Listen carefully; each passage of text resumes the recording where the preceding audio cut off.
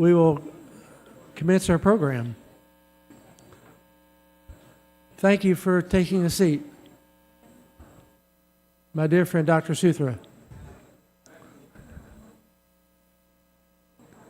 Very good. We've got a real treat this morning. I can assure you, you'll be very blessed. Today, we have the opportunity to hear from my distinguished colleague and good friend, Lucas Rojas, a great soloist, and Dr. Strand. Thank you. Thank you. We'll have a great opportunity to hear from Lucas Rojas, a tremendous soloist, and then the Honorable Benvenido Abante, a member of the Congress here, who's chairperson on the Committee of Human Rights, will offer our prayer. So thank you. And Lucas, the floor is yours.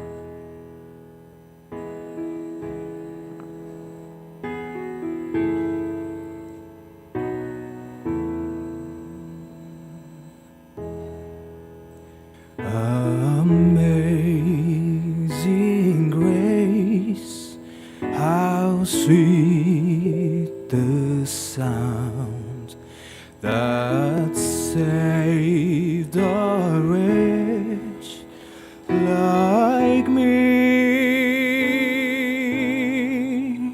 I once was lost, but now I'm found. Was blind, but now I see.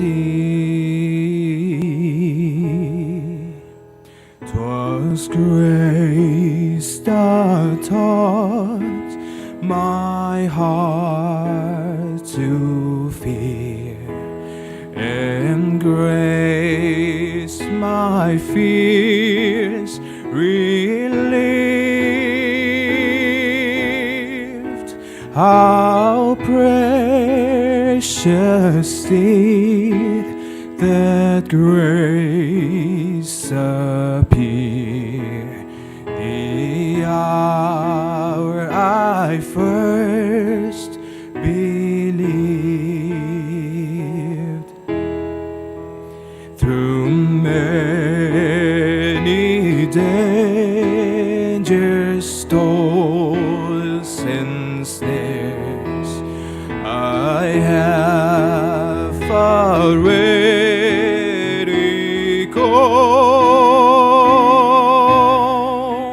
'Tis grace that brought me safe thus far, and grace will lead me home. The Lord has promised good to me. His word my hope secures. He will my shield and portion be, as long as life endures.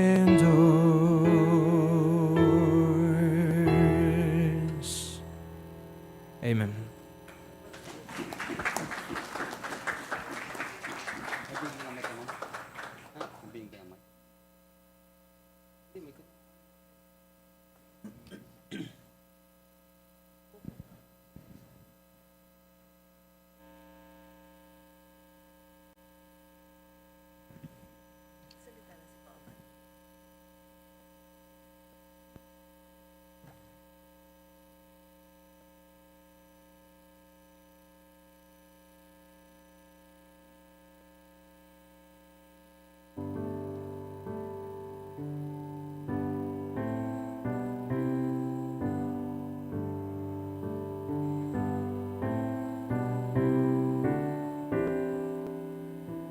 the Lord God Almighty reigns. Hallelujah. Holy, holy are you, Lord God Almighty. Worthy is the Lamb, worthy is the Lamb. You are holy, holy are you, Lord God Almighty. Worthy is the Lamb, worthy is the Lamb. Amen.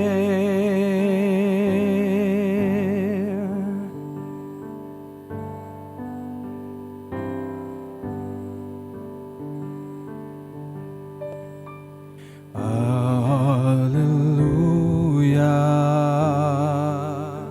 Hallelujah.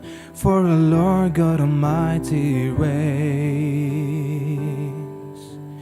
Hallelujah. Hallelujah. For the Lord God Almighty reigns. Hallelujah. Holy, holy are you, Lord God Almighty. Worthy is the Lamb, worthy is the Lamb. You are holy, holy are you, Lord God Almighty. Worthy is the Lamb, worthy is the Lamb.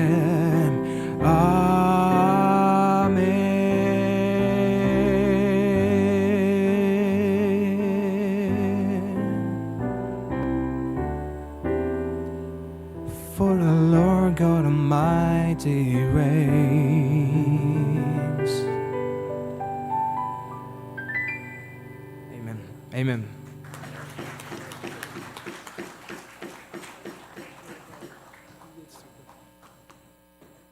So, thank you, Lucas. That was absolutely wonderful. Bless me every time I hear you sing. So, Pastor Benvenido Abante, Chairperson of the Committee of Human Rights, member of the Congress here in the Philippines, will come and offer our prayer for the conference. Thank you.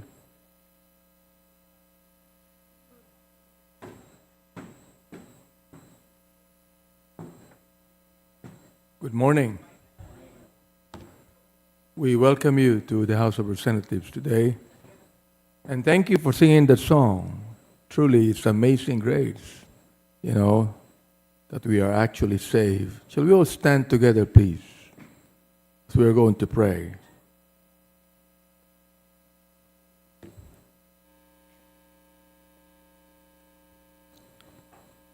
Dear Heavenly Father,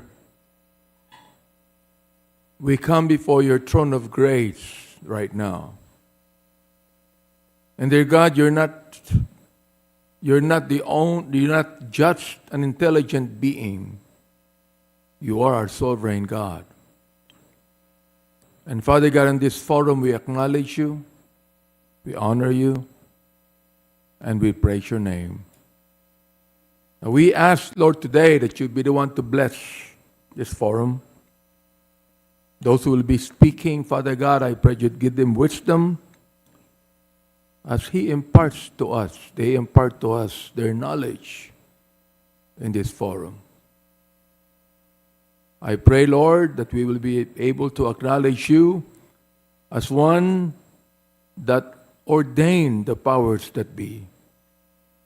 May we realize, Father, today that we are ministers, your ministers, for the good of our countries. your ministers for the good of our nation. And dear Lord, I remember the prayer of Reinhold Niebuhr when he said, God, give me grace to accept with serenity the things that cannot be changed, courage to change the things which should be changed, and the wisdom to distinguish the one from the other. And dear God, that is our prayer today. Father God, we submit to you ourselves, realizing our own limitations, realizing, Lord, that our minds are finite, and realizing, dear God, that we ought to humble ourselves to you and honor you and praise your name. I pray, Lord, that each and everyone here today would also be able to know Jesus Christ in a very personal way. The Lord Jesus Christ, who died on the cross for us, that we might come to know you and be saved. Just like what you have said in John 3:16, for God so loved the world that he gave his only begotten Son, that whosoever believeth in him should not perish, but have everlasting life.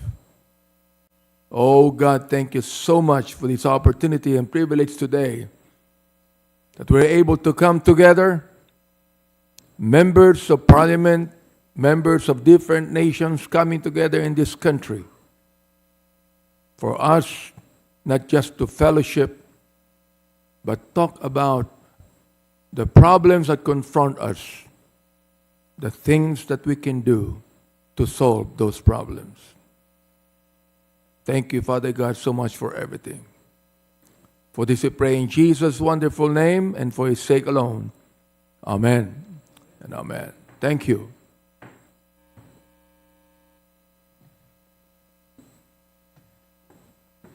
Thank you, sir. That was wonderful. So we'll begin our program today, and we have a remarkable group of expert presenters. We will begin with our keynote remarks from the Honorable Maria Cristina Aduguera Roque, correct? Gracias. Secretary of the Department of Trade and Industry, please. Thank you, ma'am.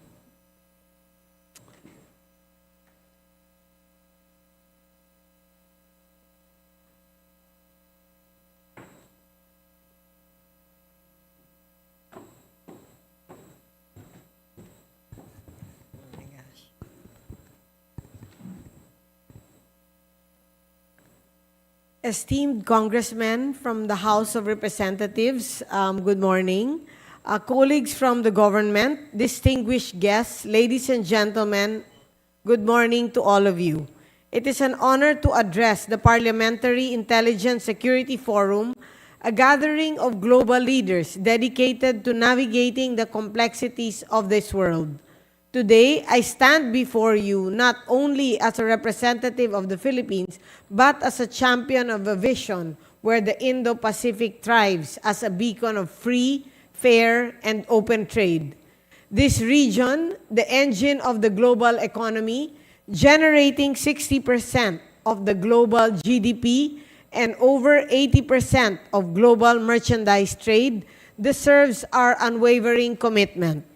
The Philippines, with its strategic location and dynamic economy, is poised to play a pivotal role in shaping the Indo-Pacific economic future. We are not merely participants, but leaders in forging a new era of economic cooperation.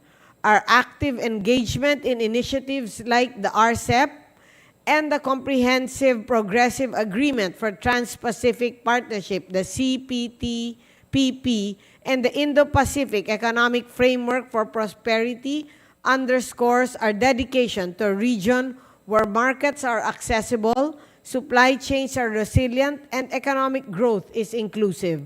The Philippines recognizes the transformative power of the IPEF.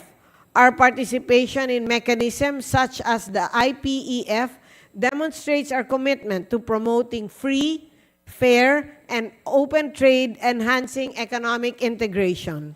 We aim to strengthen supply chains and promote regional efforts towards decarbonation, clean economy transition, and more transparent tax, anti-corruption, and governance regimes. Moreover, we see it as a catalyst for deepening our economic ties, not only with the United States, but with all participating nations.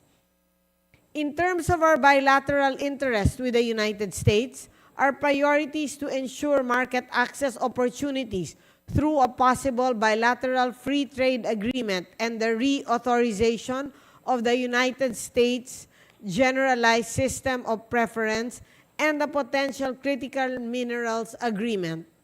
These measures will amplify our role in global value chains and drive economic growth for both our nations. The proposed United States-Philippines Partnership Act is a testament to our shared vision. This landmark legislation lays foundation for deeper economic cooperation, particularly in critical minerals and infrastructure development, aligning with our goals of sustainable and inclusive growth. Under the new Trump administration, we are optimistic about renewed interest in a possible Philippines-United States FTA. This is an opportunity to craft a new generation trade agreement that not only expands market access, but also upholds the highest standards of labor rights, environmental protection, and social inclusivity. I am confident to say that the Philippine government is not just advocating for open trade, but we are actively creating an environment where it can flourish. Our bold reforms include amendments to the Foreign Investment Act, Public Service Act, and Retail Trade Liberalization Act. Demonstrate our commitment to attracting investment, fostering a more integral and vibrant global market. Under the Marcos administration, these primary efforts of the Department of Trade and Industry are focused on fostering international collaboration and employing targeted and forward-looking trade strategies or policies. We are the forefront of supporting industry development, boosting export-oriented growth, and promoting an enabling environment for facilitating sustainable strategic environment. The time for action is now. Let us seize this moment to build an Indo-Pacific where economies are not just interconnected, but truly integrated, where businesses thrive, where prosperity is shared by all. Under the visionary leadership of our President, Ferdinand R. Marcos Jr., and the Bagong Pilipinas Agenda, the Philippines is ready to lead this charge. We invite you to join us on this journey towards a more prosperous and inclusive Indo-Pacific region. Together, let us continue making it happen in the Philippines, and let us make it happen across the Indo-Pacific. Thank you and good morning to everyone.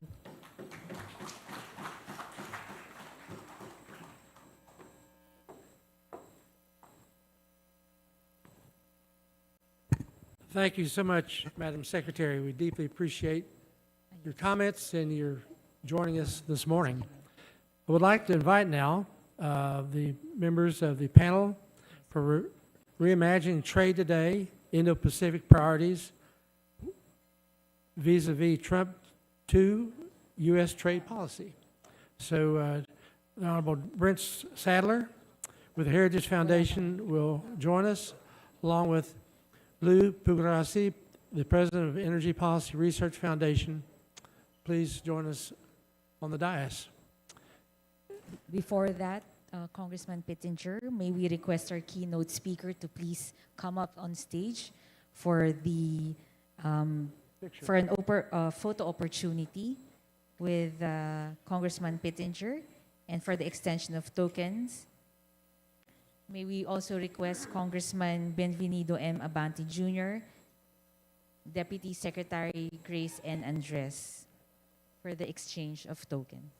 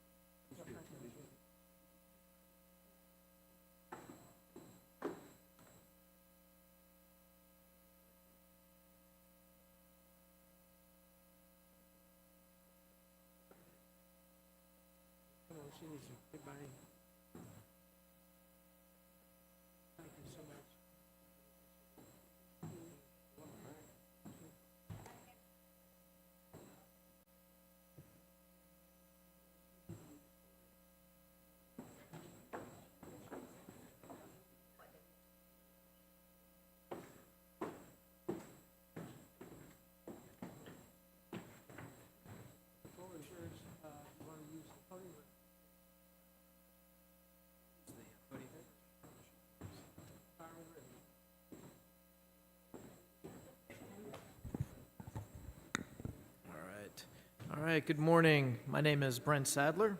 And thank you again for the warm hospitality that's been extended from the House of Representatives and the Speaker's office in particular, and of course, Congressman Pittenger. Very much, thank you.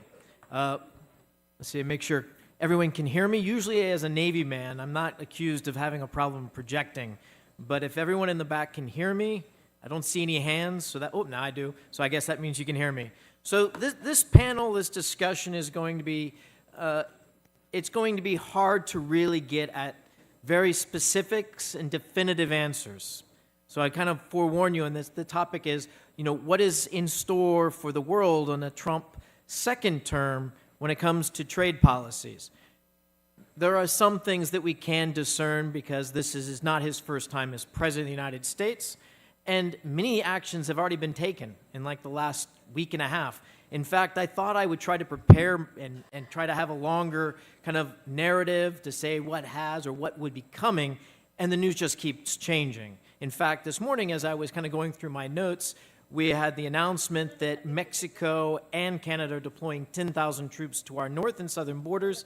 This, of course, was something that President Trump had insisted on, and was some of the conditions, not all, and we'll get into a little bit about more of what's going on behind these tariffs that are now put on hold for 30 days. So bottom line is the world is an interesting place, and it's changing rapidly. And under the leadership of President Trump and his return to the White House, things are about to get exciting, and I think there's a lot of good news coming for all of us, especially America and its allies and its erstwhile partners like the Philippines.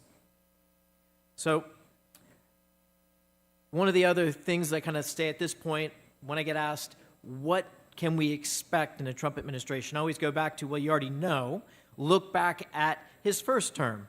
And so the past is prologue to what we're going to see, not the whole next 4 years, but certainly in the next 100 days, his first 100 days in office.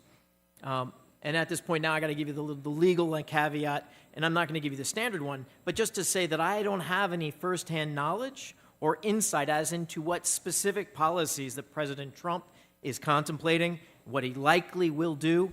I do have some insights from across those that are close, but again, he has surprised many, and he will continue to surprise many.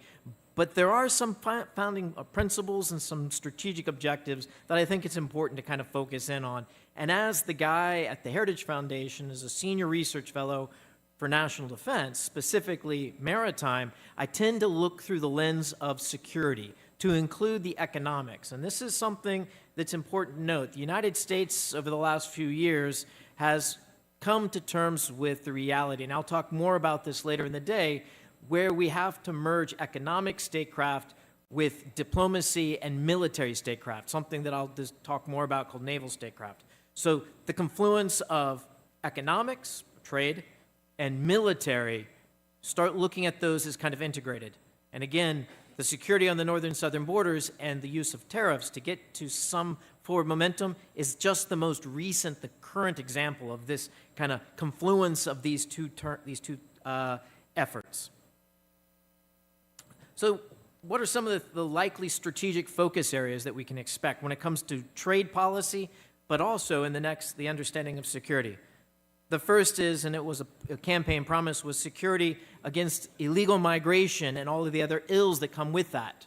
And that we know there are many evils that have been associated with it.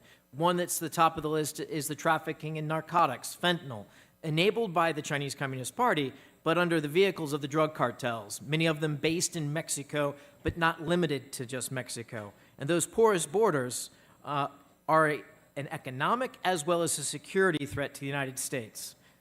The economic piece of it, of course, these are partners with the USMCA and free trade. which I'll get to as another theme we're going to touch on with the security part.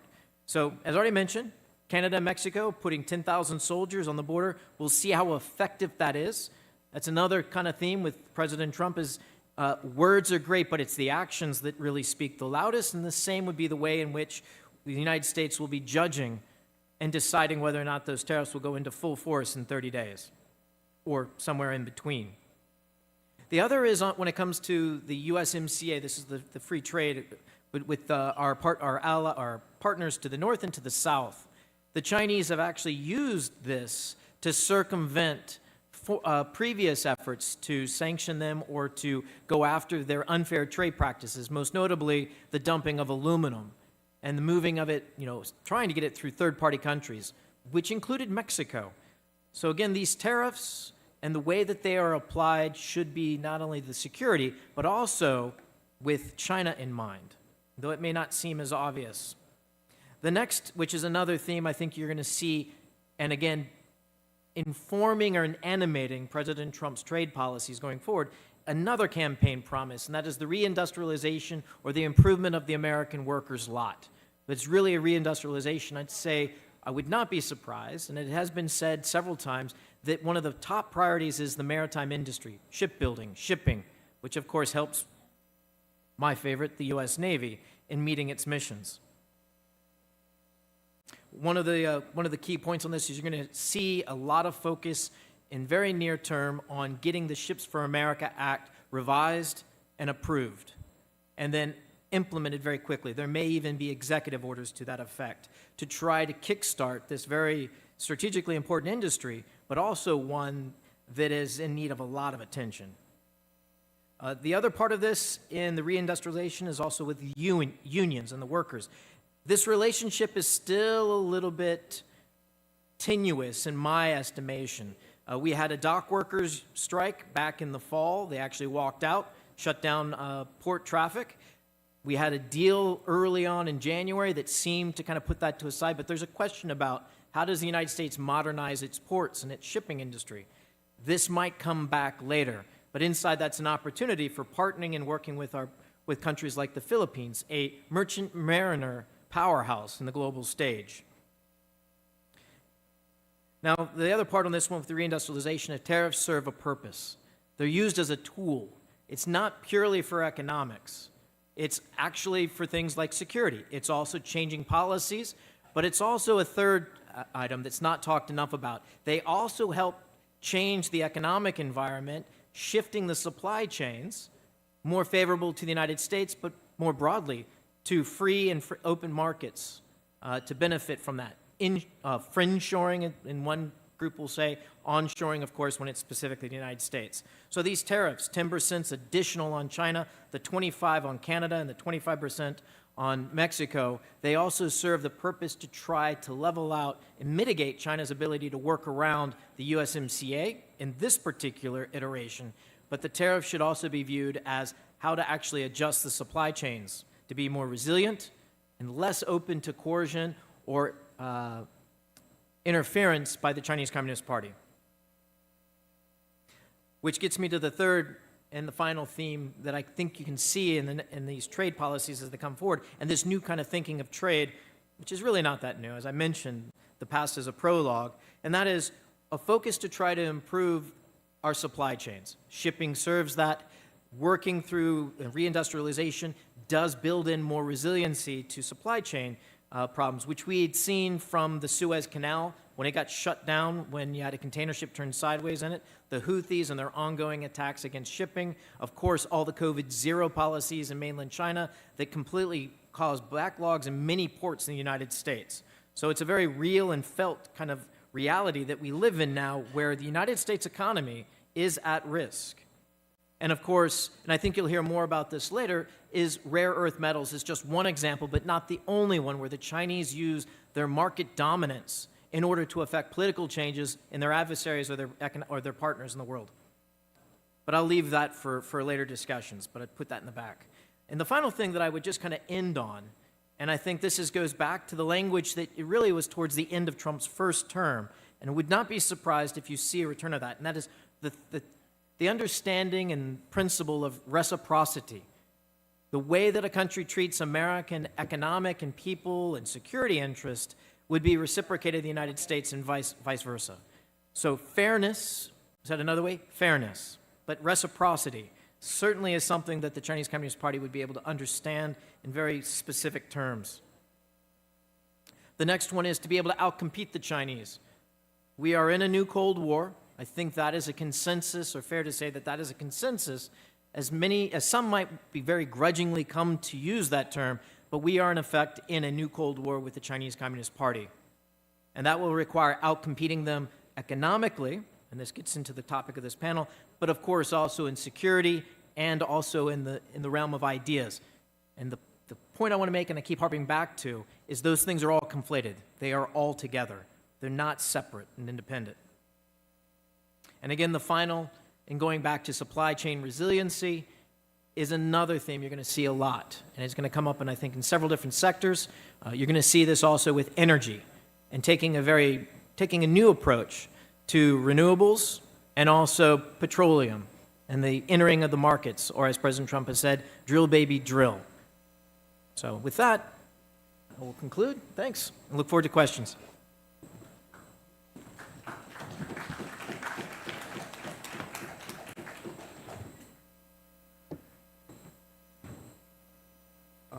Welcome, everyone. I have a slide presentation that's going to come up here. I guess I'll just have you guys advance it. First, I'd like to thank Congressman Pittenger and Lucas Rojas. I've had a great privilege to attend and participate in several of these events. The first thing, as someone who has put workshops together, it's a lot harder than it looks.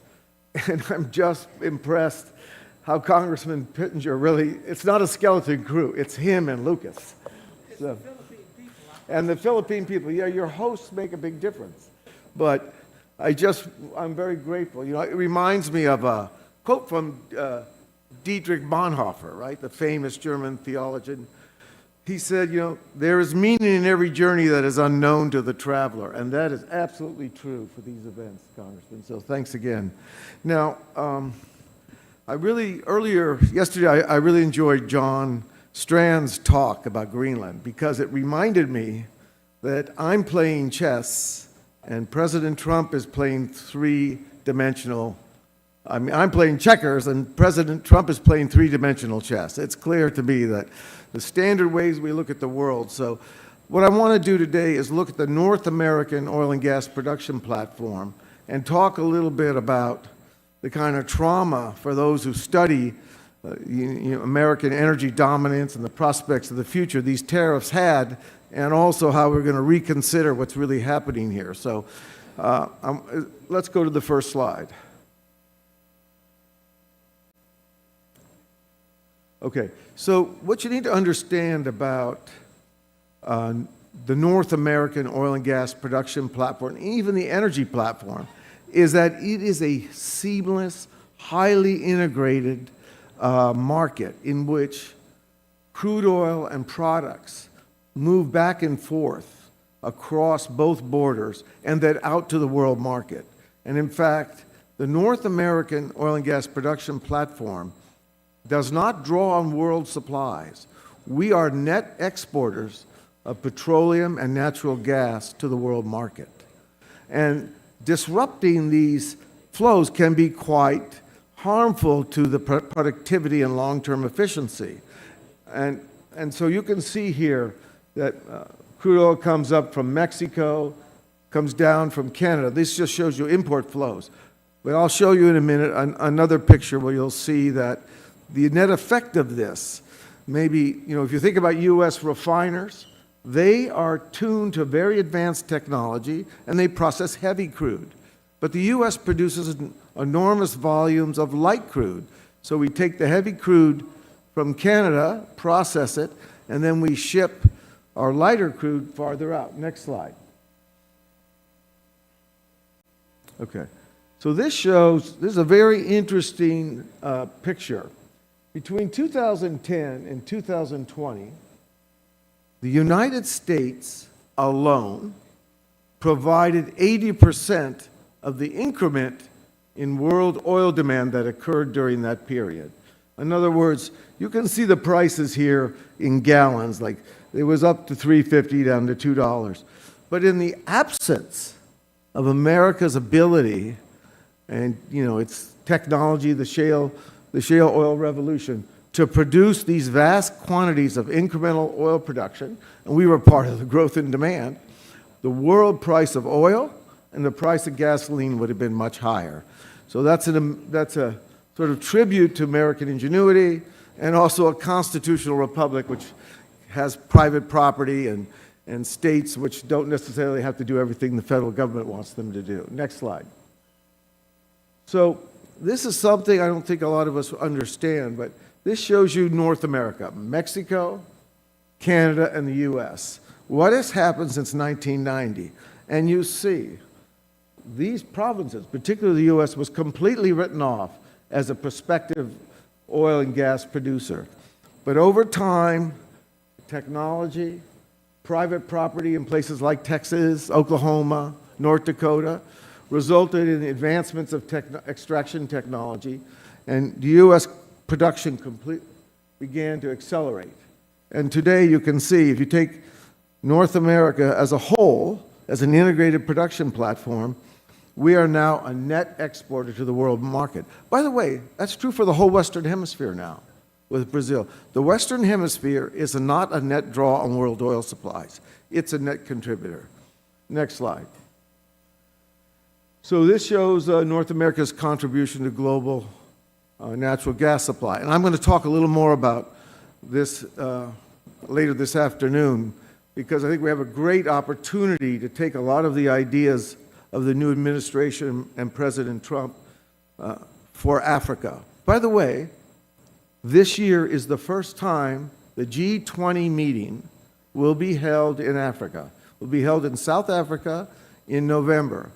And within the Trump administration, there's a lot of folks thinking about, okay, how can we give Africa the opportunities that we are benefiting in North America, which is access to large quantities of affordable fossil fuels.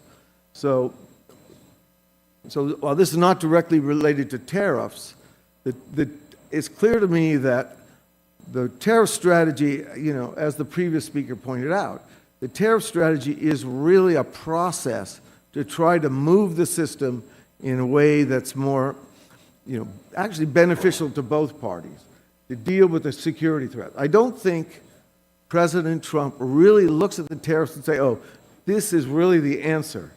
They're a tool for him to try to move the system into a more productive spot for both parties. Next slide. This shows U.S. net oil trade with the world. So it is true that we import a lot of heavy crude from Canada, but we also export a lot of petroleum products and a lot of light sweet crude to the world market. So it's really, when you're dealing with a large continental landmass, it's not really easily divided from our neighbors and the production system. So you'll find natural gas flows back and forth across the Canadian border. Natural gas from the U.S. flows to Mexico. In fact, 2 ports on the west coast of Mexico are being constructed now to produce LNG, which will be exported to the Pacific Rim. In other words, they will bypass the Panama Canal. Next slide. So you can see here what's happened in the U.S. We are now major gas seller to the world market net.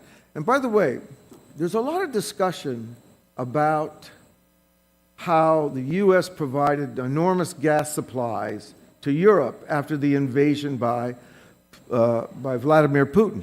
But actually, what really happened? You can't turn the switch on LNG overnight. It takes 5, 7, maybe 10 years, $10 billion to build a new LNG export facility. And by the way, we have massive reserves of natural gas. I was at an event in Texas where a very large independent producer said, today in Texas, because we have a lot of what's called associated gas, and it comes up the well bore with the oil. It's kind of associated, it's called associated gas. He can't do anything about it. He's looking for the oil, but he gets the oil in the gas. He said, gas has to go to negative $25 a million BTU before I'll stop producing the oil. In other words, now nearly 13 to 15% of U.S. natural gas supply is just because we're producing oil. And so we need to find outlets for that gas. I think it's an enormous opportunity for Asia. And I think that's something the administration is going to be, irrespective of what we're doing now. I see these tariffs more as a sort of short-term leverage strategy and not a long-term strategy by the administration. Next slide. Okay, so I think that's, we're going to talk a little bit more about this afternoon. So what I wanted to say is that the way to think about the energy prospects in the U.S., and actually the emergence of President Trump for a second term, is that he is not stuck in a sort of traditional paradigm of net zero. He's not stuck in any sort of paradigm that doesn't make sense to him. And so I do think the U.S. is an opportunity, and particularly in the Philippines, where, by the way, the Philippines is one of the few Asian markets on the power sector really operates principally on market forces. They don't subsidize power in the Philippines. This is an enormous opportunity for development of new LNG supplies, to enhance energy security throughout the Philippines. So within that context, I don't see the near-term trade maneuver, trade and the tariffs as disrupted to the long-term energy supplies and availability to the Asian markets. So I'll leave it there. Thank you so much. Thank you, Lou. The floor is open now for questions and comments relative to these two presentations.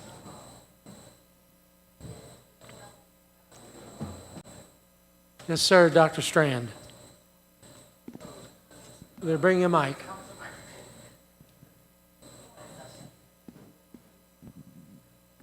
I think your comments, this goes so fast. My plan last night was to go to bed around 9, 10 o'clock. And then I had phone calls from politicians in Europe going on to like 2 o'clock in the night. I said, now I need to sleep. I think it's right now what's going on is amazing to see. I can understand that, and I can see in Europe a lot of politicians is very confused because they feel that an ally is turning their back to the U.S. The U.S. is turning their back to an ally. But on the other side, I must also see that maybe it's not beautiful, as some people would say, from a classical political perspective, but it's working. Ask a question. Where will we be in 3 months? Trump is going to be there 208 weeks. He's been there 2 weeks. There's 206 weeks more to go. If I look at the speed it's going with right now, it's going fast. When I heard that the taxes was hold this morning, and I saw it last night, and saw that the fact that Mexico is sending 10,000 troops to the borders and Canada's doing the same. What's the pitfall here? Because right now it looks like a 4-lane highway where Trump is basically controlling which way the highway goes, which speeds we are going in, and what's going to happen. What is the pitfall right now?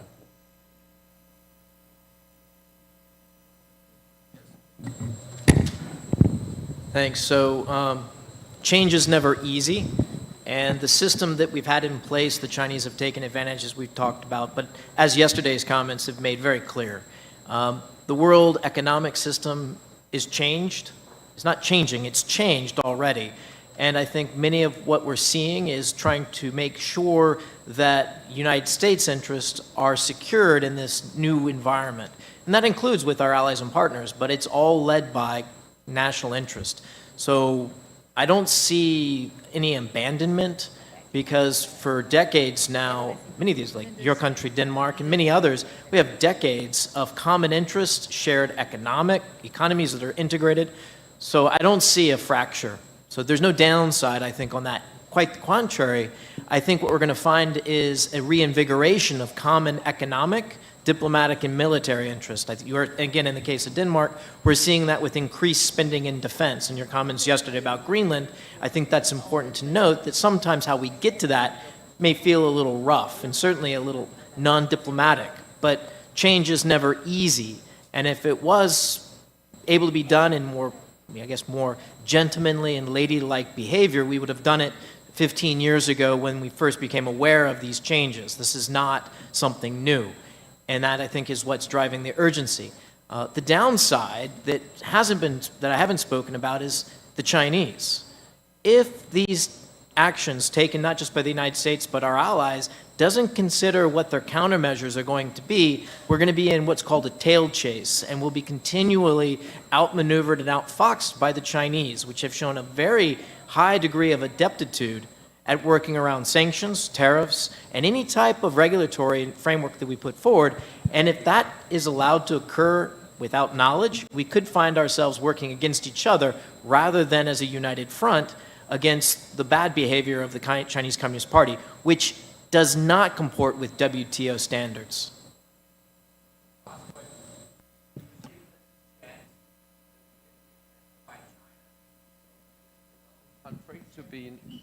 Is there a chance that we get in the near future reclassified China not as an undeveloped country, but reclassified as a developed country? Because if we look at the financial advantage China have today of being classified as a developed country, it's huge.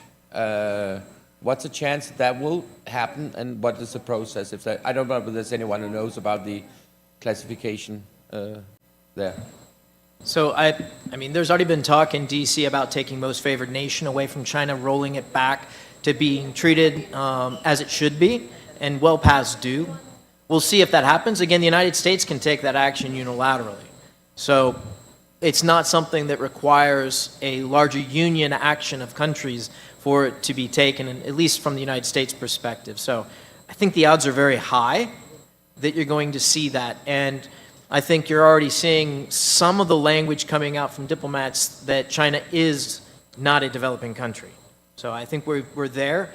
Whether or not President Trump says it and doubles down on it, my money would be a beverage of your choice on that one, that it's going to happen in the next, within his first 100 days. But again, the United States is not beholden to anyone else to make that decision, and I think the odds are very high that China being treated as a developed country and as one that's not meeting its WTO obligations is extremely high. Lou, would you like to comment? Yeah. You know, I think actually we should look upon President Trump as an opportunity. And let me just give you an example. You'll go meet with you know, sort of companies, people in the oil and gas business, or folks in California who are, you know, sort of, my entire family lives in California, and their view is when you sort of approach them with a problem, could it be the fires, the roads, whatever, they're stuck in a framework that the existing legal, regulatory structure means that the amount of room they have to make improvements is just so narrow, and it seems somewhat hopeless. But actually, Trump doesn't care about those things. If they're wrong, he's willing to overturn the apple cart. And I think that should be an opportunity for our trading partners, for the Europeans. Look at net zero. Does anybody really think net zero is working and good for Europe?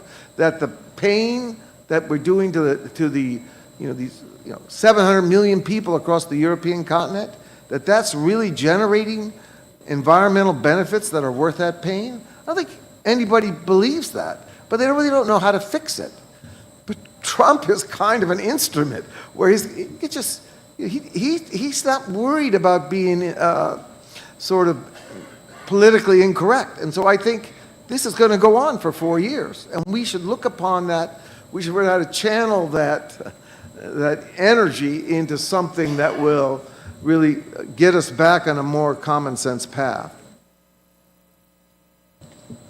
Very well. Any other comments or questions for our panelists? Yes, sir.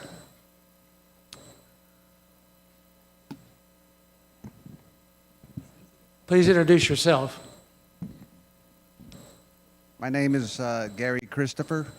I represent the ICTS Sovereign Trust in the United States. I also represent the tribal community of the Philippines.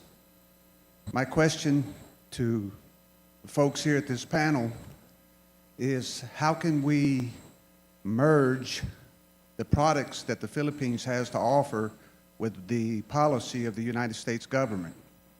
Example, we have contracts signed with Philippine governments already for one of the largest deposits of LNG gas in Luzon, complete already.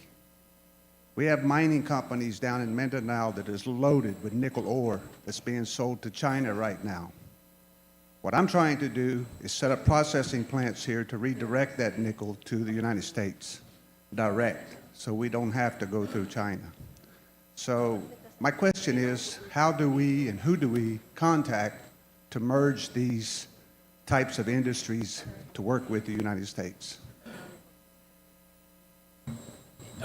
Great question, something that, I'll talk a little bit more about a framework for this later in the afternoon, but specifically one of the tools that was created to enable that type of investment was the Development Finance Corporation. So deeply involved in the conceptualization, but I would say the execution has fallen far from what it was envisioned to do, and that is strategically informed economic investments that would allow us to outcompete the Chinese and also build in more resiliency. So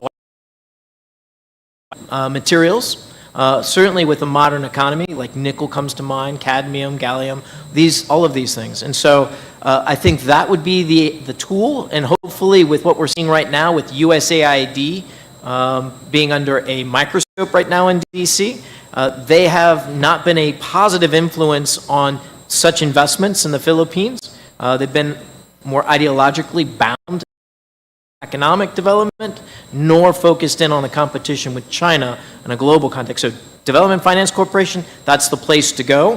Hopefully you're going to see a change in leadership, means a change in emphasis at that organization. It's not the only one, but it's one that I think in the context here in the Philippines, if you're going to talk about offshore petroleum survey and exploitation, it's going to immediately run into the Chinese dilemma offshore. And so I think a DFC, the Development Finance Corporation, is probably your best bet. Just one last comment. I own a mining company down in Mindanao under the Tree Holdings Company.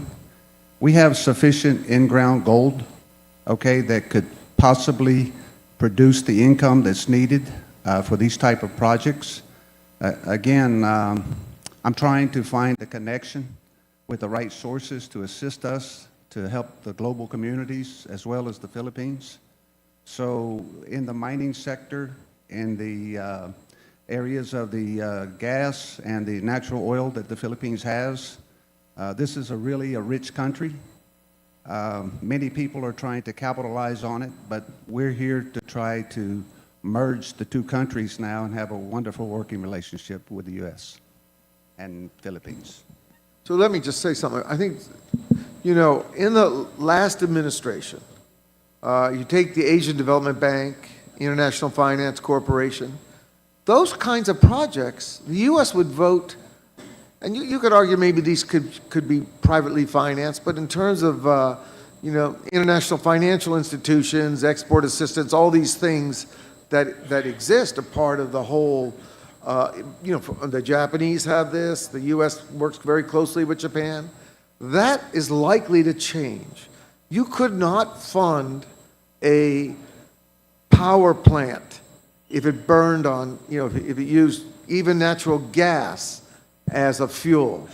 A mining site would be viewed as environmentally unfortunate or something. So I think that what Brent was talking about, this ideological bent, instead of thinking about what do we need to do to lift human lives, how do we make people's lives better, and this reminds me a little bit, when Francis Collins, who was Fauci's boss at the National Institute of Health, he made a very interesting statement.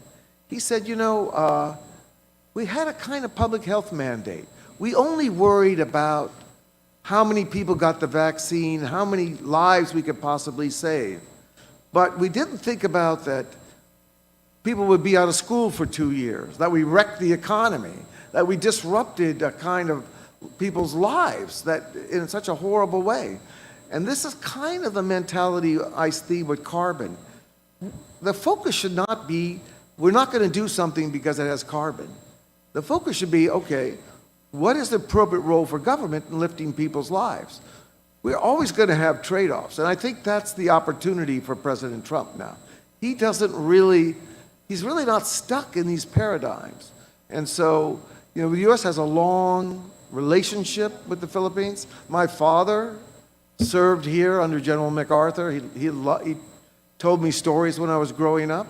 And I think the close relationship the Philippines has with the United States should be easily leveraged into a much closer trading relationship and a growing political military relationship. And I see nothing here that suggests that's not going to happen. I appreciate your comment. I'm doing all I can here to assist to create jobs. I think that's what people need in this country. So owning the mining companies, construction companies, and agricultural companies that we're doing, we have plans to create thousands of jobs here in the next several months. So with the products that we're producing, we just want to have a really nice allegiance with the United States and Philippines. And I'm just looking for connections, that's all. So thank you very much for your comments. Any other comments or questions?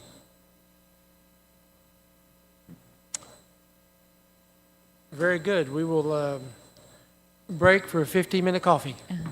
May we request our resource speakers, Mr. Brent Sadler and Mr. Lucian Pugliaresi, to please stay on stage for a photo opportunity and for the extension of tokens with Congressman Robert Pittenger, to be joined by the Honorable Carlito Marquez and Deputy Secretary General Romulo Emmanuel Meral Jr.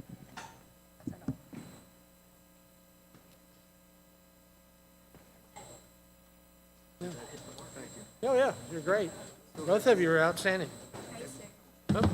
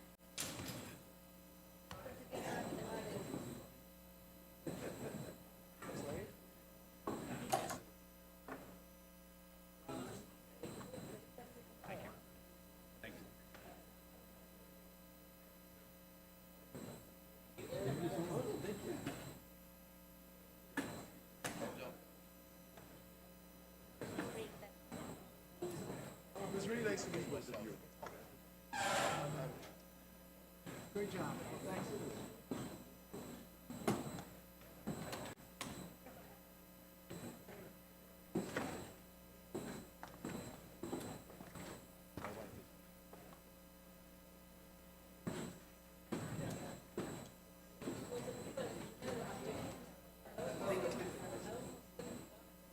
We'll reconvene in 15 minutes.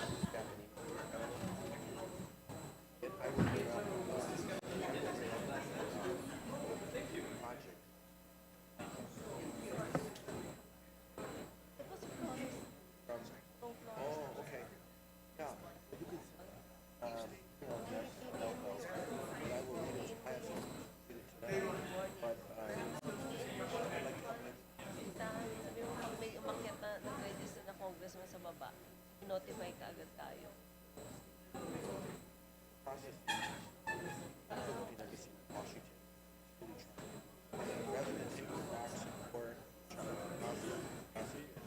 But it requires capital, technology, money.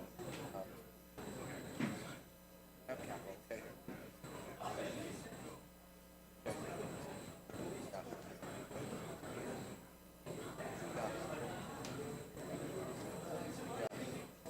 Well, he mentioned the DFC. natural partner, but it's a bureaucracy, so it might change now. And the other thing,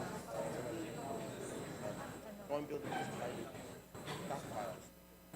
So China, flow is interrupted. Stockpiles. I'm familiar with rare earths, these smaller metals, not nickel.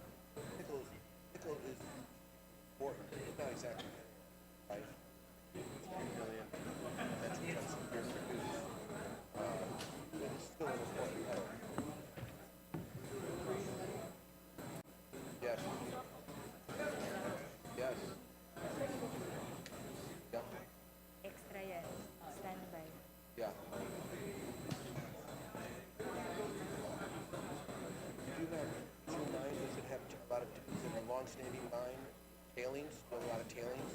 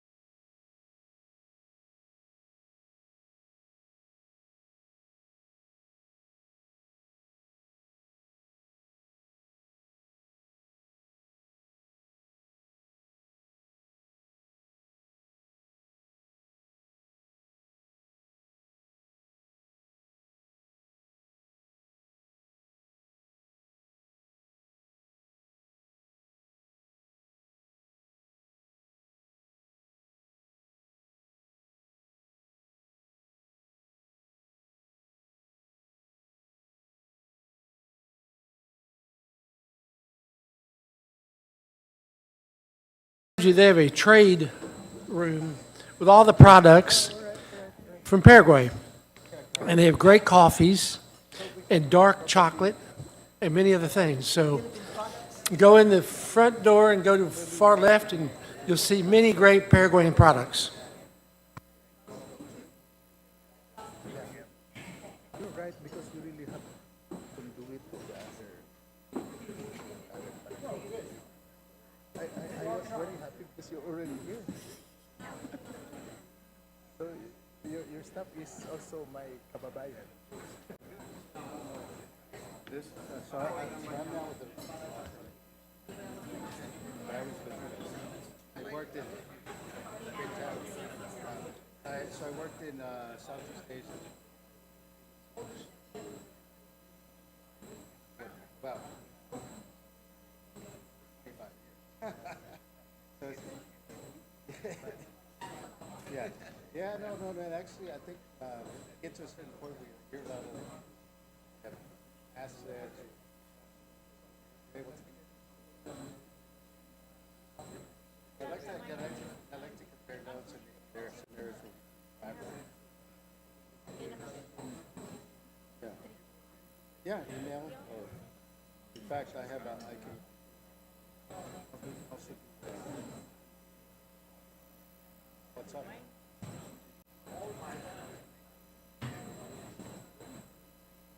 Just wanted to give you a card. Yes. So yeah, we'll talk later. Thank you.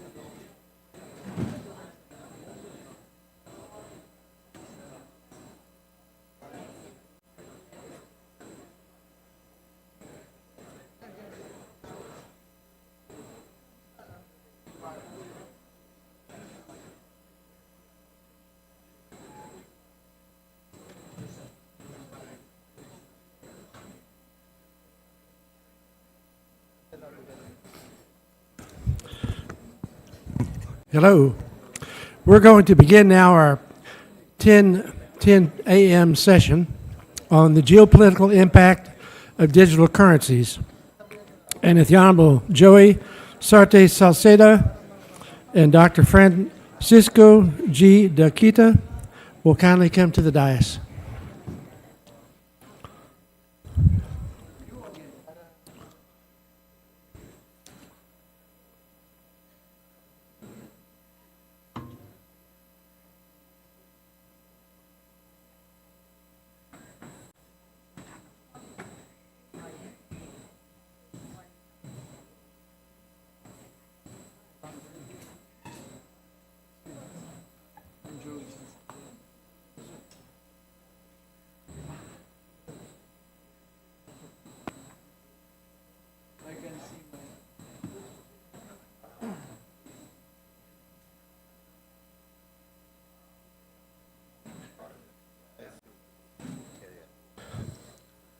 Mr. Salceda will speak first. He's the chairperson on the Committee of Ways and Means.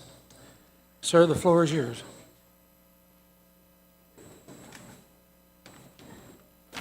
Good morning. Mr.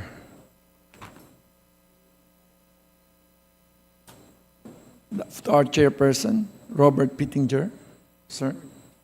And of course, to my good friend, Dr. Daquila. So here's my presentation, my humble, and to all foreign parliamentarians, experts, academe.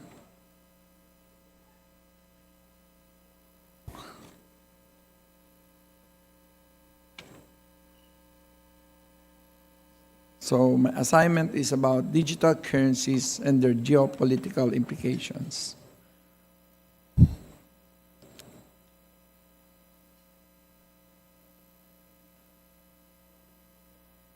Thank you. Next.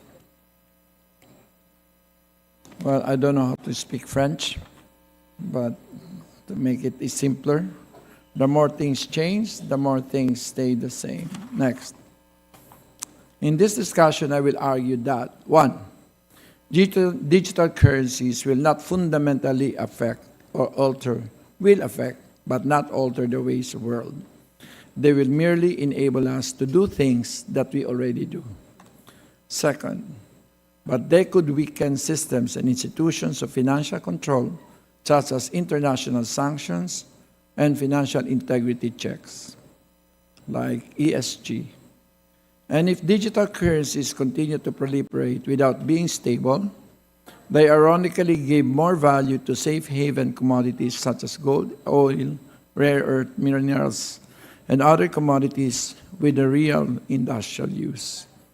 Note that it is much more difficult to ascertain that the provenance of such commodities is free of terrorism, organized crime, or abuses in environmental and social governance. To mitigate the negative geopolitical impacts of digital currencies, we must better govern the real things that they will be traded for, such as goods, minerals, and raw materials, or even knowledge. There are two extremes. One, total global cooperation, or total global competition. The probable future is a mix of both, or you can have several blocks doing it. Philippines will not be a deciding power, so it must adopt and prepare for whatever scenario. Second, some personal knowledge with apologies. I was the regional research director for Barings before it fell, SBC by Warburg, and then Swiss Bank in the 1990s, when money became very digital. Globex by CME Group was launched in 92, and we would have been trading mostly online since then. My firm, Barings, collapsed in 1995, partly because currency became so digital, we have not yet learned how easy it was to conceal and how much to prevent such concealment. This is the Nick Leeson incident with respect to the Tokyo markets. My team succeeded immensely because with financial trading becoming very digital, every hour is trading time somewhere. And my Manila team became the convenient trading hours bridge between London, Tokyo, and New York. The PSE market cap as share of PH GDP grew from 14% in 1990 when I entered the industry. It went as high as 83% when I left in 1997, an utmost 500% growth. So I know the good and bad of digitalizing the financial space. When I transited to politics or to government, I also authored the country's first virtual banking and blockchain technology bills in 2020, but the central bank wanted to do it on its own. Essentially, not invented here syndrome is a way of life. I also proposed taxing cryptocurrencies as a digital service in 2024 in the digital VAT law, but the BIR has not caught on or do not know what to do with it. So let's demystify digital currencies. Nothing fundamentally new. When the U.S. left the direct international convertibility of the U.S. dollar to the gold in 1971, arguably any fiat currency that was not in paper form was digital currency. Cryptocurrencies are just one subset of digital currencies.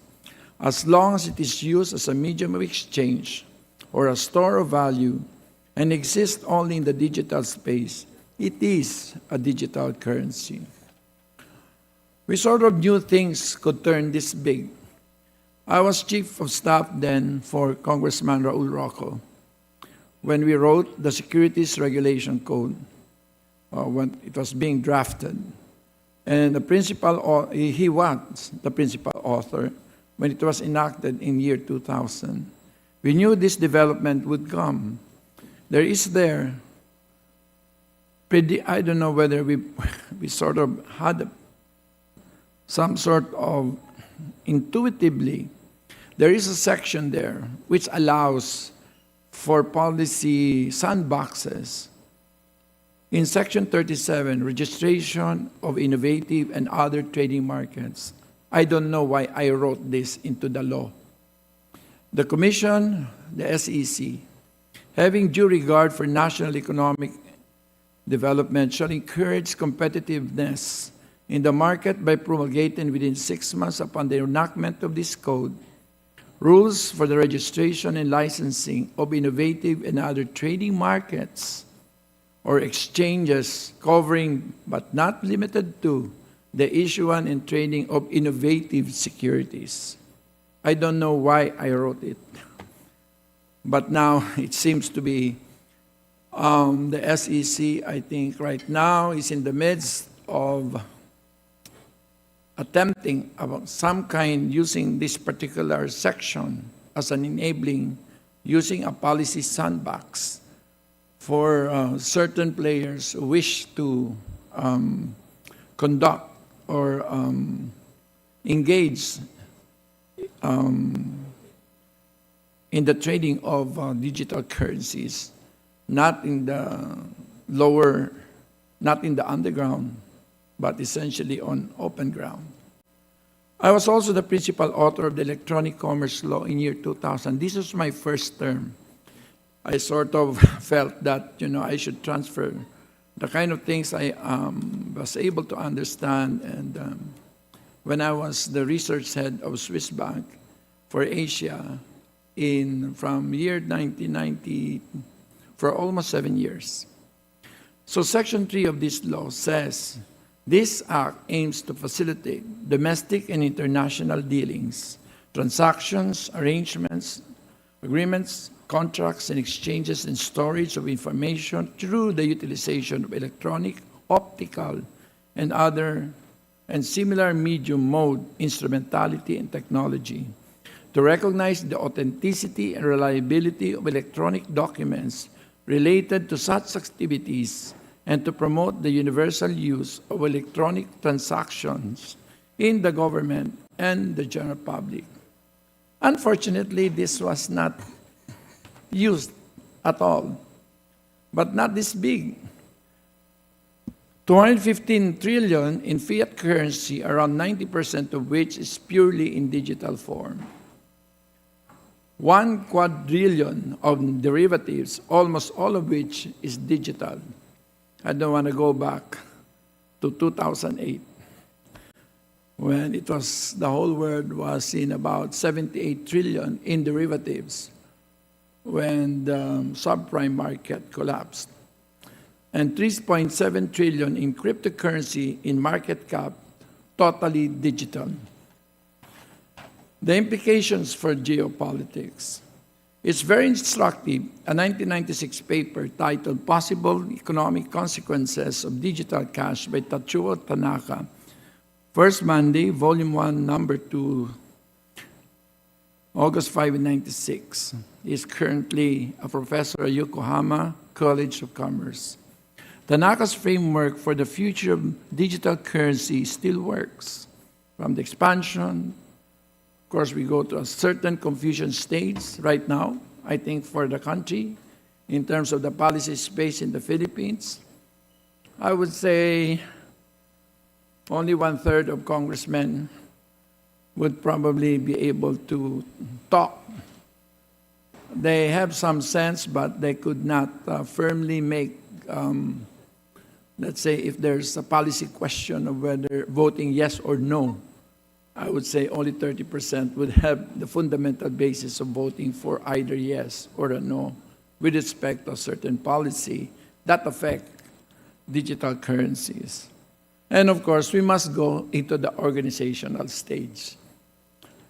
So the issues is being the battle between cyberspace and nation states. Is it colonization or independence? Next.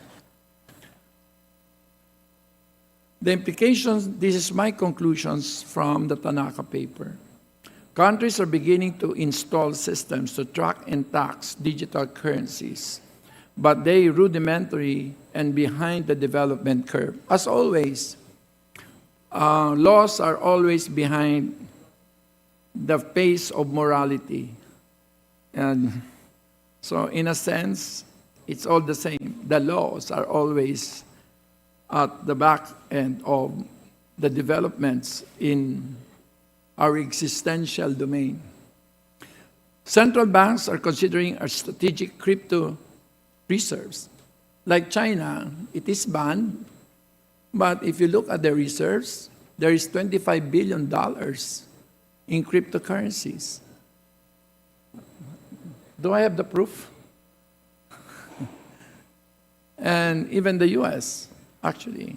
But you just have to go through the China Central Bank, and you will see that there is, how many 250,000 units of cryptos, of bitcoins. Wales already have a crypto funds, JP Morgan, etc. But there's no bursting of the bubble yet, as in the dot-com bubble. With elites and the institutions of political and commercial power beginning to have a greater stake in digital currencies, they will inevitably incur bigger losses when there is a crunch between the existential domain and, of course, the essential domain and the existential domain. And these losses from crisis will encourage them to influence governments to better organize the systems. So what could trigger a digital currency crisis, which would then justify more significant national or international intervention to organize the system? Well, I have seen three. The Mexican crisis, the tequila crisis, the Asian financial crisis, the subprime crisis, and belatedly, I think most governments have adjusted and the monetary authorities have adjusted after those three major crises. Well, number one, excessive use of fiat-denominated leverage of trade, non-scarce digital currencies. Margin debt as share of market cap peaked at 2.5% in 2008. Current figures at only 1.4%. It is the source of FINRA data, Statista. CFD trading for crypto is probably around 20% of monthly trading volumes. In the Philippines, there are 1 million traders in the stock market, but there are 10 million traders in cryptocurrencies. And it has something to do with our markets, not something to do with our equity market, with our stock markets, basically. Like there is no short selling. Massive sell-off by early adopters. The top 0.28% of Bitcoin owners sold 82% of total Bitcoins. So you can see on the other side the Bitcoin distribution history, essentially. I ensured, even as chairman of the Committee of Ways and Means and Economic Affairs, chairman of oversight in this Congress, that we should be data-based, science-based, and at the same time, we should have certain access to existential philosophy. If you wish to really modernize, or at the end, I think I would say what I really mean. What could trigger a digital currency crisis, which is then massive breach of security issues with the most reliable cryptocurrencies. Most cryptocurrencies have their volatility and riskiness priced in. If more stable currencies like Bitcoin become susceptible to fraud and security breaches, this could trigger a collapse of trust in the whole market. And of course, a global crackdown, but would only happen if it is led by the US. which is unlikely at this point. And I think you understand why. So let's now go to the organization phase, the cooperation or competition. Digital currencies will be used to finance covert or overt activities. They could be used to acquire goods or for prosperity, as well as weapons for war. It could compensate scientific discoveries, good or bad, and attract talent, good or bad. But because the space is currently less susceptible to control, digital currencies can also be used for illegal money transfer and money laundering, acquisition of illegal weapons, and possibly components and plans for mass destruction. And of course, financing espionage and political instability. This leads to a situation where some countries and international actors avoid this risk at home by cracking down on digital currencies while happily using them to pursue national aims abroad. So there is some kind of asymptotic or asymmetric policy there. Digital currency are also useful only because they are eventually used to purchase real goods. At the end of the day, down the line, they could be used to purchase sensitive materials such as radioactive materials, rare earth metals, and other materials of critical industrial application. And this makes stronger global transparency effort for extractives like IETI very crucial. So, this is the last 2 pages. Countries might compete for technology to deploy digital currencies for national aims, while simultaneously trying to control them at home to limit the ability of other countries to deploy them. A digital currency's tech race is very likely on the horizon, made more complicated by the bifurcation of fiat-denominated currencies and the largely private cryptocurrency space. But cooperation scenario is just as likely. Countries agreeing to use certain digital currencies to trade among themselves, as in the case of central bank digital currencies, perhaps even certain types of crypto in the future, and agreeing to ban or grandfather certain others, as in the SALT treaties. Common clearinghouse or common store of immutable and still decentralized records akin to intergovernmental status of the Bank of International Settlements, which would also establish common regulatory standards. And next, middle powers like the Philippines will not decide and can only adapt to the future of digital currency, the more we should be prepared for any possibilities. 1. Sandbox method. Learn, experiment first on a scale that avoids systemic risk, especially to this guy. Then decide whether to join the action to avoid. The SRC foresaw and allows this. Build capacity, fund research, and application of digital currencies. Build relations with institutional and significant individual adopters and develop underlying institutions. Allow for possibility of widespread use of cryptocurrency, acquire enough cryptocurrency that we can afford to lose or see rendered useless. China's government owns roughly 25 billion of bitcoins, despite banning their use at home. Zero exposure is unwise, just like voluntary disarmament. So at least you would know if you want to experiment. But like all doctors, I think the first principle is a precautionary principle. Do no harm. And in order to do no harm, we must come together, lastly in the World WTO, or the UNFCCC.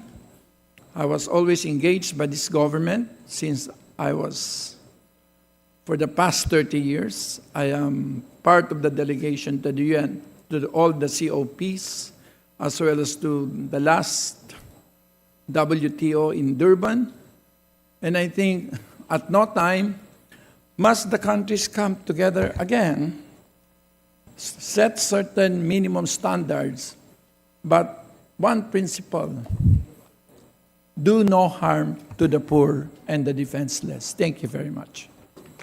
Excellent. Thank you. Excellent presentation. Dr. Takita, we welcome your remarks.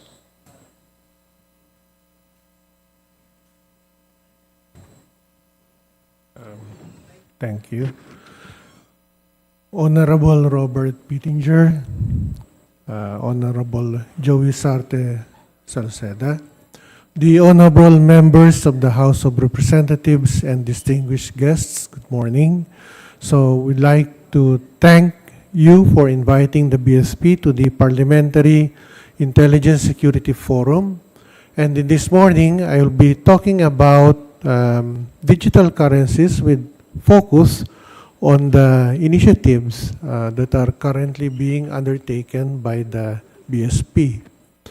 Now, the International Monetary Fund defines digital currency as a digital instrument that is issued or represented by distributive ledger technology, meaning that multiple devices all over the world and not one central hub are constantly verifying the accuracy of the transaction.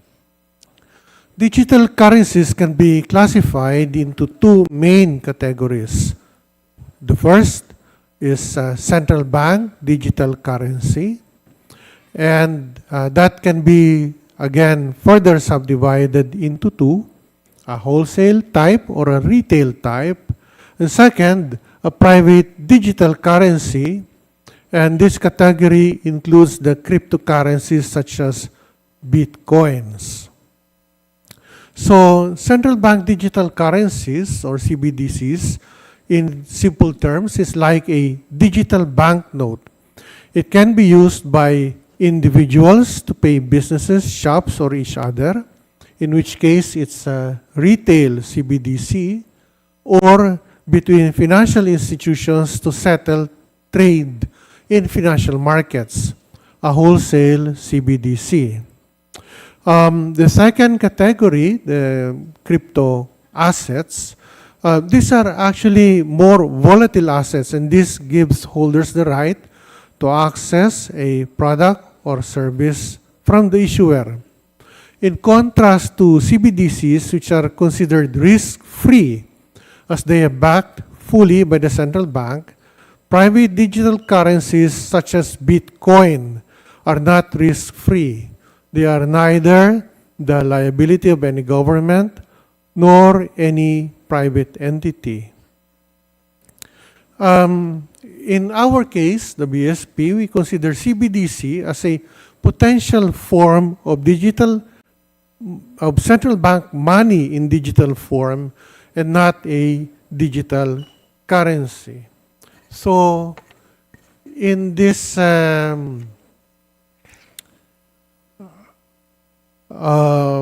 we look at recent trends, one of the main motivation for wholesale CBDC issuance is the desire to enhance cross-border payments, as well as to alleviate the key constraints of limited operation hours, the length of existing transaction chains, and complex compliance checks. In our case, we are a member of Project Nexus. This is a BIS, Bank for International Settlements, Innovation Hub project, which aims to interconnect fast payment systems across multiple countries, reflecting a desire to reduce transaction costs, enhance financial inclusion, and decrease reliance on external payment rails like SWIFT. So as you can see, our motivations here for the Central Bank of the Philippines, we are interested in pursuing initiatives that address some needs that we perceive are very important for the Philippines, including making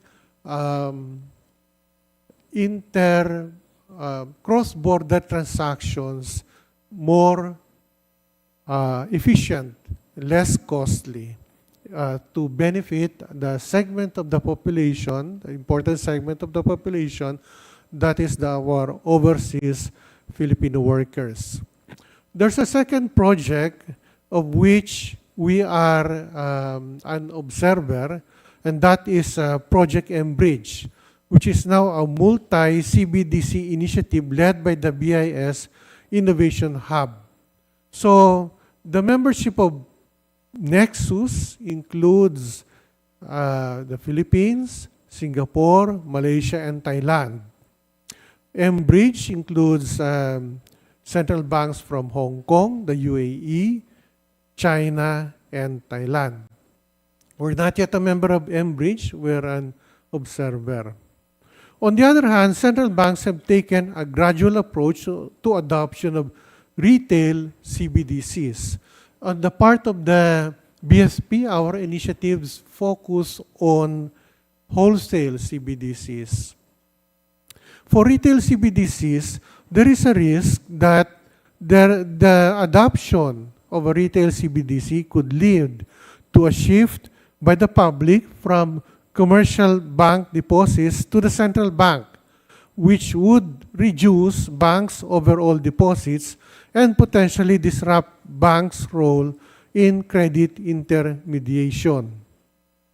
Also, remuneration is a design consideration for retail CBDCs, rather whether the central bank should be paying interest on retail CBDC accounts.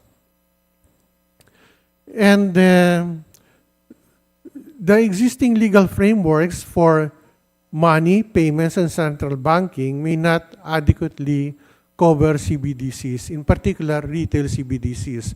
And all of these factors lead to our focus on a wholesale CBDC. So here, let me go into further detail into our initiative called Project Aguila. This is our pilot wholesale CBDC project, and it consists of two phases. The first phase, which is system selection. This is already finished. And the second phase is proof of concept. In this, we have designed a sandbox environment to test the wholesale CBDC prototype, incorporating governance, risk management, and security controls. So again, this phase has been just very recently completed. So given this, the next stage is to go into pilot testing. The results from our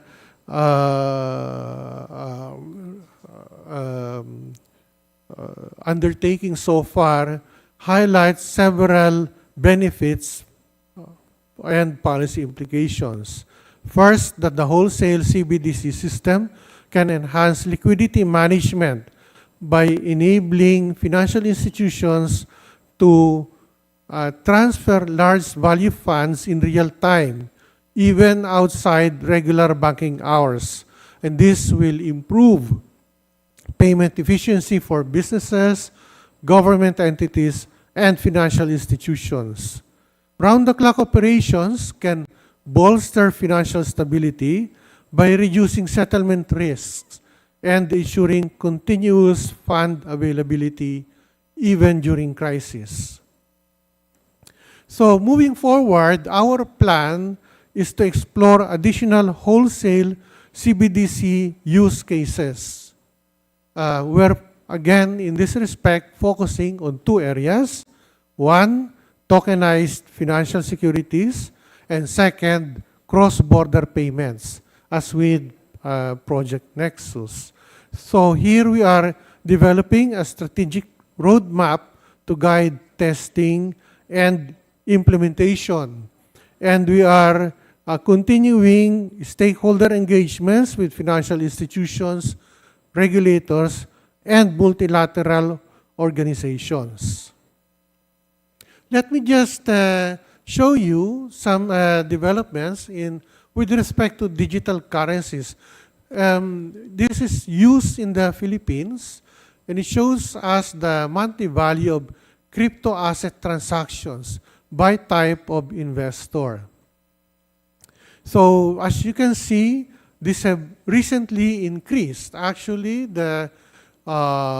much of the increase has taken place just in the second half of last year. But the data is based on data from 2 virtual asset providers, and it shows that individual traders continue to dominate the Philippine crypto market, though transactions from international traders have also shown some growth.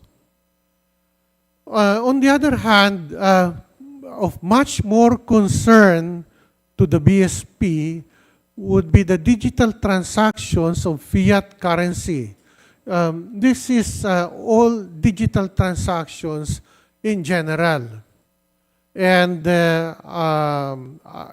we have seen from our studies that digital payments actually are not entirely replacing cash. As you can see in the left panel, there's continued growth of currency in circulation, and I'm comparing that to digital payment transactions in the right panel. It's not a replacement, but actually it's complementing. Digital payments and cash are actually complementary, with many users still relying on cash-in transactions to fund e-wallets and digital accounts, particularly those without bank access. Additionally, transaction fees and income constraints have continued to influence digital adoption.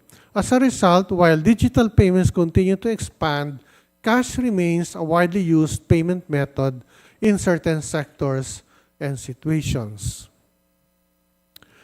While there are geopolitical concerns with respect to CBDCs, we're looking at CBDCs in particular to, as I've said, reduce remittance costs. Digital currencies can significantly lower remittance costs, benefiting economies that rely heavily on remittances, such as the Philippines, India, and Bangladesh. Private sector innovations, such as Singapore's Partior, are also addressing remittance pain points by enabling instant cross-border transactions with enhanced efficiency and transparency. CBDCs can also provide strategic advantages through digital payments infrastructure. In Asia, initiatives like Project Nexus and mBridge aim to develop regional payment networks to reduce transactions cost and reliance on external payment systems like SWIFT. Over the long term, one implication of continued use of CBDCs could be reduced reliance on the US dollar. And on the other hand, something that we need to watch out for would be a possible use of CBDCs to bypass traditional sanctions. This has happened, for example, in the case of Russia, accelerating the development of the digital ruble to circumvent Western sanctions and facilitate trade with China and Iran without relying on the US dollar or the SWIFT system. So, for its part, the BSP remains mindful of the geopolitical implications when selecting foreign jurisdictions other central banks, and international corridors for cross-border CBDC testing and development. So, to wrap up, first, the use of privately issued digital currencies as a means of payment in the Philippines has remained limited despite the increased volume of digital payments. Majority of the central banks, as with the BSP, are adopting a gradual approach to retail CBDCs due to policy concerns and are instead exploring use of wholesale CBDCs for cross-border settlement. As I've said, the BSP is doing the latter with Project Aguila. The BSP subscribed to the Bank for International Settlements principle of do no harm for CBDC development. This means that new forms of money that would be supplied by the BSP should continue supporting the fulfillment of public policy objectives and should enhance the BSP's ability to carry out its mandate for fostering financial stability and payment system stability. Thank you. Thank you, sir. Thank you, sir. We have time for maybe one question or so, if anyone has a question to make of these two fine gentlemen. I think we're good. Thank you very much. Excellent presentation. We request our resource speakers, the Honorable Joey Sarte Salceda and Dr. Francisco G. Daquila Jr. for a photo opportunity and for the extension of tokens, together with Congressman Robert Pittenger, to be joined by the Honorable Maricar Zamora and Deputy Secretary General Romulo Emmanuel Miral Jr.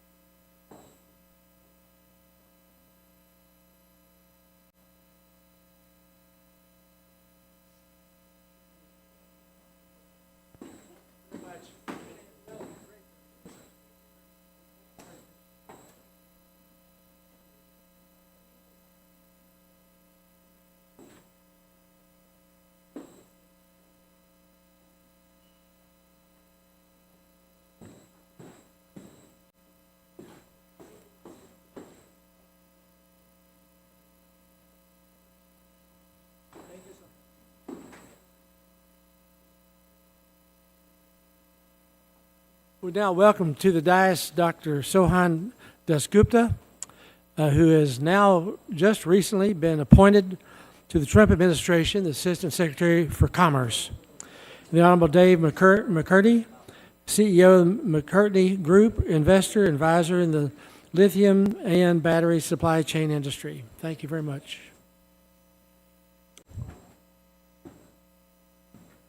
Also on a minute ago.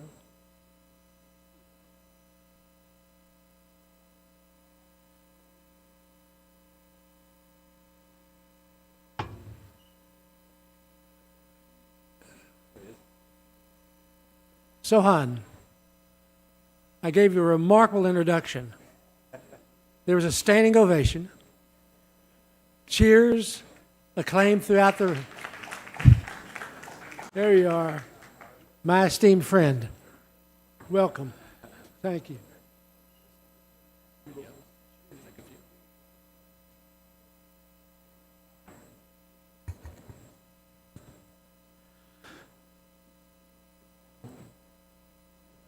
Mabuhay and good morning. Thank you for the invitation to this auspicious meeting, and it's good to be back in Manila, especially in February.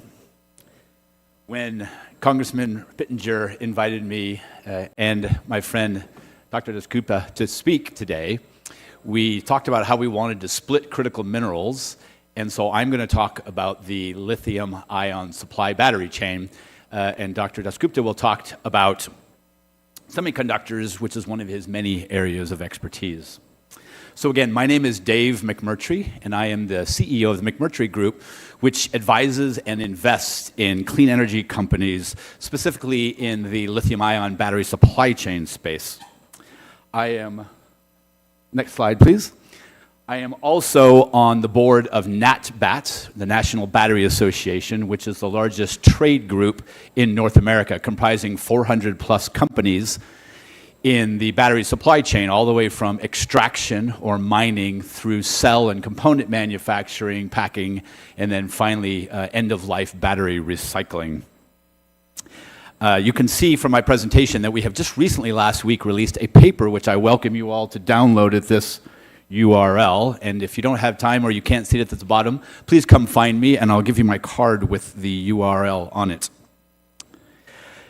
It's also not lost on me that when we were honored to have Ambassador Romualdez come visit us in Washington, D.C. At lunch, we handed out sandwiches and soft drinks, and we stood around and had a conversation, and compare that to the amazing hospitality we've had here, including dinner last night, that there are cultural differences at play. And I am going to continue pushing on and highlighting some of these cultural differences by starting with a pop quiz. I'm going to do something that's very non-Filipino, which is put you all on the spot with a pop quiz and invite you to shout out your answers. So I have two questions for you. Number one is, what metals are in lithium-ion batteries today? And please shout out your answers if you know. What's the metals that are in the battery that's in your phone or your car today? Louder, please. Lithium, thank you. Copper, yes, as a separator. What else? Cobalt, thank you. Another big one, actually mined here by this gentleman. Nickel, well said. And magnesium. Now, who can tell me from where are they mined? What countries do they come from? Nickel from this gentleman in Mindanao, I heard. Anybody else? From Chile, yes, lithium from Chile. Who else? There is some in China, yes. The Congo, well done. Much of the cobalt comes from Congo. Do you know that 75% of the world's cobalt comes from one province in the Congo? It's called Katanga. Also, 15 major mines in that province. 14 of them are owned by China and one by Russia. Tells you about the squeeze. Nigeria, I heard over here, correct. Russia and Kazakhstan, correct. And how about there's one big country in Asia producing 50% of the world's nickel? Indonesia, yes, well done. Wow, this group knows more about batteries than most that I stand in, so congratulations to you. Next slide, please. Next slide, if you could present it, thank you. Let's dive right in. So thank you for being here today. It's an honor to discuss a topic that is not only critical to the U.S. economy, but as it's estimated, it'll be a $400 billion industry that employs 4 million people in about 5 years from now. It's a subject that's also critical to our collective future, the lithium-ion battery supply chain and its competition with China. Next slide. It is not well known, but the U.S. used to be the technology leader in batteries. In fact, the current leading company, CATL, is a spin-out, actually, from a Hong Kong-based Robin Zheng, back when it was independent from China, and a good friend of mine, Bob Gallion, who led efforts at GM. When GM refused to invest further in electric vehicles and battery R&D, they together started what was a spin-out of Amperex. They did it legally. They acquired all of the licenses, both from Japanese and American companies and universities. So as you see here, we can see that we can compete if, in fact, we make it a national strategic priority. This slide shows the beginning of the onshoring process. Next slide, please. Today, we're at the crossroads of the energy revolution. These batteries power the devices we use every day, from smartphones to EVs, and energy storage solutions. I live in San Francisco in California. A state this month had 3 significant announcements. Number one, we achieved electricity sustainability, meaning that we powered all of our electrical needs using renewable systems, water and solar, etc.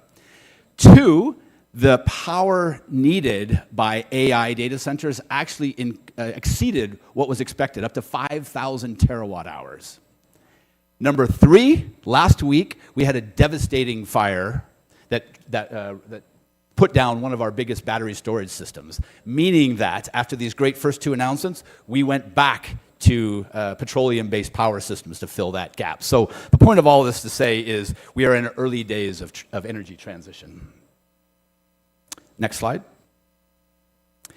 Answering my earlier pop quiz is this graphic which shows the ludicrous global footprint of a single lithium battery cell. The battery in your phone or your car is composed probably, and you've answered all these already, lithium from Chile or Australia, cobalt from the DRC, nickel from Russia or South Africa, and manganese from Gabon or also South Africa.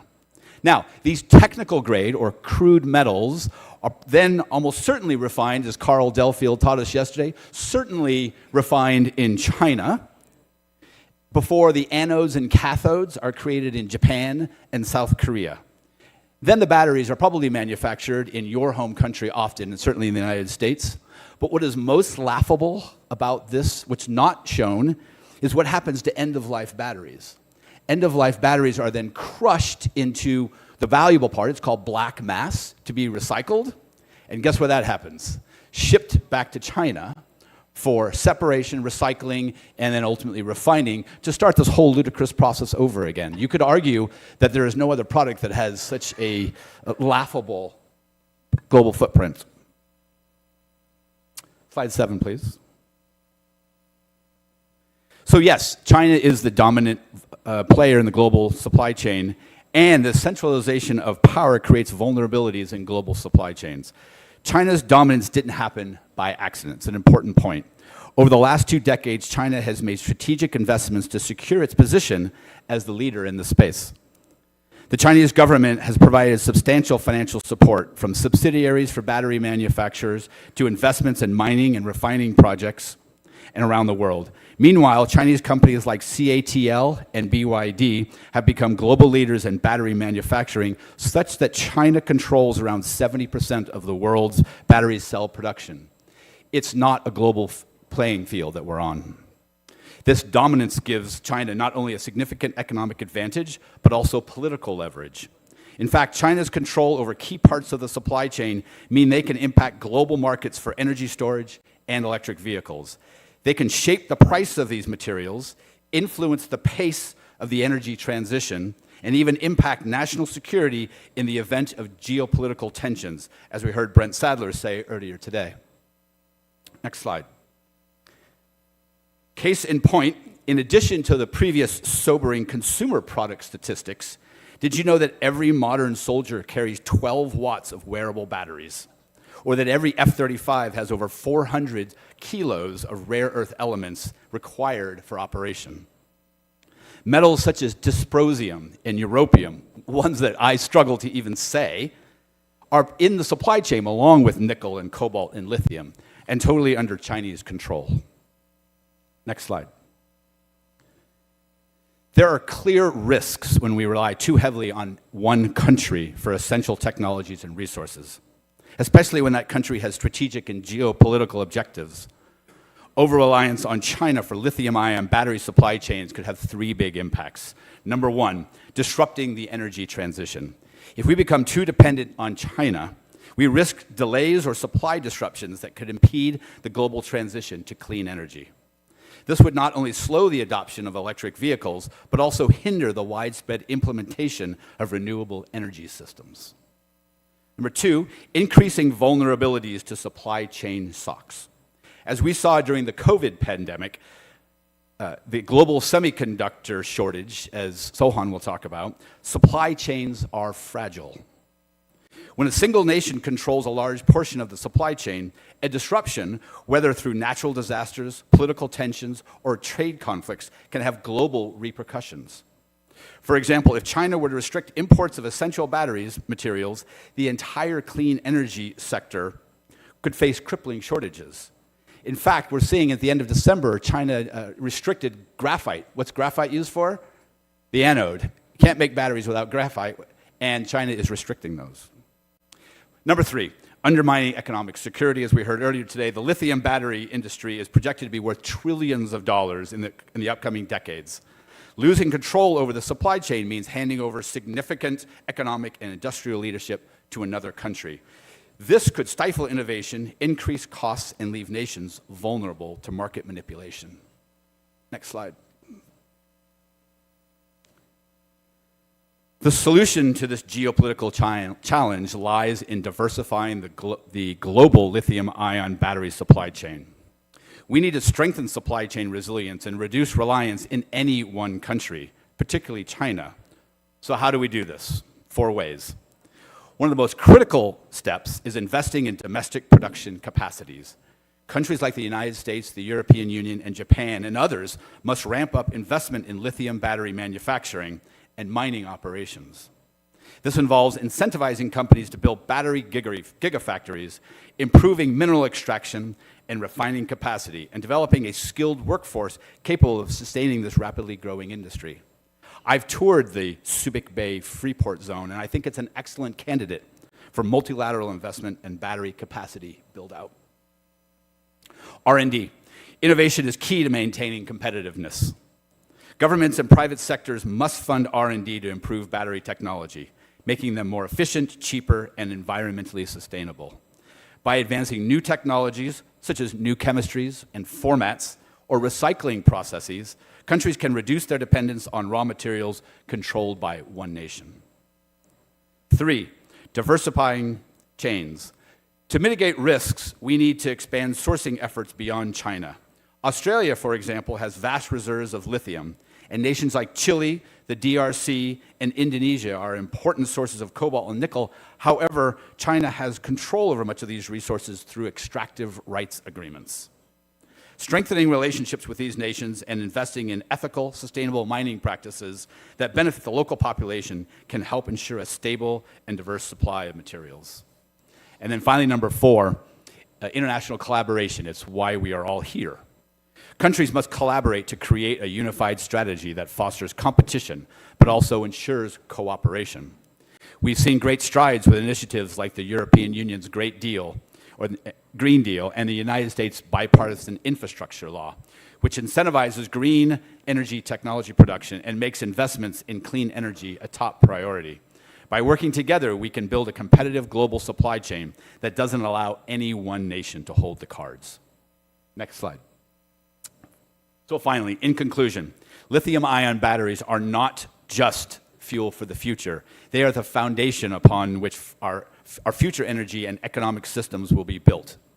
As nations, we cannot afford to leave this critical supply chain in the hands of a single player, especially one with strategic interests that may not align with our own. To compete with China, we must focus on diversification, innovation, and investment. By strengthening our own supply chains, developing new technologies, and ensuring that energy dependence is part of our long-term strategy, we can create a more resilient global marketplace, one that allows for healthy competition, minimizes risks, and accelerates the clean energy transition. Thank you. Excellent. Thank you very much, sir. Dr. Gestupa, we welcome you to the dais. And he is newly appointed the Assistant Secretary of Commerce in the Trump administration. Thank you very much.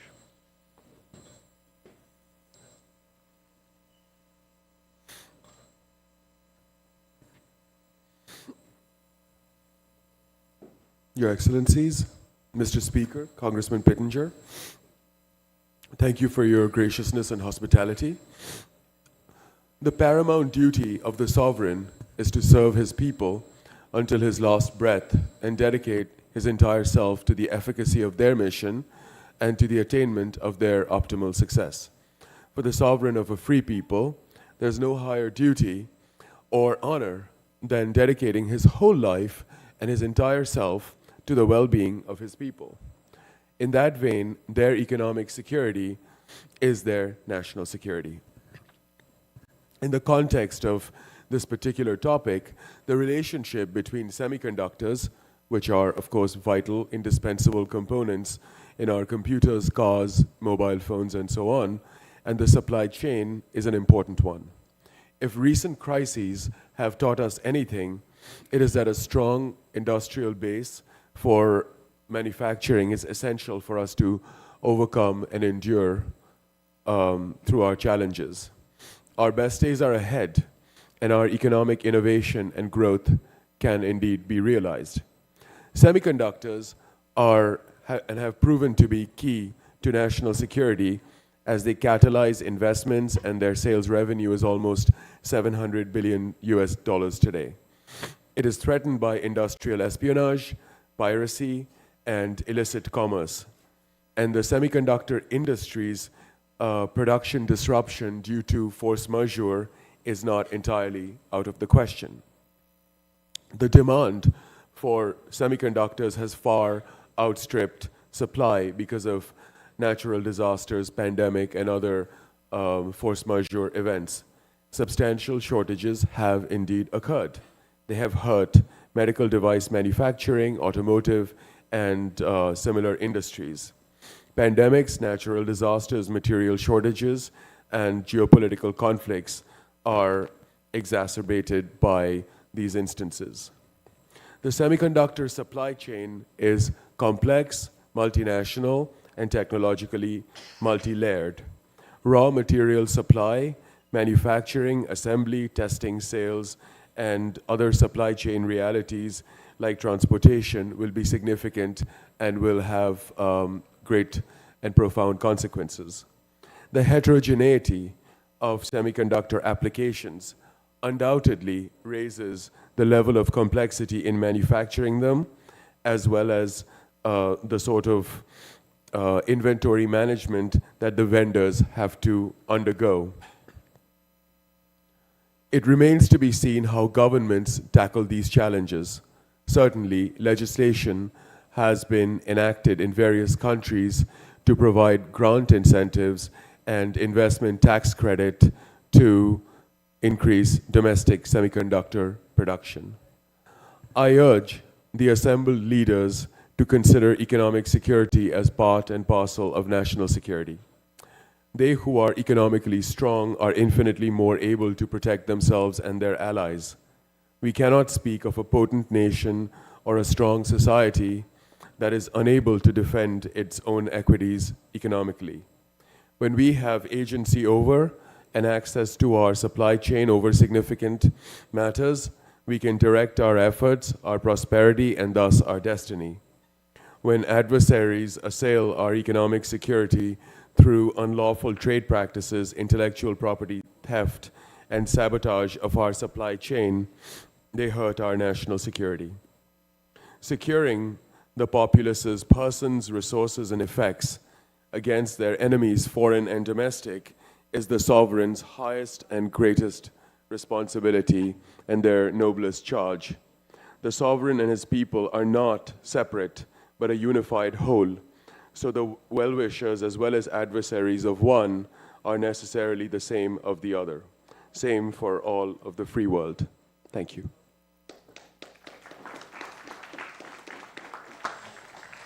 Outstanding. Thank you very much. Do we have questions from the floor? Yes, sir, Lou.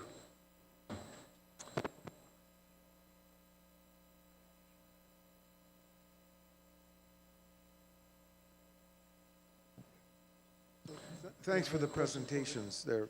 They were very interesting. Speak up. Thank you so much for the presentation. They were very interesting.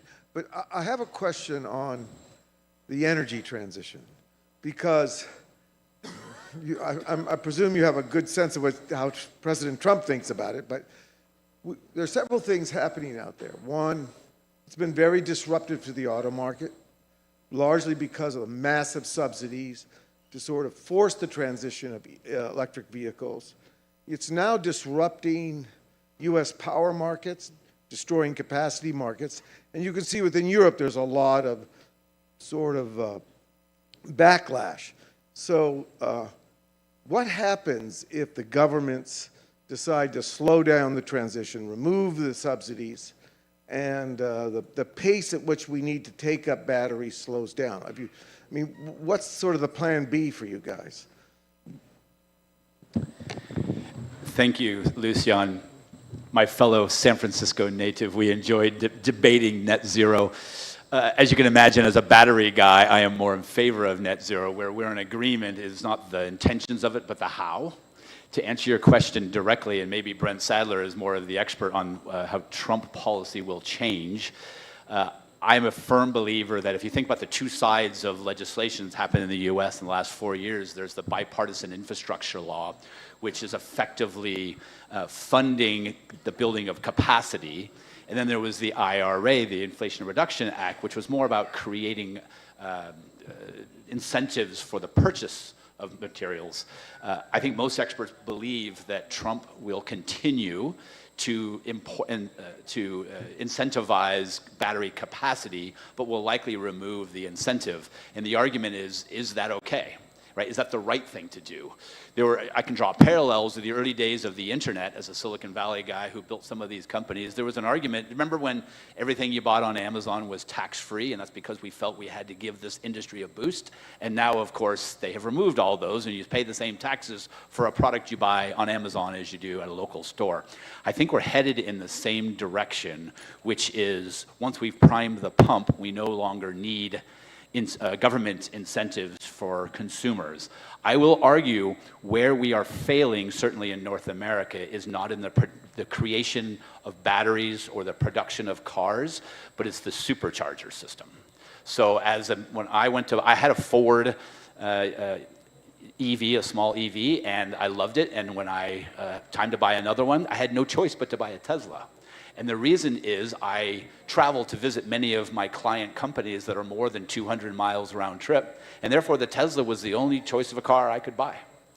And so I think we are headed, Lucien, to answer your question, is at what point, and where we always enjoy the debate, is at what point should the government heavy-handed force this transition, and what point should we more Milton Friedman allow the market to solve these problems? And I think that's the difference between the last administration and the current one. I can hear you. Go ahead. I'll repeat your question.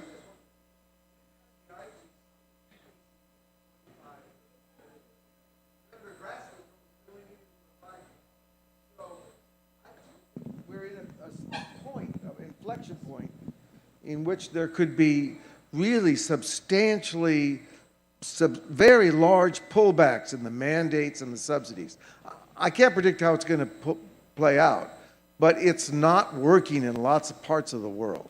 Right. So if I could, the claim ultimately is that it's not working well. The question is it working well enough? Meaning, my immigrant grandfather told me the story when he bought his first Model T in 1920, and that he lived in Pittsburgh, Pennsylvania as a coal miner, as a steel worker, and his neighbors around him hated him because they would argue, well, what about the horse industry? What about the hay? What about the people who make, right? It's so loud and it's so dirty, right? And what we're really arguing is, how do you manage change? Anybody who has an EV and can imagine a world where there is, like in China, there is a charging system on every corner, right? This is a cleaner, more exciting, the value prop is so much clearer. It's the change from where we were to where we are that is hard. And to your point, Lucien, at what point should the government step in and do more versus less? I agree with Lucien that I think we're at a inflection point. I think that in the future, the governments will do less around the energy transition because the demand is there from the market. John. Now I come from a country which is known for other things than Greenland. I think we produce 50% of the windmills across the world. We have a lot of green industries, companies. One of the largest investors in green energy, Copenhagen Infrastructure Partner, CIP, which have made huge investment in this country. In 2023, the largest investor in Taiwan by far. And our experience is that we have, I think January month was 67% of all new cars was electric vehicles. I have a lot of friends which work in the green industry, big time. But when I talk to people in the green industry, they say, we don't want subsidies. We want a free market.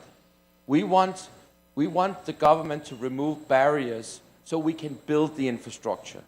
We want government to to make it easy to build, make it easy to run, and because the government in many countries is controlling the electric grid, we can see in many countries, Denmark, the Netherlands, Germany, have underinvested in the electric grid. That means that the market for we can't produce more. We can produce more green energy in countries like Denmark, Germany, and the Netherlands, but you can't sell it because you cannot deliver it. You cannot transport it over longer distance. And we have right now the largest solar panel company in Denmark, which is in Chapter 11. Not because they've always been profitable, but basically they reach a point where they have planned to build a lot of solar parks, and they have the land, they have this funding, they even sold the electricity on 20 years contract, but they cannot transport the electricity from one part of the country to another part of the country. And I think it's very important to understand that when you talk to the green industry in those countries which we see to a certain extent is ahead of the green curve, they basically says we want a market-based system, no subsidies. And just go back in history books. I'm always joking to people saying the greenest state in the United States. I'm always asking that question to people. Which state in the United States produced most green energy? And everyone says California. And number 1 is Texas, and California is number 7. Okay? I'm always joking saying that despite what Trump said about windmills and solar parks and all that, he's probably the greenest president in building out capacity until date because he removed all these environmental barriers you needed to be able to build things, and he made it more interesting to make investments. So the building out of the green industry in the US during Trump 1 was huge. People don't take that in consideration. Am I wrong or? No, and Sohan, do you want to take that one or do you want me to answer from a, okay. So, I am not an expert in green energy production and distribution. I'm more on the battery and the EV side. So I will tell you, what you're raising is a difference in political systems. And if this were 100 years ago when Ford was competing with General Motors, they didn't get or need subsidies because they were competing with locals. Same cost of labor, same cost of inputs of goods. I'll tell you a real world story of one of my clients. They, in the recycling world, did you know right now China is buying all that valuable black mass that I referenced earlier? They are buying it at prices that even if we didn't, in the United States, if we didn't pay our labor, if it was free, and we had free rent and free electricity, the value of the output of recycling is still less than the cost of the black mass, right? It's because it's a global world we're in, and the Chinese Communist Party is subsidizing the cost of these businesses that we cannot compete.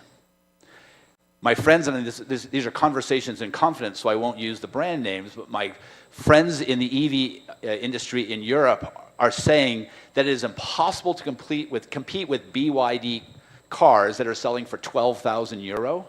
It is a car that has a feature set and a quality similar with a Tesla Model 3, right? Selling for 12,000 euros. And so our challenge is, how do we work with governments to create a level playing field, to Lucian's point, without sort of creating a false market and floating these companies that can't compete on their own. Very good, thank you. I've got another gentleman who has a question here. Thank you. My name is Sivarasa. I'm from Malaysia. I have a question for Mr. McMurtry about batteries. I just received an article talking about BYD developing a new battery called a sodium blade battery. And that article also claims that the battery can be recharged in 7 minutes. And it's got a rather dramatic title saying, "Bye bye lithium." So it sort of has a direct impact on what he just told us earlier. Is this real? And if it's real, what's in store for us? Thank you. It's a great question and a valid question, and I'll even reference my grandfather. Can you imagine when 100 years ago if someone had said, I tried out one of those Model Ts, but they're loud and they're expensive, and this auto industry is going nowhere. I'm going to go back to my horse. What's wrong with the horse and carriage, right? That's where we are in the EV industry. That's where we are with batteries. So I have 2 points for you. One, recognizing we are in literally the very first strata, if you will, of hundreds of years of R&D that's coming that will be very exciting around new chemistries and new formats. But what's most important to understand is this stuff takes decades to get from bench, which is what we call what happens in the lab, all the way through commercial production. Did you know the phone that many of you have in your hand right now, that battery was invented by a friend of mine, Stan Whittingham, out of Oxford. He received a Nobel Prize from it in 2019. Do you know what year he invented it and filed the patent? Anybody? 1978. That's how long it's taken, because there's all sorts of exciting things that happen in the lab, but it's really difficult to do that at scale. So there are things like solid state, right? A lot of QuantumScape, good friend of mine from business school runs that it's Gates funded out of the Bay Area. BYD, NEO, they're all making announcements. No one has it in a car yet. Other chemistries like LFP, then you start getting into silicone anode, flow batteries, graphene-based batteries. Every one of them is orders of magnitude higher energy density, right? More reliable, faster charging times, all of those. None of it really exists, except for LFP, none of it exists in a product that you can buy today. So yes, be excited about it, but don't expect that these announcements or that these discoveries are going to change the products that you buy tomorrow. Do we have another question? Yes, sir. So in short, it is real. I mean, the question was, is it real? They're absolutely all real in the laboratory. Very good. Greetings. This is Dan Martinez, Tridico and Rainey in Houston. Just very quickly, could you give us an overview of the CHIPS Act and your assessment of how successfully it's been implemented, and how will it play out under the Trump administration? I can tell you what I know, again, being a battery guy. I can tell you that that it is a huge incentive, and that the Intel, et cetera, as the biggest recipient of the funds building that gigafactory in Chandler, Arizona, is successful, and I think it's the first of many required steps. Now, I'm not an expert, and I know we're out of time, so maybe, Dan, maybe you and I can have a separate conversation, and anybody else who wants to join is welcome to do so. I would like to ask a final question. Relative to the extraction of minerals in the DRC, it is my understanding that much of those minerals are extracted by young children. And if that is the case, is that not in violation with international law and subject to the international criminal courts? And if they are in violation, is the DRC in obligation to those contracts to China? You are correct that the working conditions in these mines is deplorable. Anyone who has been there and seen it it's 10-year-old kids working 12-hour shifts in pit mines. I just returned from there where, along with sort of cobalt, traditional mines of gold where the children get the gold and what they use is mercury on their ungloved hands, right, to remove the gold. They're not worried about their short-term health because they have near-term problems, family problems to solve. There is a corporate responsibility that we are used to in North America and Europe and close friends like the Philippines that we don't experience in the DRC. Whether this is sort of punishable under an international crimes regulation, I am not an expert on that, but I certainly hope so, and I have read so. And I think that, as I mentioned in my presentation, we have a real opportunity. We have an opportunity to show that we can run socially responsible businesses that deliver a product demanded by a consumer, not only for the value of the product, but also for the responsible way that it was created. Secretary Descoupa, I don't need you to comment on this, but I would like you to look into it. Relevant to the utilization of young children and the extraction of these minerals in violation of international law. Any other questions? Yes, sir. I believe he needs a mic. And speaking Thank you. of the mic. My name is Mudakir. I'm from Indonesian Embassy in Manila. I would like to know your views on the downstreaming policy to get added value from critical raw minerals from producing countries. Thank you. I'm going to ask you to restate that because I'm not sure I understood and I want to answer it well. I would like to know your views on the downstreaming policy of critical raw minerals producing countries of the critical raw Can you give me an minerals. example of a downstream policy? Yes, I mean the efforts to have their own battery productions in their own countries. I understand, yes.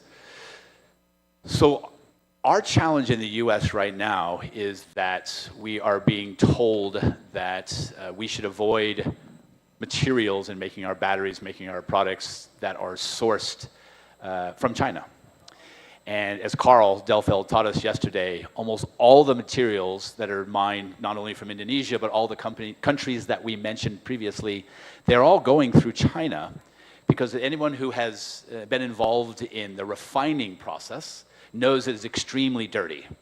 It's incredibly chemical dependent to scrub, and then done at high heats, which increase all the greenhouse gas emissions. And so our challenge right now is that it is easy to what we call packing a battery, taking individual cells, 18650s as an example, and build them in serial to make one battery. That's very easy to do. But to make a battery that has never been in China today is impossible because of that refining process. So what we struggle with in terms of downstream policies is very academic to say we should make batteries with materials that don't come from China.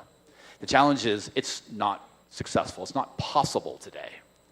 Much of the policy around clean energy production, as set forth in the BIL, created some exciting technologies that are coming out of labs, and I'll use 6K as one of my partner companies. They are doing refining at 6,000 degrees with renewable electricity. There's no greenhouse gas emissions. It's an outlier.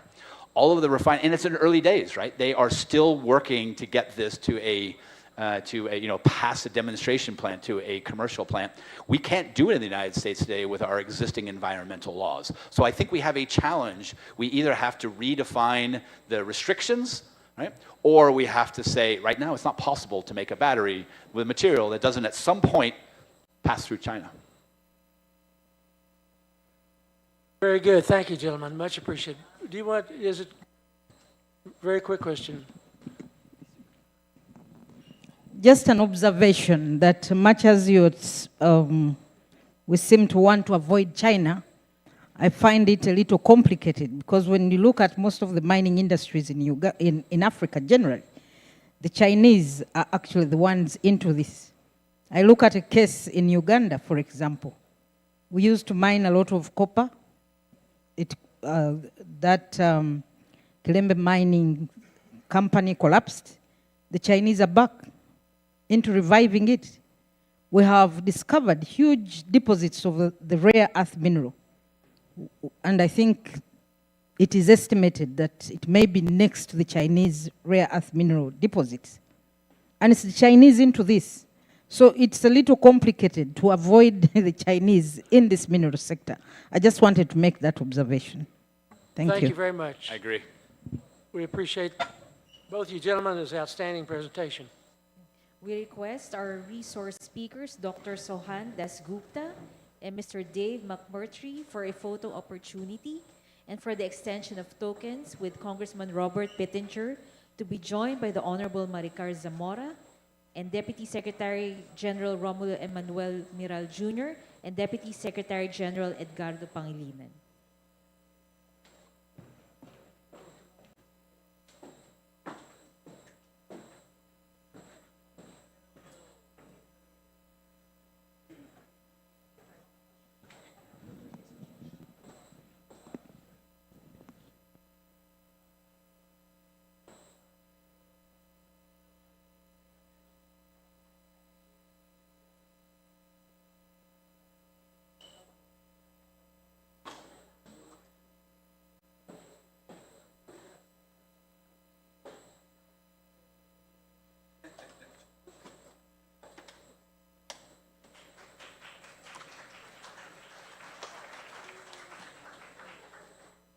Outstanding, very informative presentation.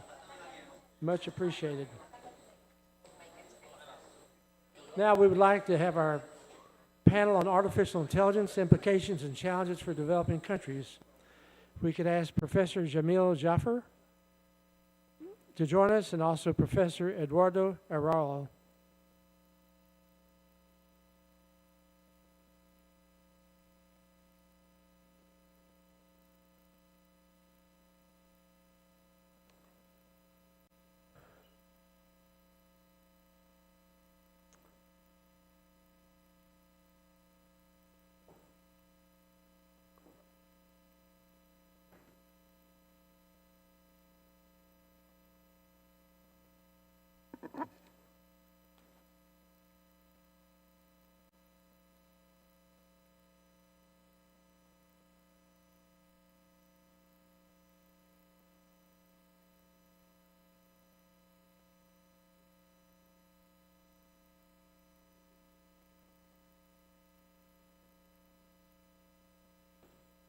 Professor Jaffer, the stage is yours. You can speak from here or Right. the podium. I'll go up to the podium. Thanks, Congressman. Thank you.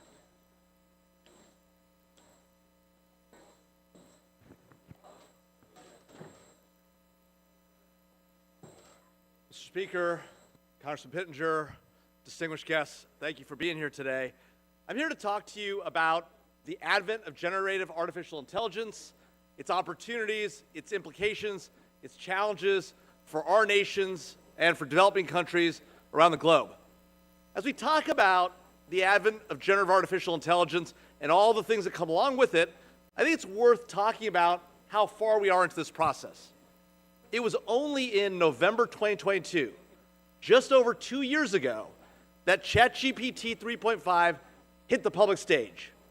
We're talking about less than 24 months since this massive change that we've seen take place around the globe when it comes to artificial intelligence. Since then, we've seen the launch of LLM after LLM, Claude from Anthropic, Gemini from Google, Mistral in France, Llama from Meta, Grok from X, Command R from Cohere using retrieval augmented generation, and of course, just in the last 2 weeks, DeepSeek R1, an open source model from China that has been all the rage in the last 2 weeks.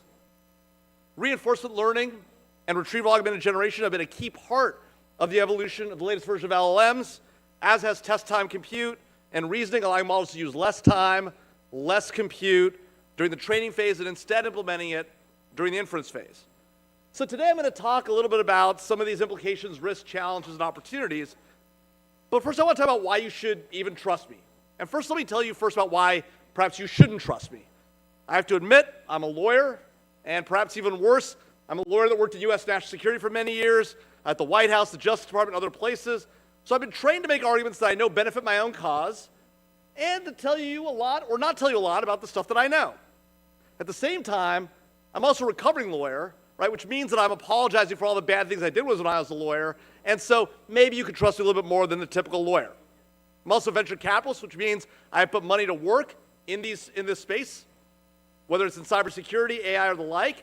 So I'm oriented towards making money for my investors, but our firm is also invested in doing good, supporting the national security of the United States, our allies, and our partners, including those here in the Philippines. So maybe that cuts both ways as well. I'm an academic. I teach classes in this space. But, I'm not a wonky academic. I try to apply a little bit of practice, so, who knows? And then finally, I'm a computer nerd at heart. My first computer was 1984, a TRS-80 color computer with 4K of RAM, 4 kilobytes, mind you. We upgraded to 16 kilobytes, and it was the talk of the town. So I love blinking lights. I love AI. I love this stuff. I'm a big nerd about it. So maybe that means you can trust me there too. But let's talk about it, right? Let's jump right in. Let me say right at the outset, I'm a believer and hugely bullish about the promise of AI for the globe. Not just developed countries, but developing countries as well. This is because I believe that AI and the increased pace and scale of adoption of AI will allow humans to continue to specialize and get particularly good at the fine, deeply creative, and novel thinking and problem solving that while AI will take much of the mundane and routine off the table. I also want to say that I'm not a big believer in the claims made by some, including some of the biggest and most prominent developers of AI, and the ethics of its use, that it is a problem that needs to be treated on the level of priority with other societal scale risks like pandemics and nuclear war. I don't buy that. Let me say it in clear terms. I think those who see AI as a potential global threat to humanity, our society, our civilization, or our planet, the so-called AI doomers, they're just wrong. It doesn't mean I'm sanguine to the challenges that AI presents. The real truth is there are huge issues that come along with AI. Job displacement, misinformation, disinformation, inaccurate information, manipulation, deep fakes, privacy and security issues, potential surveillance, the collection of biometric data, racial and other biases, including discrimination that goes along with those biases, lack of transparency and explainability in AI systems, and of course, the huge ethical issues that come with decision-making by AI or AI-augmented systems, including in the space of weapons deployment and use in the defense context. And these are just a few of those concerns associated with AI revolution. So the question then, as parliamentarians, you might ask yourself is, what, if anything, can or should we do about these challenges, and how can we take advantage of the opportunities that AI presents without getting tangled up in all the problems? These are, of course, important questions. After all, as I mentioned earlier, I think AI has a tide that can lift all boats. And frankly, I think that AI will have a disparate impact on populations, primarily in developed countries, particularly on jobs like lawyers, where it will replace a lot of the low-level work that lawyers do and elite white-collar workers do. I think there are tremendous opportunities for the developing world when it comes to AI. And in many ways, just as the internet put the world's knowledge at your fingertips, at least for those people who could access it, I think AI will make that information easier, more practical to use, and provide more opportunities for the world's information to be distributed at scale. But that still leaves open the question of how nations, including developing nations, might capitalize on the benefits of AI without getting caught up in the challenges. And let me answer that in two ways.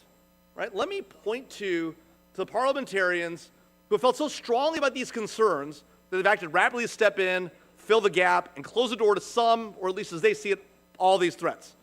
Now, of course, this is my friends from Europe, and I hate to do it, but I'm going to use my friends from Europe as a foil, right? You are the bad guys of this story, or the bad men and women of this story, because when it comes to AI, the European Parliament has done what it always does. It's acted quickly, it's acted swiftly, it's regulated now and asked questions later. In the barely 2 years since ChatGPT broke upon the scene, the European Parliament has passed a bill with 114 pages, 180 recitals, and 113 articles. Now look at the United States. Congress has talked a lot about taking action, but hasn't acted yet. To be sure, it's taken a lot of time to get up to speed, it's educated itself, it's held hearings and discussions with the major AI companies, but it hasn't acted. To be fair also, the White House did take some action. President Joe Biden came in with a 100-page EO, the largest one in history, executive order. But that executive order, with some exceptions, largely didn't regulate, had some reporting requirements. But by and large, the president's EO dealt with how the government uses AI. And of course, President Trump, in the last week or two, has eliminated that EO and called for a 6-month review to assess what should be done.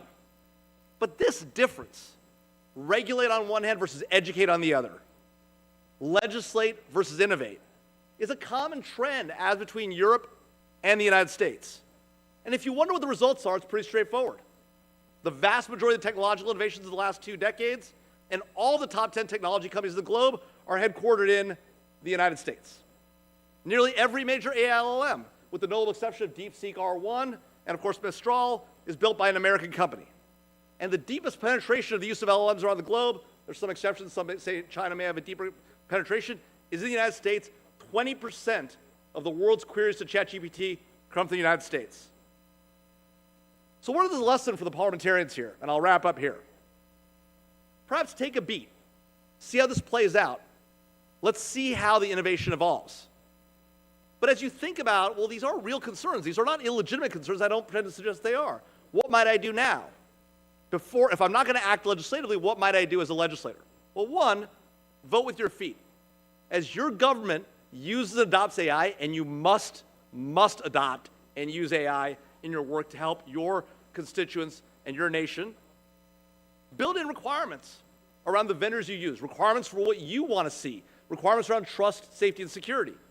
Encourage and educate your populations about the use of these tools and what they ought to demand and seek as consumers. Make sure they understand the difference between using DeepSeek R1 and your data going to China, OpenAI and your data going to, or ChatGPT and your data going to OpenAI, and Llama with some of your data perhaps going to Meta, right? But you can also run it open source locally. Who gets the data? What can they do with it? Make them educated consumers and tell them they can and should demand systems that bake in trust, safety, and security. And last, let me just tell you as an investor, we have every incentive to invest in companies that bake in trust, safety, and security. Why? Because AI capabilities that people trust will get deeper adoption. AI capabilities that are safe and secure will not only protect their users, and again get more adoption and make them more sticky, but protect our investment in that intellectual property. Indeed, at Paladin Capital Group, where we invest in these technologies, we've led a group of 24 investors who are committed to investing and putting our investors' money to work only in capabilities that are trusted, safe, and secure. We've also committed to only investing in capabilities that benefit free and open societies. The United States, our allies, and our partners around the globe, including the Philippines. And so these things are important, not just to parliamentarians, but to innovators and investors as well. There are opportunities here. Learn from those that have done it right, and watch out for those that failed. Thank you. Outstanding. Thank you. Thank you so much, Jamil. We'd like now to call on Professor Eduardo Arraro, who will provide us a live stream presentation.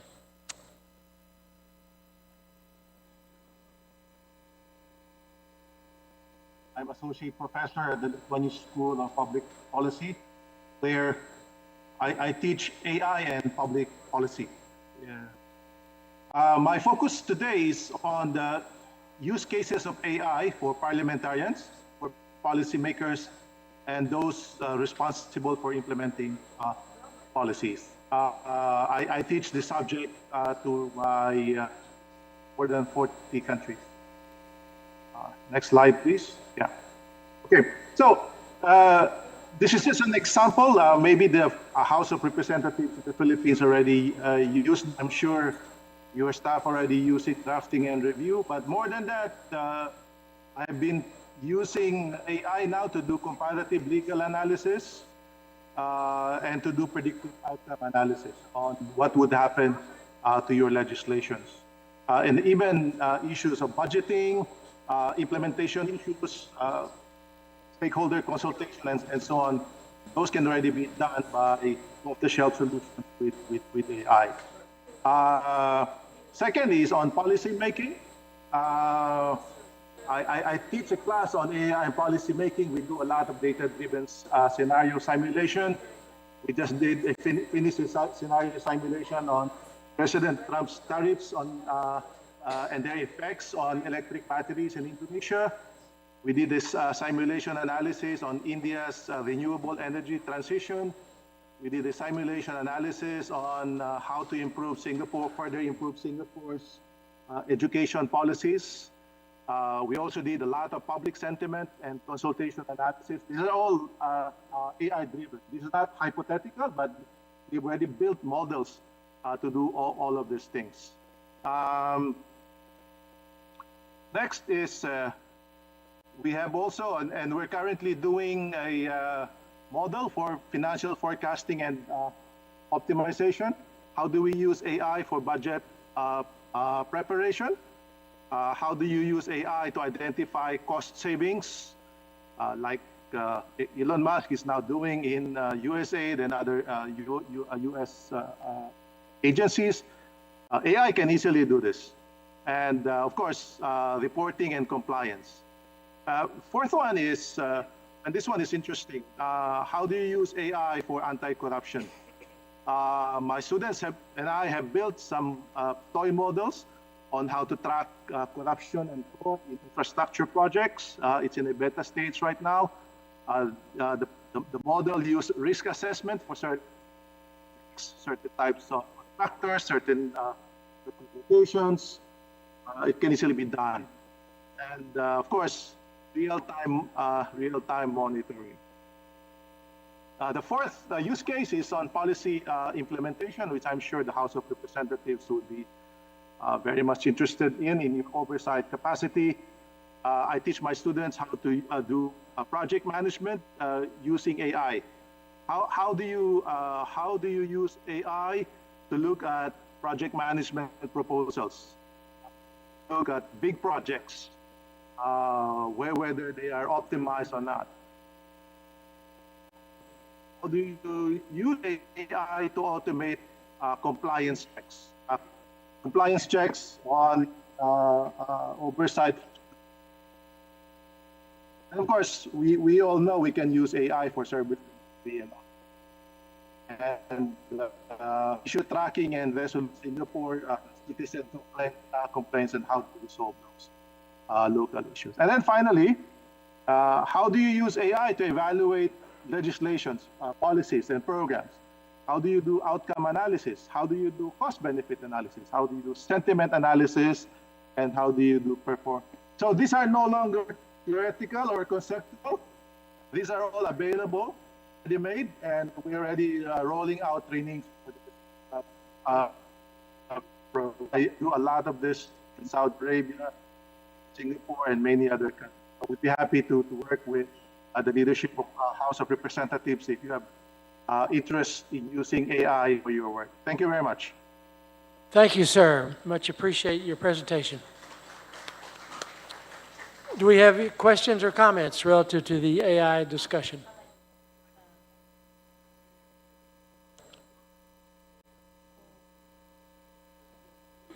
Very good. Yes, ma'am. We welcome your comment. If we have a microphone over here, right here in the front. Thank you. I think let me stand. I am a member of the African Parliamentary Network on Internet Governance. And we all know that we have a huge population in Africa. But also aware that this huge population, we are grappling with a lot of unemployment. Now, when we talk about artificial intelligence, I'm glad you have talked about the advantages, but to me, the disadvantages outweigh the advantages. Don't you think we should ban this in schools? Because it's encouraging a lot of laziness. How are children going to think if we actually promote artificial intelligence in our learning environment? I just want to know this from you. Thank you. No, I think this is a great question. I think I'm interested in the professor's view of this as well. We're grappling with this at the law school that I teach at George Mason University. How do you use AI in the classrooms? And what we've decided to do is to not allow it in the first year of law school. Now, this is obviously very different than primary education because we believe that you'll learn better the skill sets of rational, logical thinking about the law better if you're doing it on your own. But then we've decided that in the second and third years, it's critical that we give them access to AI capabilities and learn and teach them how to use it as a capability. Because the reality is that if you don't teach students, even at the youngest ages, how to use this tool and how to use it for good, it's like saying to them, look, there's a library over there, don't go in the library. Or here's the internet, don't search it for information. We can't avoid the fact that AI capabilities are here, they're here to stay, and they will enhance and benefit us. At the same time, I think you're right, that at the young level, we've got to teach students how to reason and not rely solely on this crutch. And so I think there's a balance here between teaching them logical reasoning skills, teaching them how to use the tool, and not deprive them of a capability they will have to learn to use in order to compete in a global market going forward. But it's a scary, tough question that educators at all levels are grappling with, and to be honest with you, it's hard for educators because they don't even know, one, how to use the tools, much less how to use them in the classroom. It's a very difficult question. But I'm interested in what the professor has to say as well. Very good observation. Any other comments or questions? Right. Oh, can I just jump in quickly? Please, sir, proceed ahead. I also partly work in Africa. I serve as advisor to the African government in Rwanda that was just newly created. So we recommend for their graduate program. In my class and in Singapore, or at least in my class, we require the use of mandatory. It's not optional. Anyway, they're different because I'm teaching graduate students. Maybe it would be different if you're teaching young students. Anyway, even if you ban them, they will find a way to use it anyway. There's no point of banning it. It will be backward. The challenge now is for teachers how to craft and the way you teach so that you don't lose the thinking abilities of students, but at the same time, you don't deprive them of the ability to make use of all of these tools that are already available to everyone. Because if you don't teach them, other countries and other students will be using them. If we pretend that they're not using this for the essay, then we're all just looking ourselves, right? So I don't give essays anymore because I can just cheat with their ChatGPT essay. We give them challenging projects. We give them on-site, in the class, thinking abilities and all the stuff. And then I expect them to explain what is their value addition in addition to the use of ChatGPT. So the burden is on the teachers, not on the students. Thank you. Yeah, I actually think the professor's exactly right. And I love that he's actually requiring his students to do it because you've got to give them this opportunity to learn. And I think he's exactly right to say that if we don't give our students the skill set, they're going to fall behind those that have the capability who are using it. It's like standing on the beach during a tidal wave. You can't hold the ocean back. It is coming. It is here. If you try to hold it back, you'll get washed over. And so, but I do think it's important that at the early stages, you've got to educate students on how to use their brains first and then use this tool as well. It's a combination of both. Very good. Yes, sir.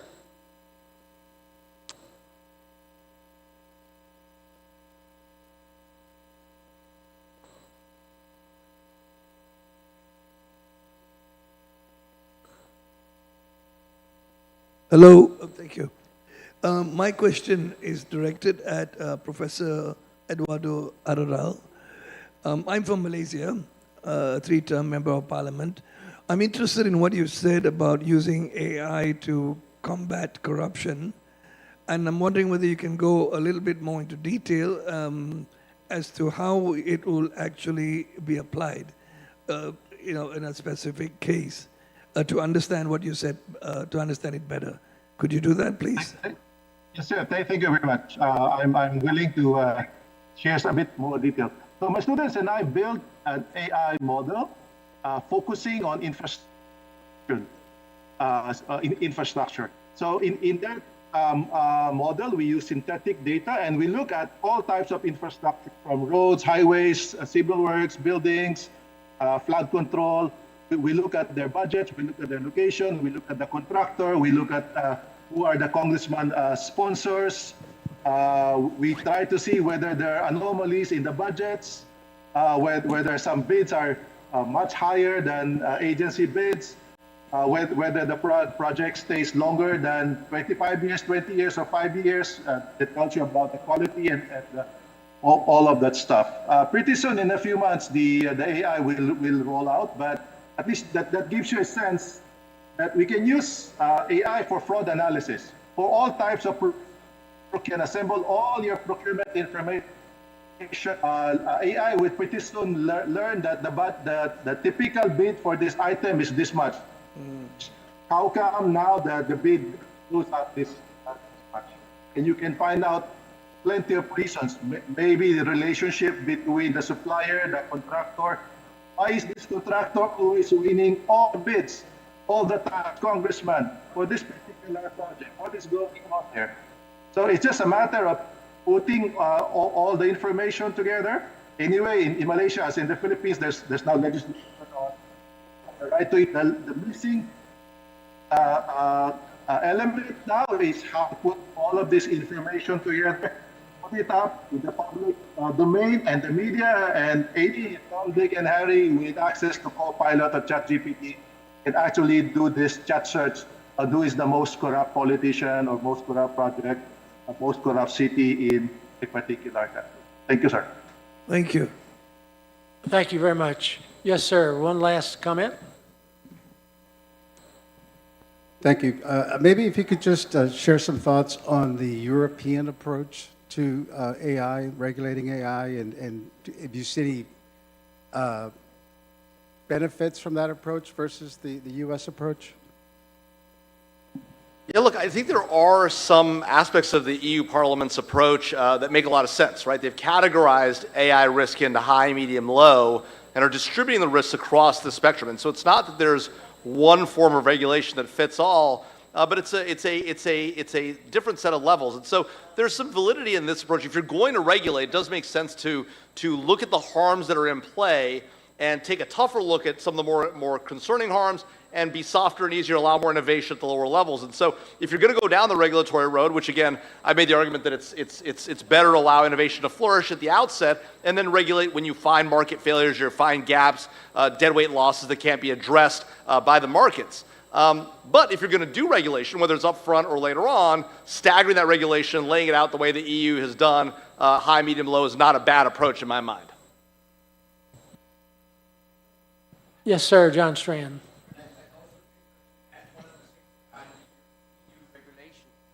The fact that in Europe there's a lot of AI services we don't have access to.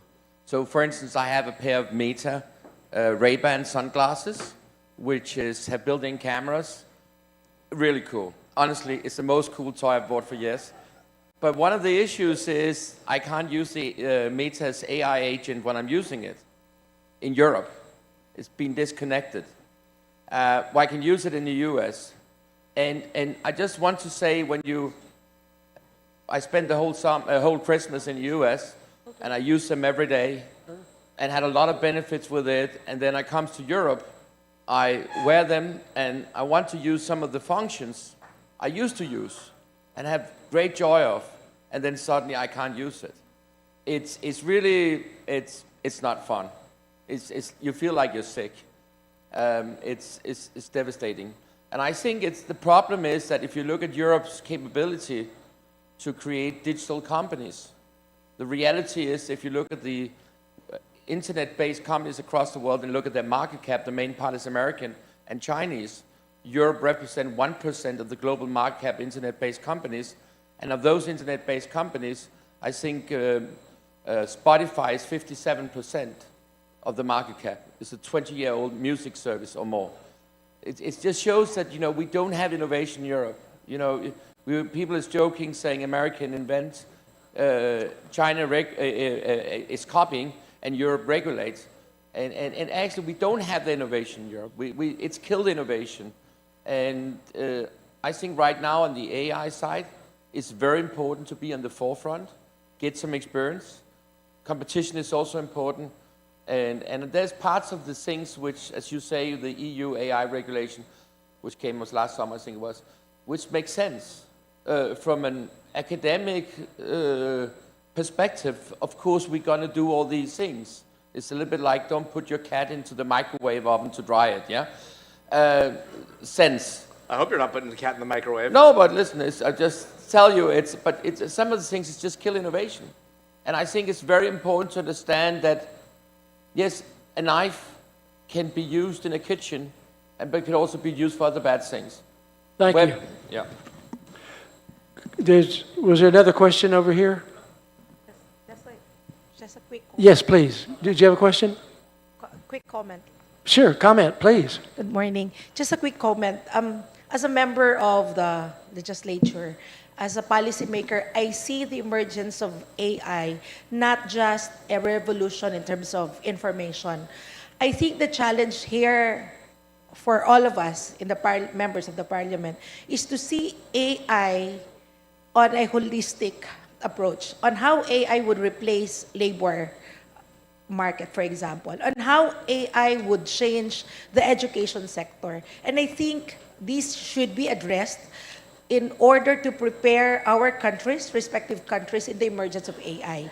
Like the kind of policy that we will prepare, what kind of curriculum we will be introducing for education sector, for example, what kind of courses we will be offering in the future. Because I'm seeing courses, there are courses in college education that will already be obsolete when AI would replace the kind of work, the skills that we need. And I think we should focus also on the proactive policy that we should address in the coming years. Just a point. Very good. Thank you. Very good comment. Well, I'm very pleased to announce that my colleague Lucas has informed me that over 1,965 parliamentarians and diplomats have joined us globally through live stream. So we welcome them again. We're grateful for their engagement in this dialogue. And we're so thankful again for the Philippine Congress and the Speaker and all of his team for all they've done to accommodate this strategic discussion. We will break now for lunch, and we will reconvene here at 1:25. Did you want? I'm sorry, did I miss somebody? We now... Please, perhaps I'm we sorry, can I have- missed my oversight. Yes. We now request Professor Jamil Jafer for a photo opportunity and for the extension of tokens with Congressman Pittenger to be joined by Honorable Maricar Zamora and Deputy Secretary General Dante Roberto P. Maling. Thank you. I think lunch is served in the same room, and then you can come back and eat at Yes, your all tables. delegates may get their lunch from the Chairman's Lounge located at the right side, straight to the hallway. Thank you.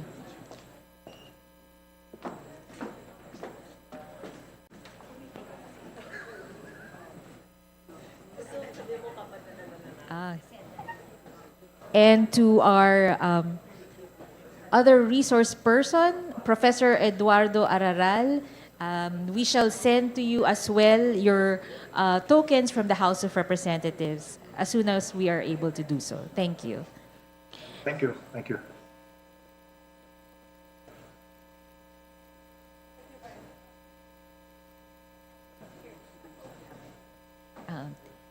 Professor Araral, may we ask you to smile as well? Ayan. So for the ceremony, another photo taken. Okay. Congressman Pittenger. Congressman Pittenger, sir.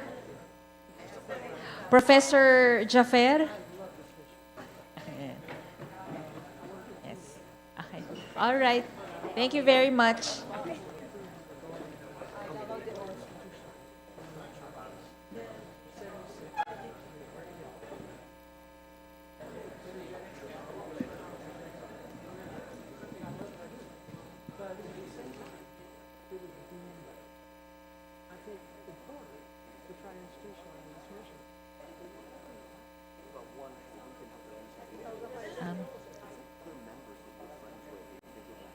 All delegates, may we invite everyone, if you have time during lunchtime, to visit the booth and exhibits at the ground floor of the building. There are Filipino products featured there, as well as exhibit from the DTI and the Department of Tourism and the Department of Trade and Industry. May we also invite everyone to please visit the newly opened Jose de Venecia Jr. Museum, which is also located at the ground floor next to the registration area. Yes, you will learn about the works and the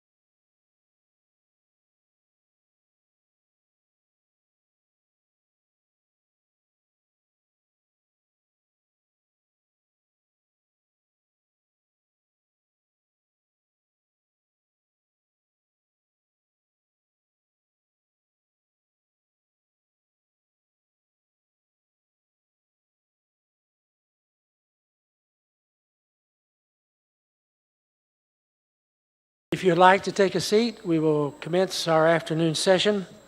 What an exciting session we have going forward.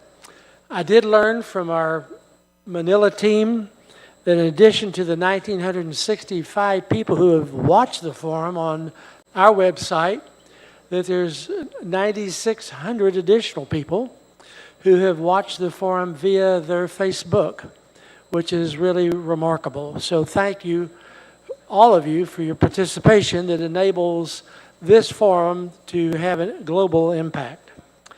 We now have the opportunity to hear from Dr. Lee Jaeon, the Principal Fellow, the Center for Regional Studies at the Asian Institute for Policy Studies.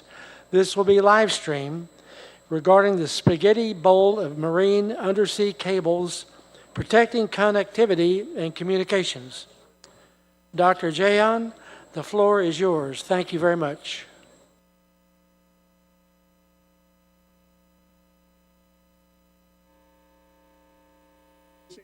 To the Congress of the Philippines for having me in this forum this afternoon. I'm really sorry for not attending the forum in person.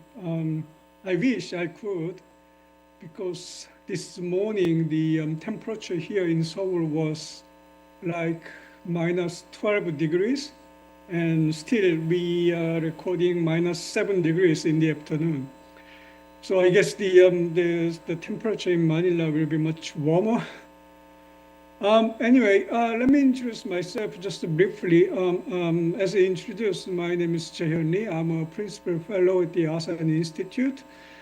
Basically, I can't say that I'm an expert on the undersea underwater cable issue, but I'm more an expert on Southeast Asian affairs and international relations surrounding Southeast Asian countries as well as ASEAN.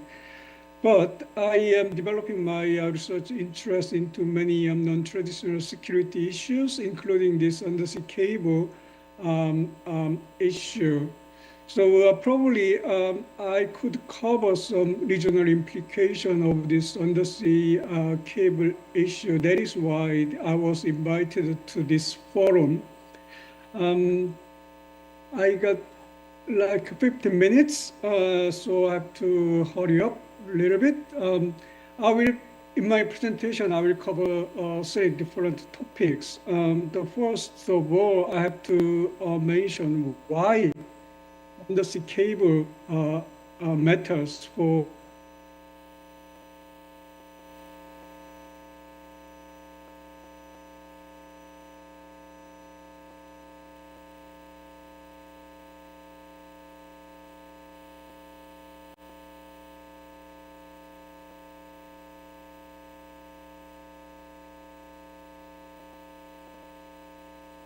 mention the I have to mention the importance of undersea cable. There are 2 different implications for the civilian and the military and conflict situation.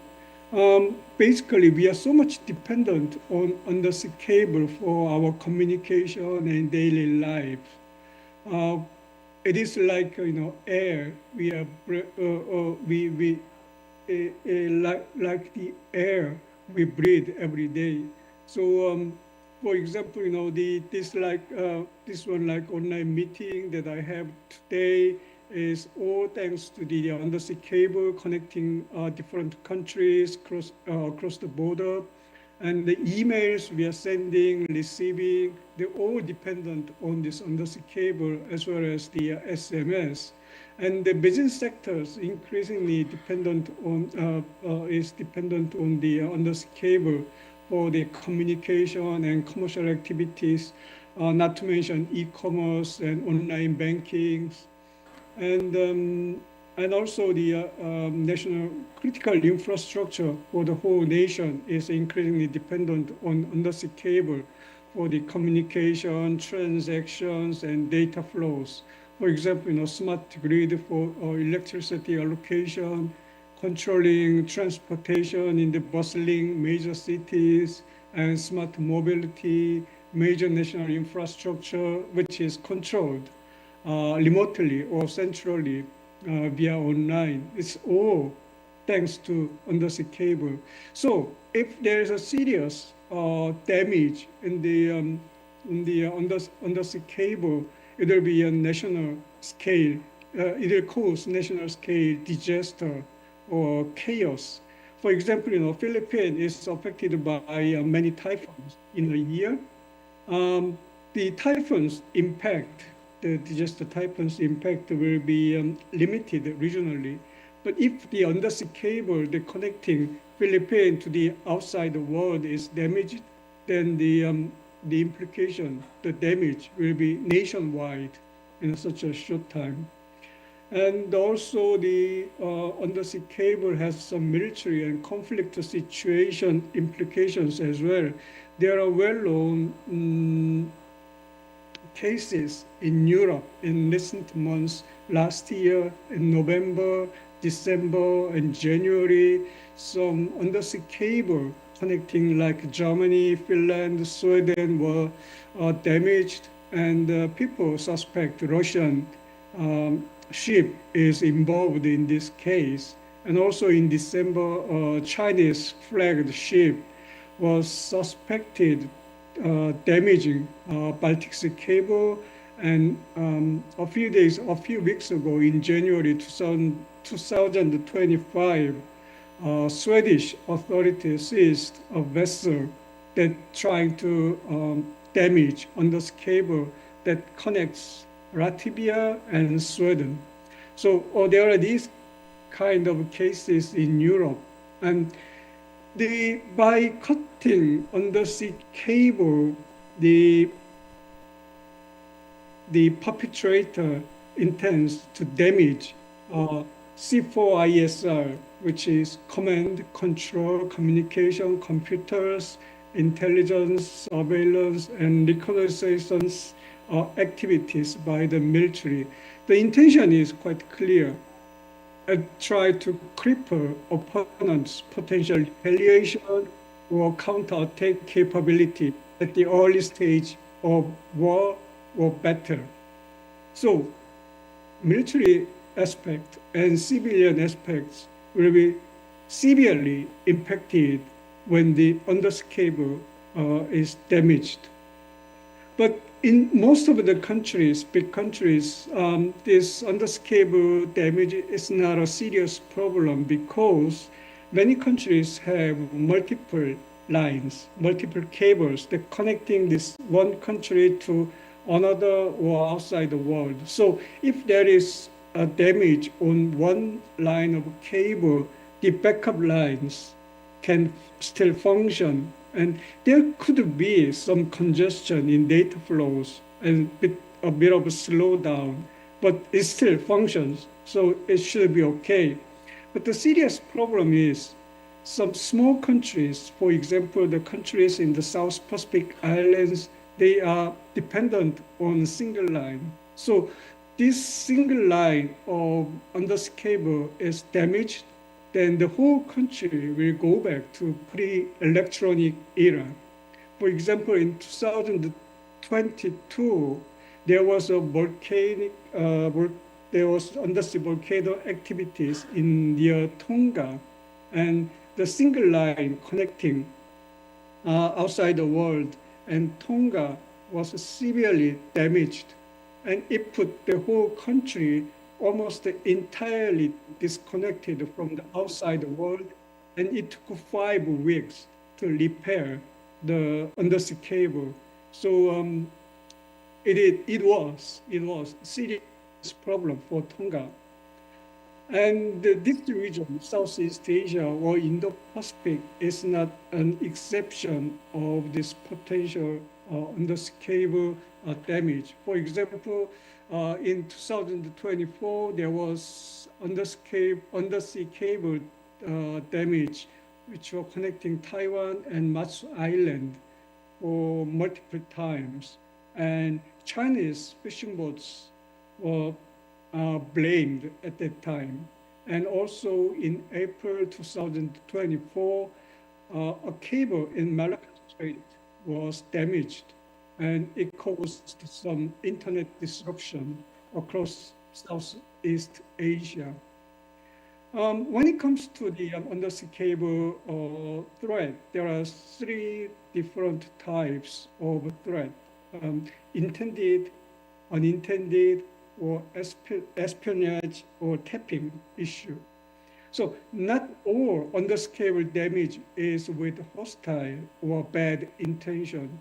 For example, out of all these total cases of so far, they reported undersea cable damage, 95% is unintended.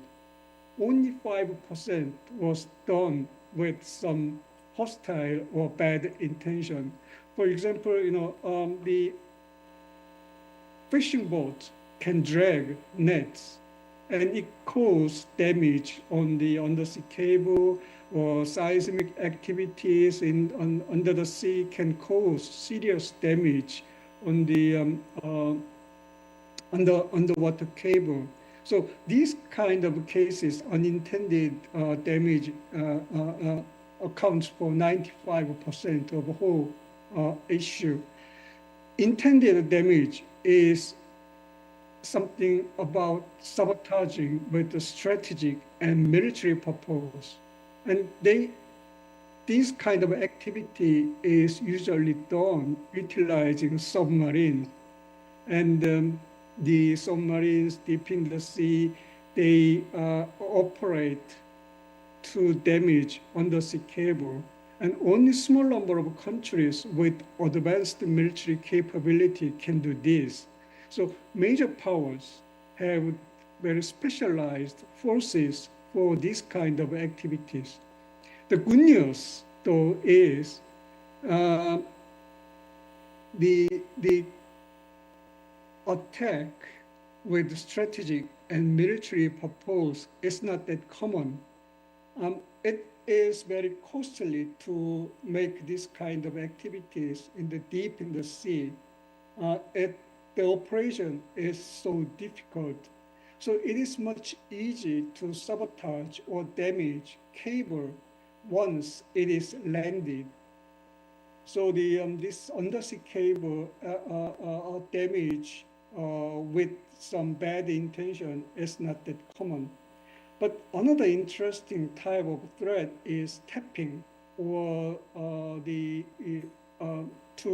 tapping the wire for spying or data steal. In this case, there is no serious damage on the cable itself, but the safety and security of the cable and data that flows through the cable will be compromised. And this kind of tapping has some strategic and military implication as well as commercial implication too.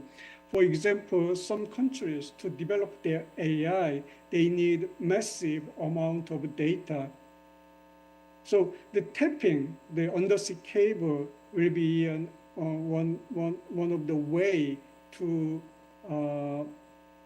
collecting data for AI learning. So there's this kind of dangers. But the difficulties, then we understand that we have to protect, and we have to put those person or country,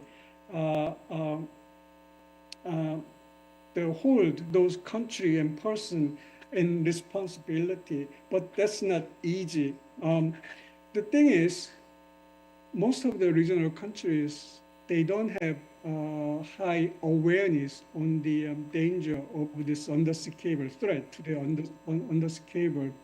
Even if there is awareness, there is a lack of effective MDA, maritime domain awareness, or surveillance capability of individual regional countries. And there's also institutional loopholes. Maybe you can imagine that to protect undersea cable, there's some institutions and agencies can be mobilized. For example, police, Navy, Coast Guard, intelligence agencies, some ministries, and private sector that construct and operate this cable. So there's a big question, who's really in charge of protecting this undersea cable? For Korean case, the police, military, navy, Coast Guard, intelligence, and the ministry all aware that the undersea cable protection is very important.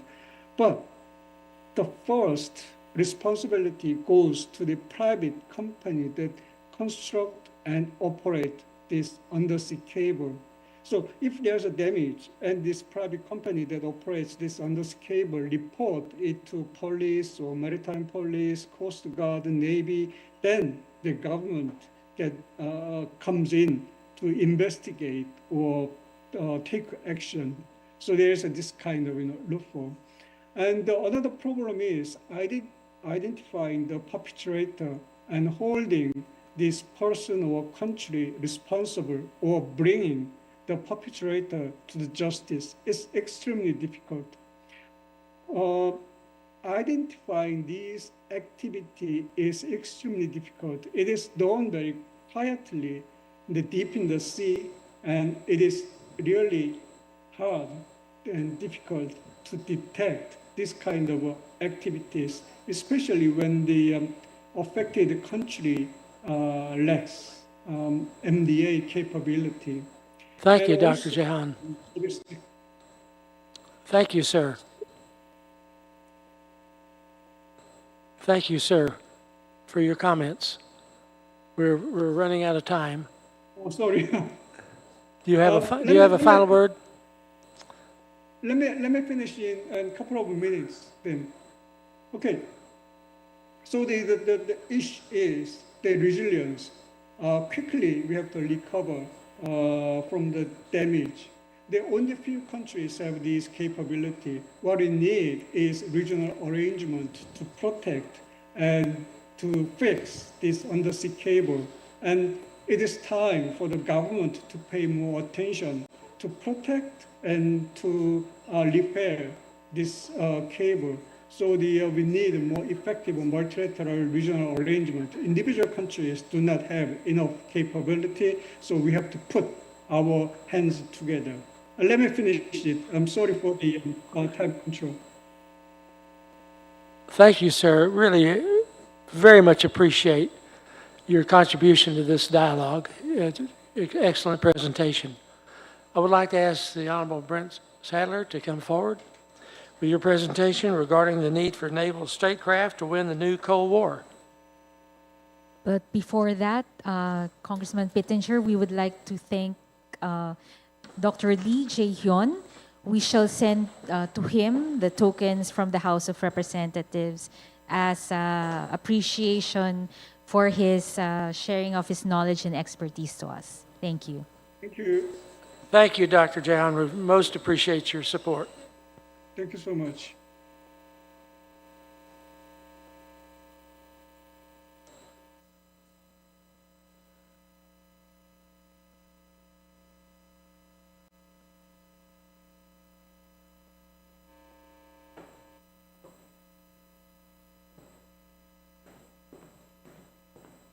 So as soon as you're ready, go ahead and cue up the slides. And backed by popular demand, you have the second dose of Brent Sadler for your afternoon entertainment. And again, thank you for the kind hospitality, Congressman Pittenger, and of course, everyone at the House of Representatives here in Manila.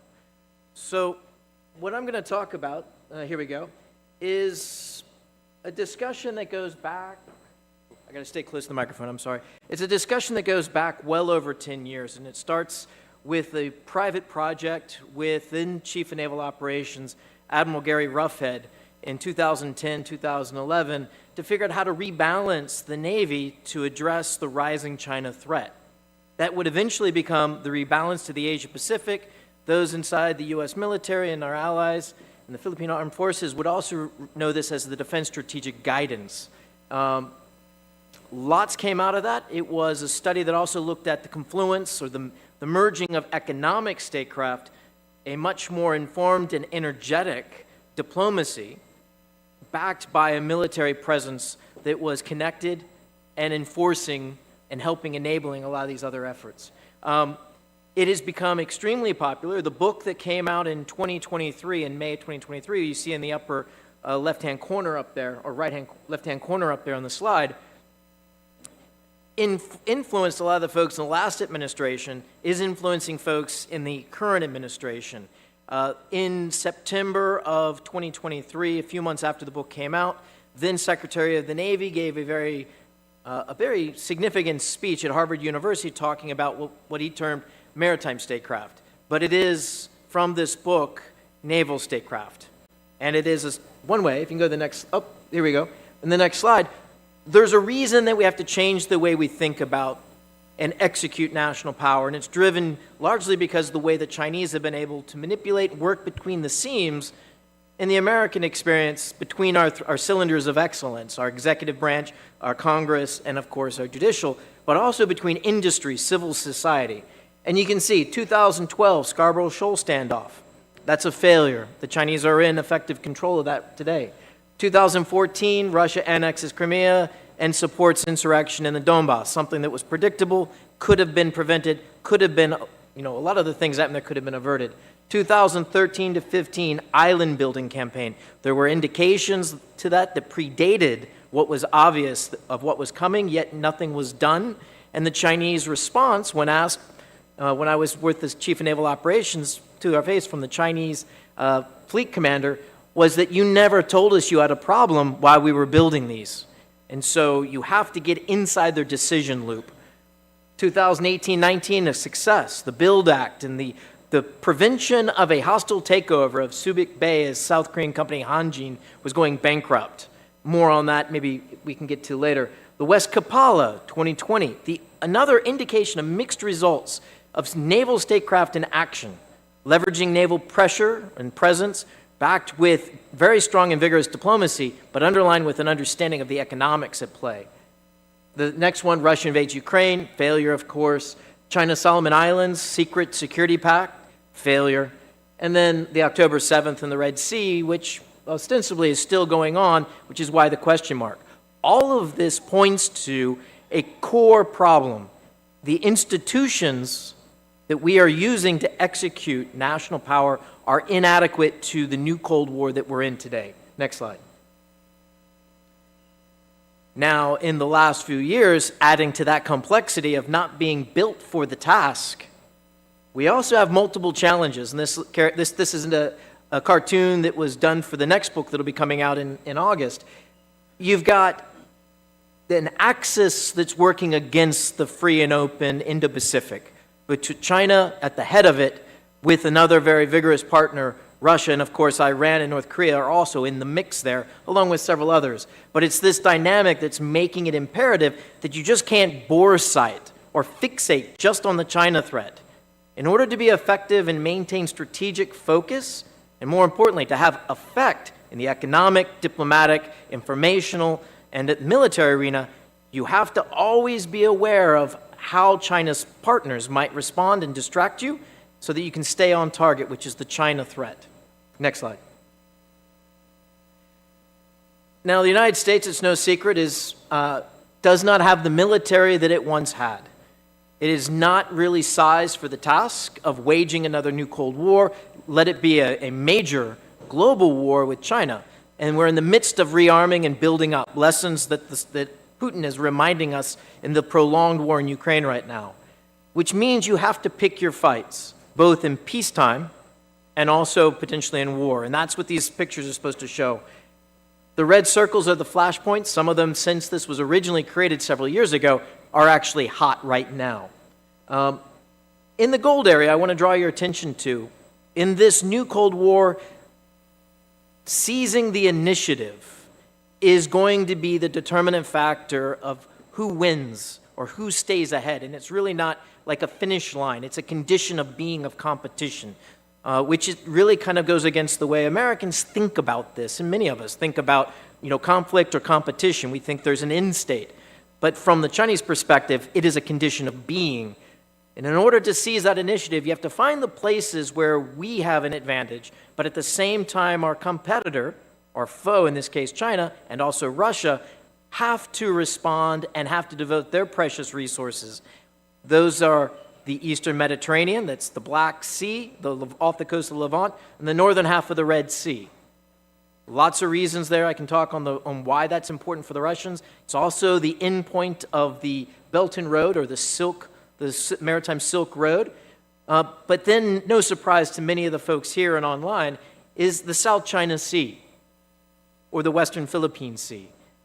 For historical reasons, operational reasons for a potential war over Taiwan, which is one of China's core national interests, which increasingly looks like it's only going to be resolved through force of arms, they are extremely sensitive to the activities in the South China Sea.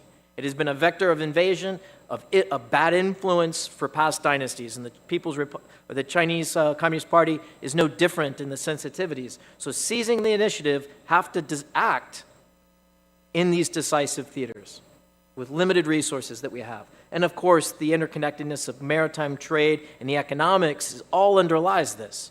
If you don't have a vibrant economy, you don't have the money or the resources to sustain yourself in this what could be a generational-long new Cold War. Next slide. So China made a decision in 1998 at the tail end of the third Taiwan crisis. This is when the United States sent 2 carrier strike groups. Taiwan had a presidential election. The leaders in Beijing weren't too happy with it, but their military was incapable of responding effectively.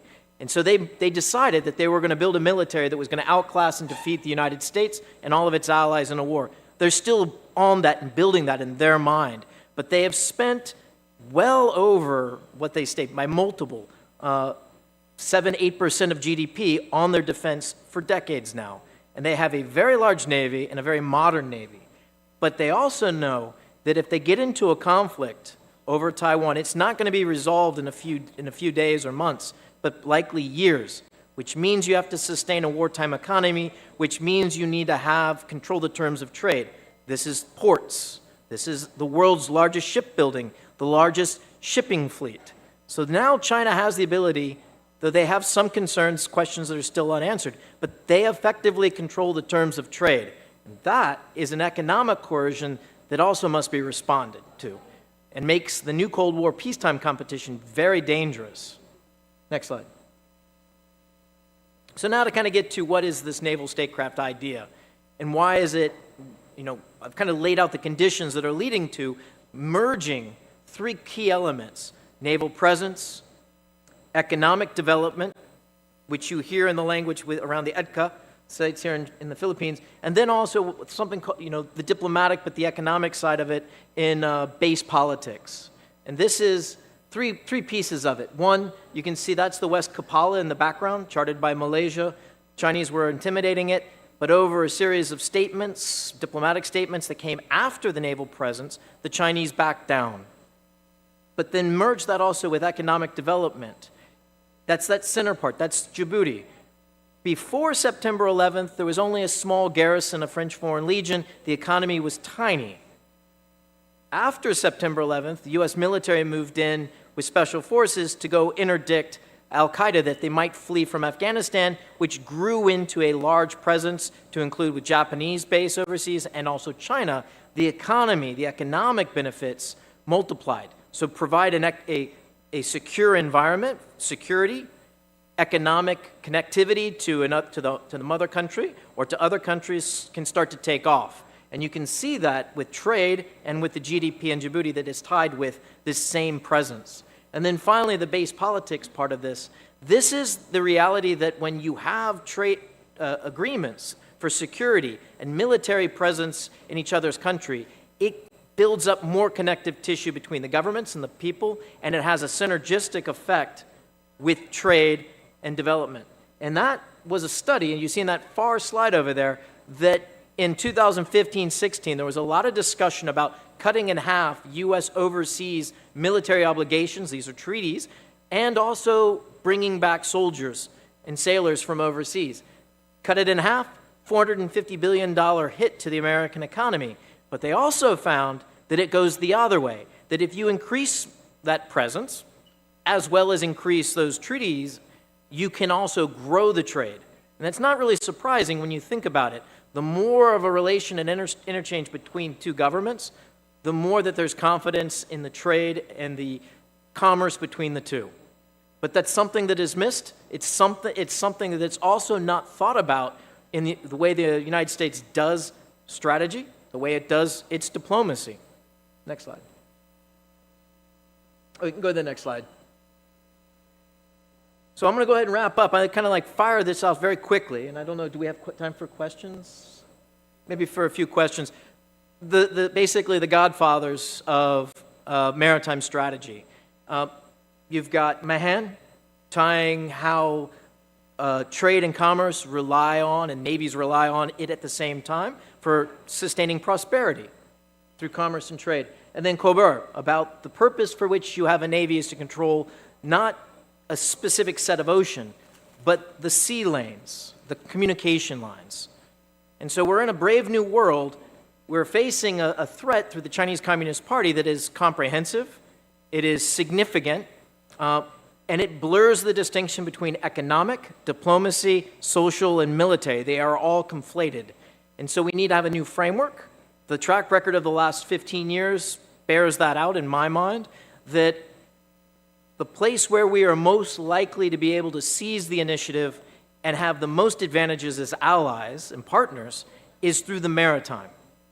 And that is a way that we can outclass and sustain a new Cold War, keeping it cold and hopefully never getting hot into conflict. And at the same time, making sure our free and open markets continue to persist and that we continue to enjoy the prosperity that we've had for so long. With that, I think I'll go ahead and pause for any questions. We got time for one question. Oh. Yes, in the back. Yes, sir.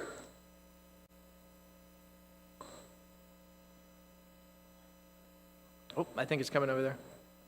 Just speak loud. Forever hold your peace. First of all, thank you very much for that short but nevertheless very invigorating presentation. I was in a conference last year in Singapore. This is talking about naval power. And I could still remember Colonel Bo, a retired People's Liberation Army, is part of that notion of wolf warrior diplomacy. And he said this in the conference. You have to understand, he told everyone in the room, China now has the largest navy in the world. The ships of the Chinese People's Liberation Army is about 325. U.S. Navy is around 270. Correct me if I'm wrong. It's a little higher, but give or take. Yeah, but also the advantage of the People's Liberation Army's Navy is the fact that if push comes to shove in the Indo-Pacific, they could concentrate all their assets, either in the South China Sea or in the Taiwan Straits. Whereas, of course, in the case of the United States Navy, it's a global Navy. You have your 7th Fleet, the 6th Fleet in the Mediterranean. So American naval attention and resources will be scattered all around the world, while the Chinese people, the People's Liberation Army's Navy, could simply focus in this part of the world. Any comments regarding this matter? Yeah, so there's two sides of this equation. One is Admiral Ong's discussion yesterday is also important about a maritime counterinsurgency. So in the peacetime, we have to wage a maritime counterinsurgency. And that means you have to be in the right place, but the focus shifts from having our military, the U.S. Navy, focused in on just the Chinese. Like we can't play man, to use an American football term. Wherever the Chinese are, we are, or wherever the threat is, we are. We have to be more proactive and seize the initiative and look at where we can actually have the most effect to the people. It's a people-centered approach in the peacetime, in setting the rules-based order, which I think we need to find a better term.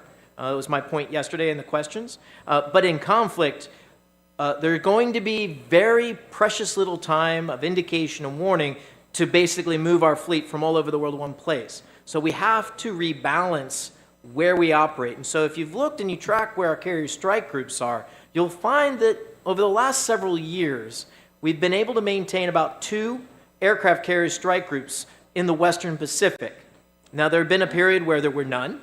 There had been a period, stretches, where there was only 1. But it seems to be that we're moving towards a posture of 2 carrier strike groups that are in the Western Pacific and to include the eastern portion of the Indian Ocean.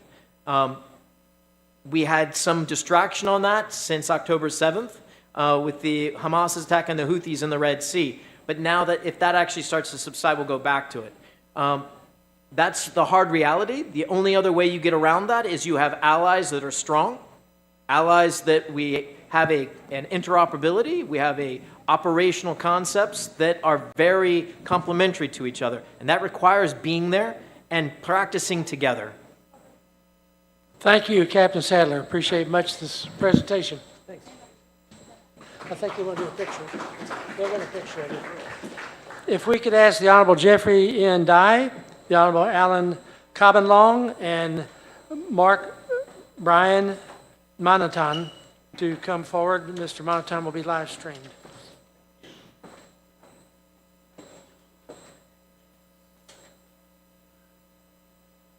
Captain.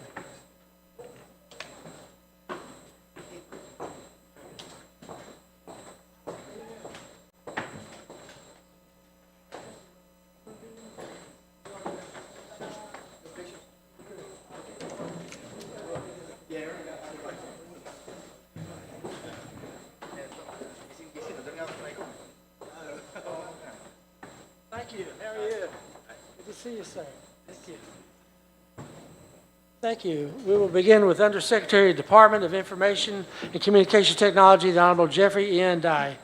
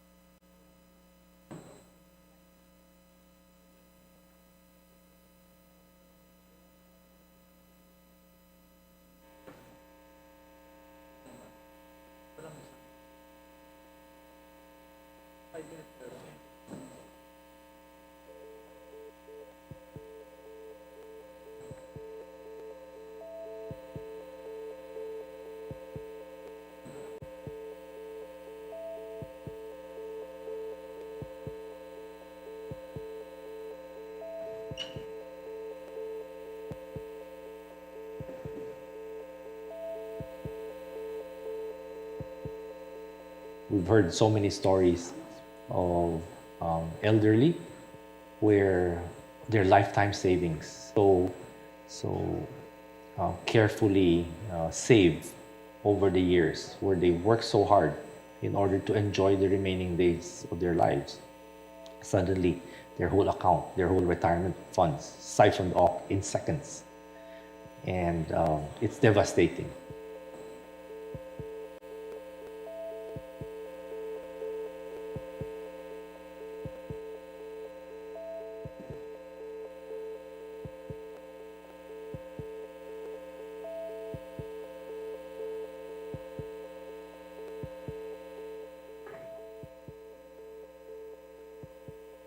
Anybody at an age where they can already have a mobile phone and they can connect to the internet, that should be already the stage where they should be educated on cyber hygiene practices.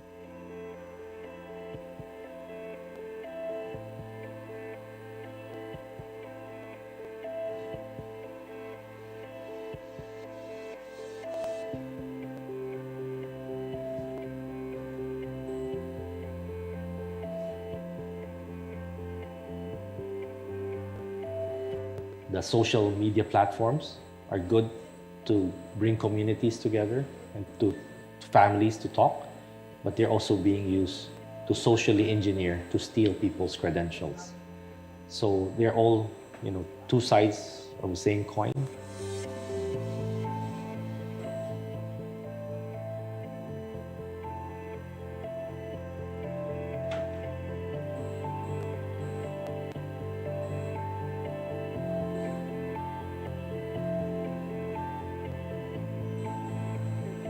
In the past, sometimes when we talk about cybersecurity, they think that it's only one department of government that should be handling that. Our national cybersecurity plan doesn't look at it that way. It has to be everybody in government, because you're only as strong as your weakest link.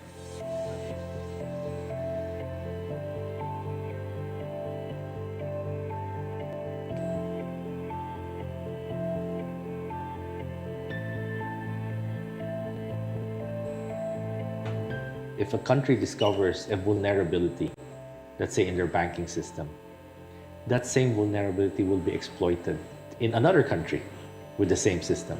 So by being able to exchange information very quickly, you nip it in the bud. It's successful in attacking one, but then you're able to now put up common defenses by sharing all that information.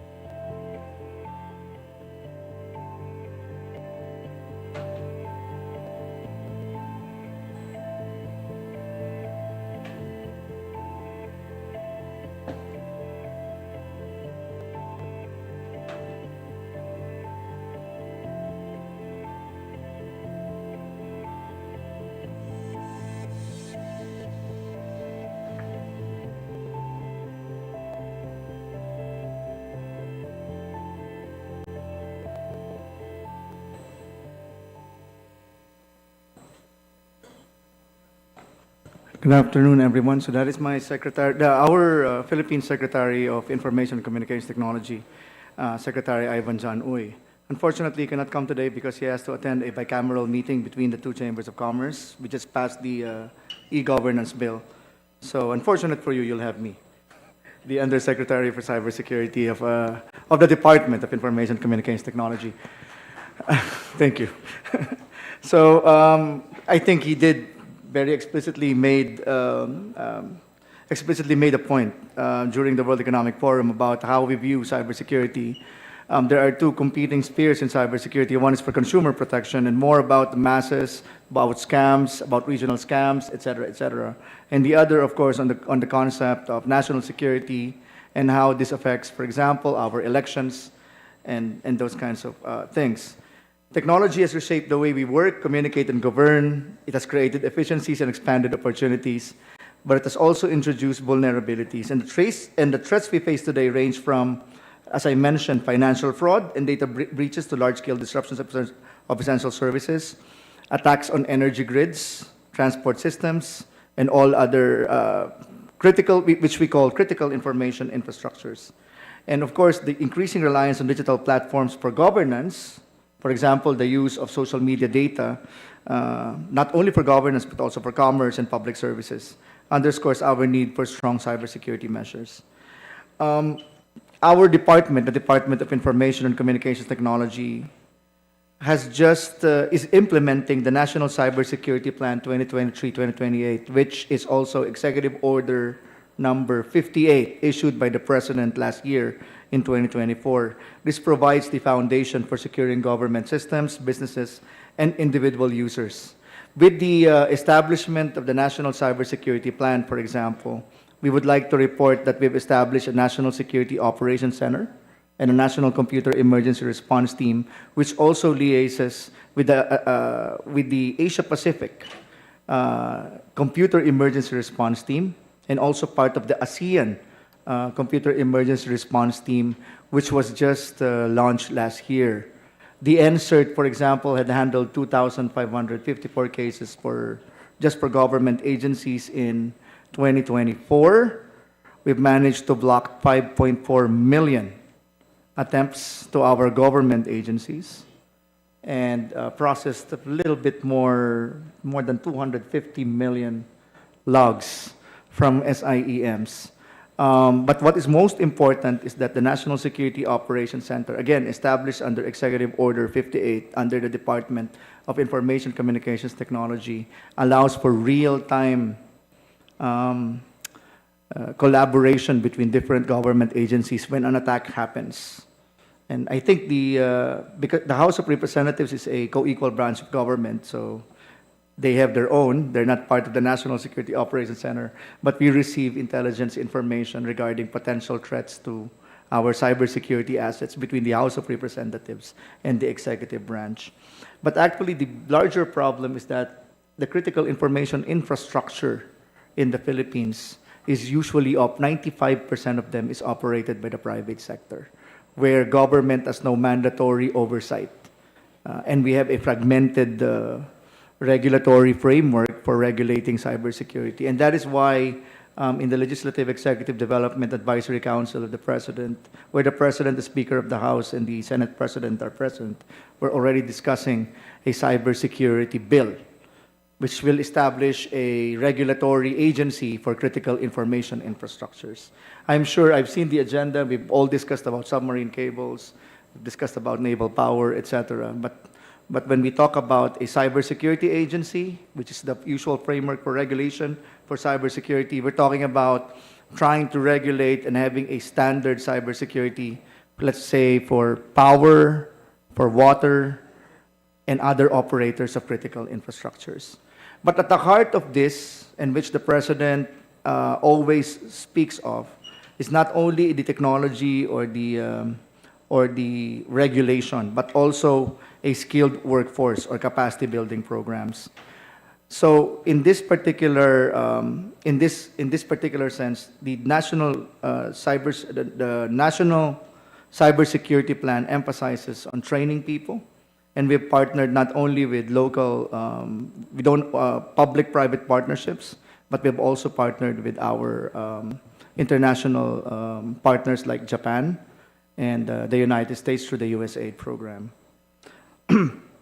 These initiatives reflect the ICT's commitment to developing an adaptive and resilient cybersecurity framework, because we view cybersecurity as a dynamic field requiring continuous investment. But I just been to the other side of the House of Representatives, attending the TRICOM meeting. I just ran here, and there we're discussing about the cross-border issue of cybersecurity. We always have, for example,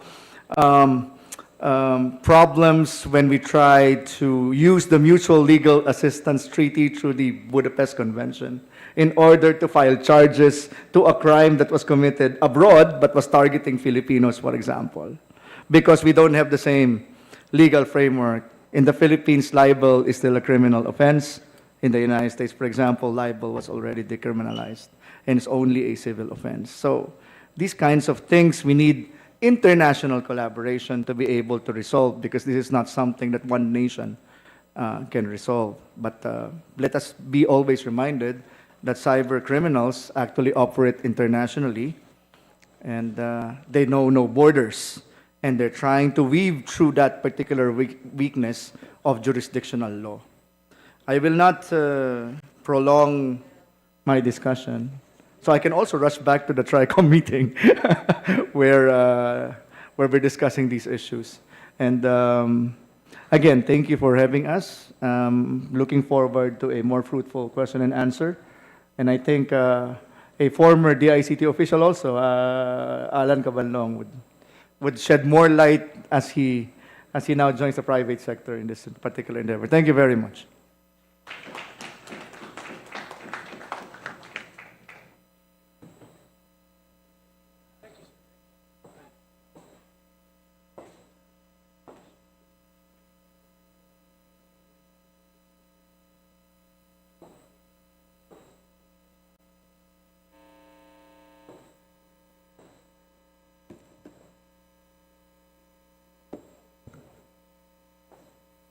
Slide, please. Good afternoon, everyone.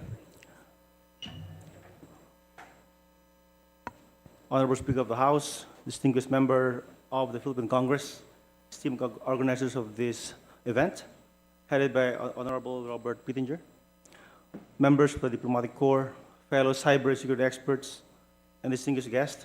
It is an honor to join you today as the GFC Regional Director for Southeast Asia Hub, former official also of the DICT.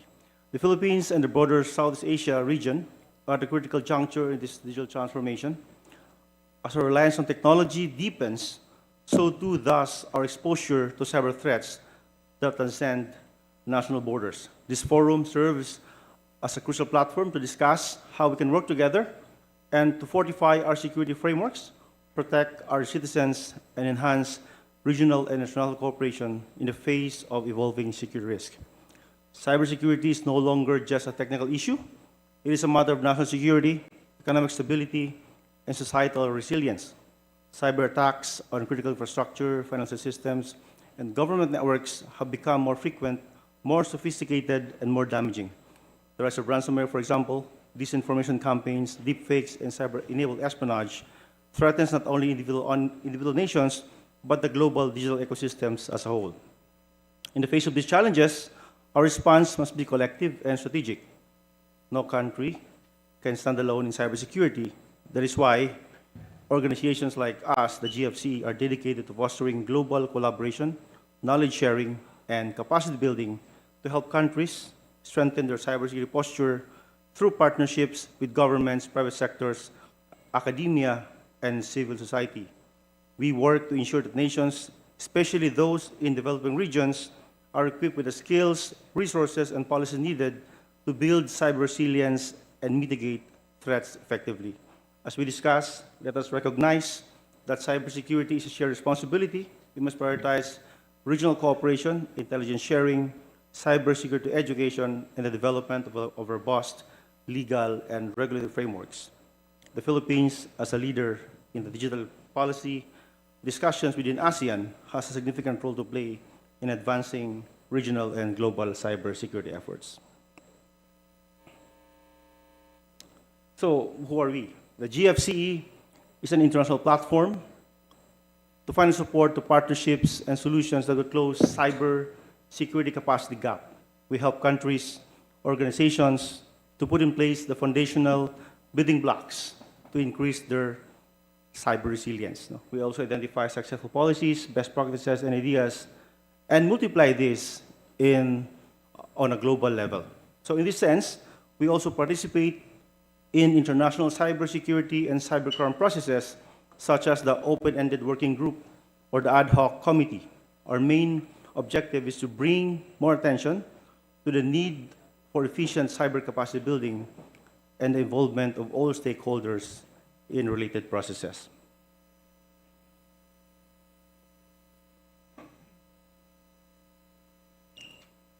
We have a mission and a vision, of course, to strengthen international collaboration on cyber capacity building and expertise. Our objectives are very simple: to avoid duplication of efforts by coordination, to share knowledge and expertise, and also to match needs of support. Later on, I will discuss briefly on that. And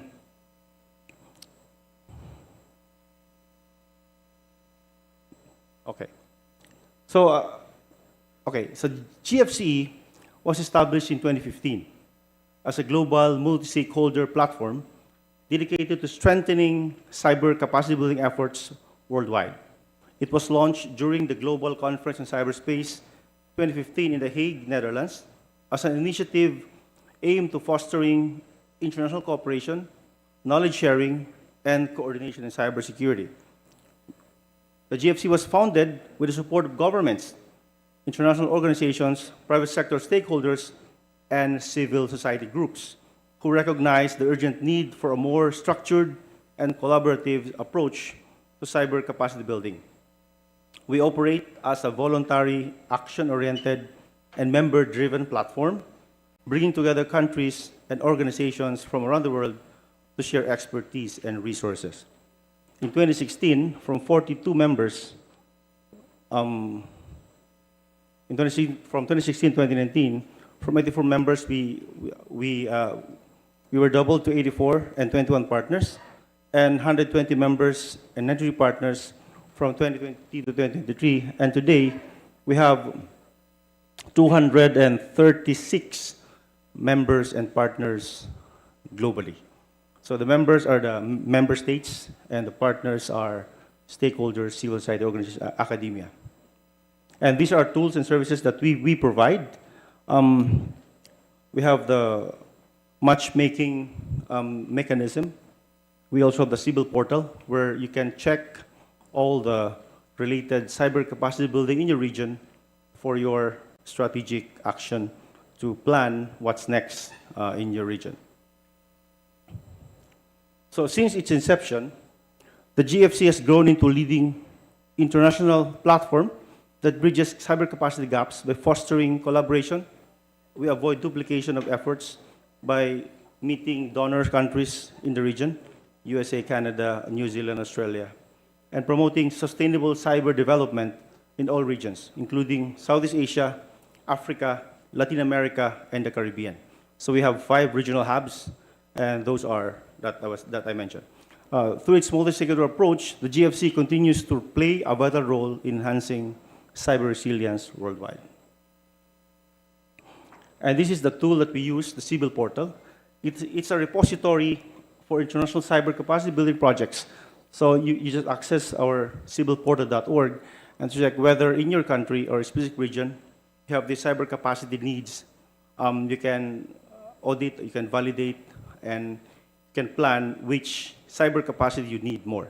And thus the GFC will be there to assist upon request, of course, from our member state.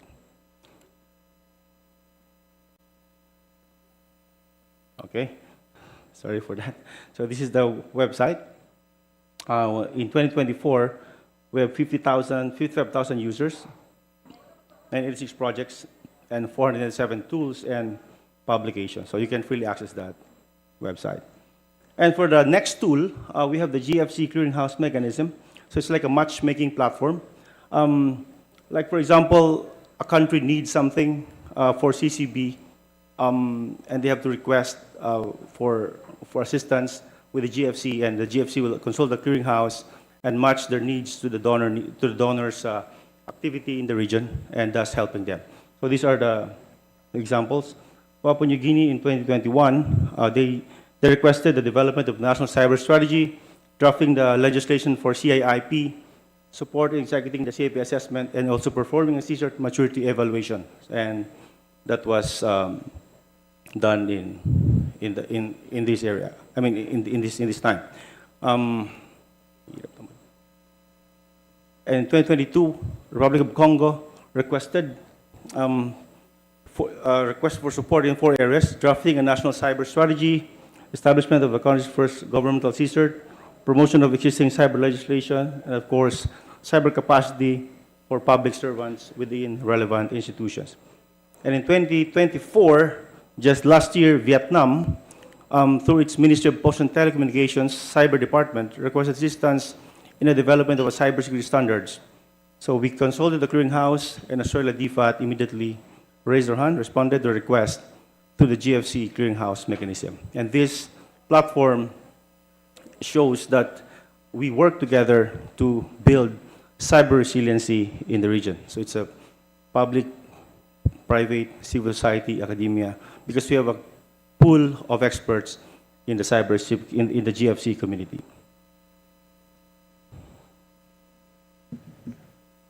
So, why collaboration matters? The evolving digital landscape is marked by rapid technological advancements, increasing connectivity. That's why we're discussing the submarine cables, and the corresponding rise in sophisticated cyber threats, according to the World Economic Forum. Collaborative efforts among stakeholders are essential to bridge knowledge gaps and foster innovation. For the Philippines, these partnerships can address specific challenges like skill shortages and regulatory hurdles.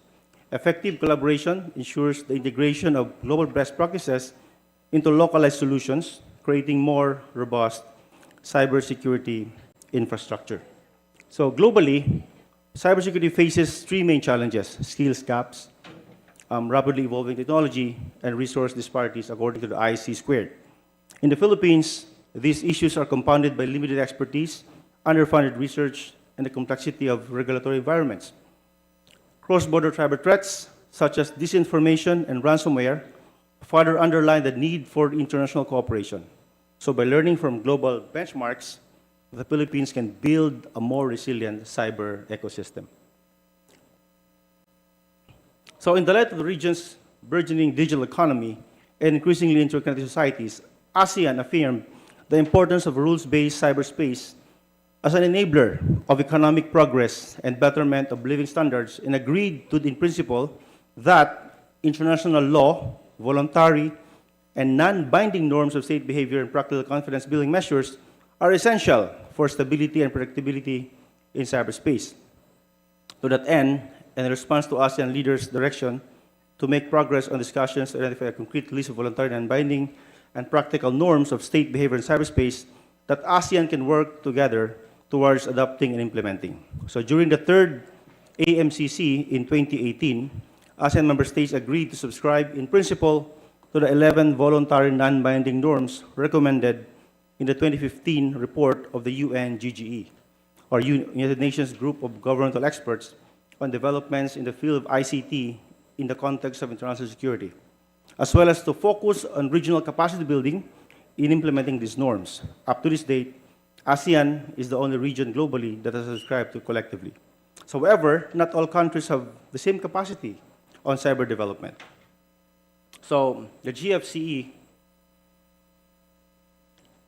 through its global presence, has, wait a moment.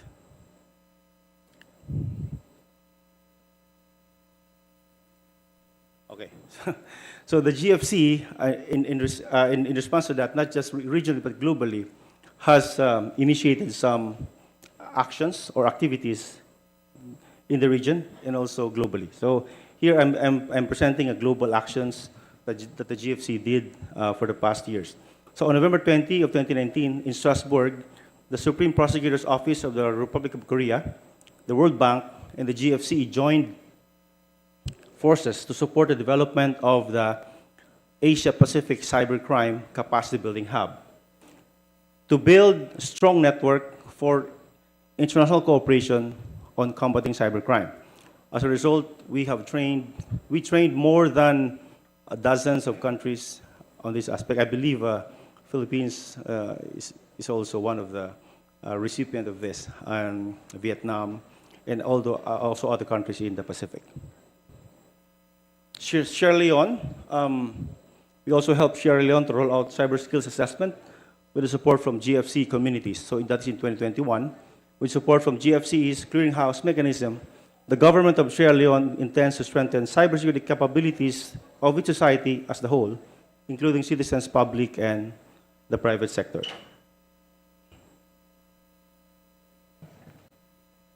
And in Africa, we have our regional director for Africa, former minister of Mauritania. The partnership between the GFC and African Development Bank aims to equip African nations with the tools and expertise needed to address cybersecurity challenges while supporting the continent's digital transformation. That was last year. And for Southeast Asia, we normally conduct our regional meeting with the assistance of the Singapore government. So technically, the Southeast Asia hub of the GFC is housed within the Singapore government in the ASEAN-Singapore Cybersecurity Center of Excellence. And with this, we always conduct cyber capacity building in there to our ASEAN member countries and also other countries in the Pacific.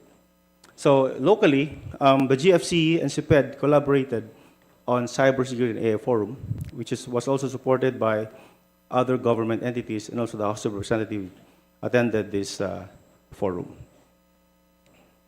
And in 2023, we initiated Cyber Dialogue, capacity building needs in the critical information infrastructure sector, a commitment from all stakeholders to continue working collaboratively towards the development and implementation of our robust, unified cybersecurity standards. And this is our work with the House of Representatives and the CPED to develop the ASEAN AA framework. I think this is just recently, last year. No? And last November, the GFC, CPED, and SOR conducted a cybersecurity review of strengthening national cybersecurity, a multi-sector dialogue on the protection of CII and the future of cybersecurity governance in the Philippines. So today, cybersecurity is no longer the responsibility of a single entity, but a collective effort that requires collaboration across governments, industries, academia, and civil society. The threats we face today, ranging from cybercrime, disinformation, deepfakes, and digital espionage, transcend borders and demand coordinated responses. By working together, we strengthen our collective resilience, ensuring that no nation, organization, or individual is left vulnerable in the face of evolving cyber threats. Cybersecurity is not just protecting systems and data, it is about safeguarding people, institutions, and the trust that underpins our digital society. Through shared expertise, capacity building initiatives, and strategic partnership, we can create a more secure and resilient digital ecosystem. And investing in cybersecurity education, fostering information sharing mechanisms, and developing international legal frameworks are key steps toward a safer cyberspace for all. As we move forward, our commitment to cybersecurity must remain steadfast. By embracing a collaborative approach, we can proactively mitigate risk, respond effectively to cyber incidents, and build a future where cybersecurity is shared responsibility. So together, we can protect each other, ensuring that the digital world remains a space of opportunity, innovation, and trust. The GFCE bridges the cyber capacity gap by bringing together global expertise. We have a strong community for that, fostering collaboration and enabling practical solutions to strengthen cyber workforce worldwide. So by connecting governments, organizations, and experts, we ensure that every country, regardless of its cyber maturity, has access to the knowledge, tools, and partnerships needed to build resilience. Cyber threats knows no borders, and neither should our efforts to combat them. Through shared responsibility and collective action, we can create a safer, more secure digital world for everyone. But before I end, I'd like to invite you to our GC3B conference in Geneva, Switzerland on May 14 to 15. The first one was in Accra, Ghana in 2023. And this year, we are having it in Geneva. You're all welcome to be there. Thank you so much for listening. Thank you, Director. Very well presented. We will now have a presentation from the Director of Cybersecurity and Critical Technologies, Mr. Mark Brian Monatan. This will be live streamed.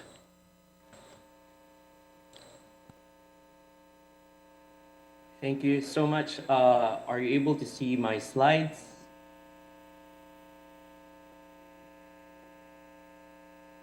We see you. Yeah. Can you see my slides? There's a slide.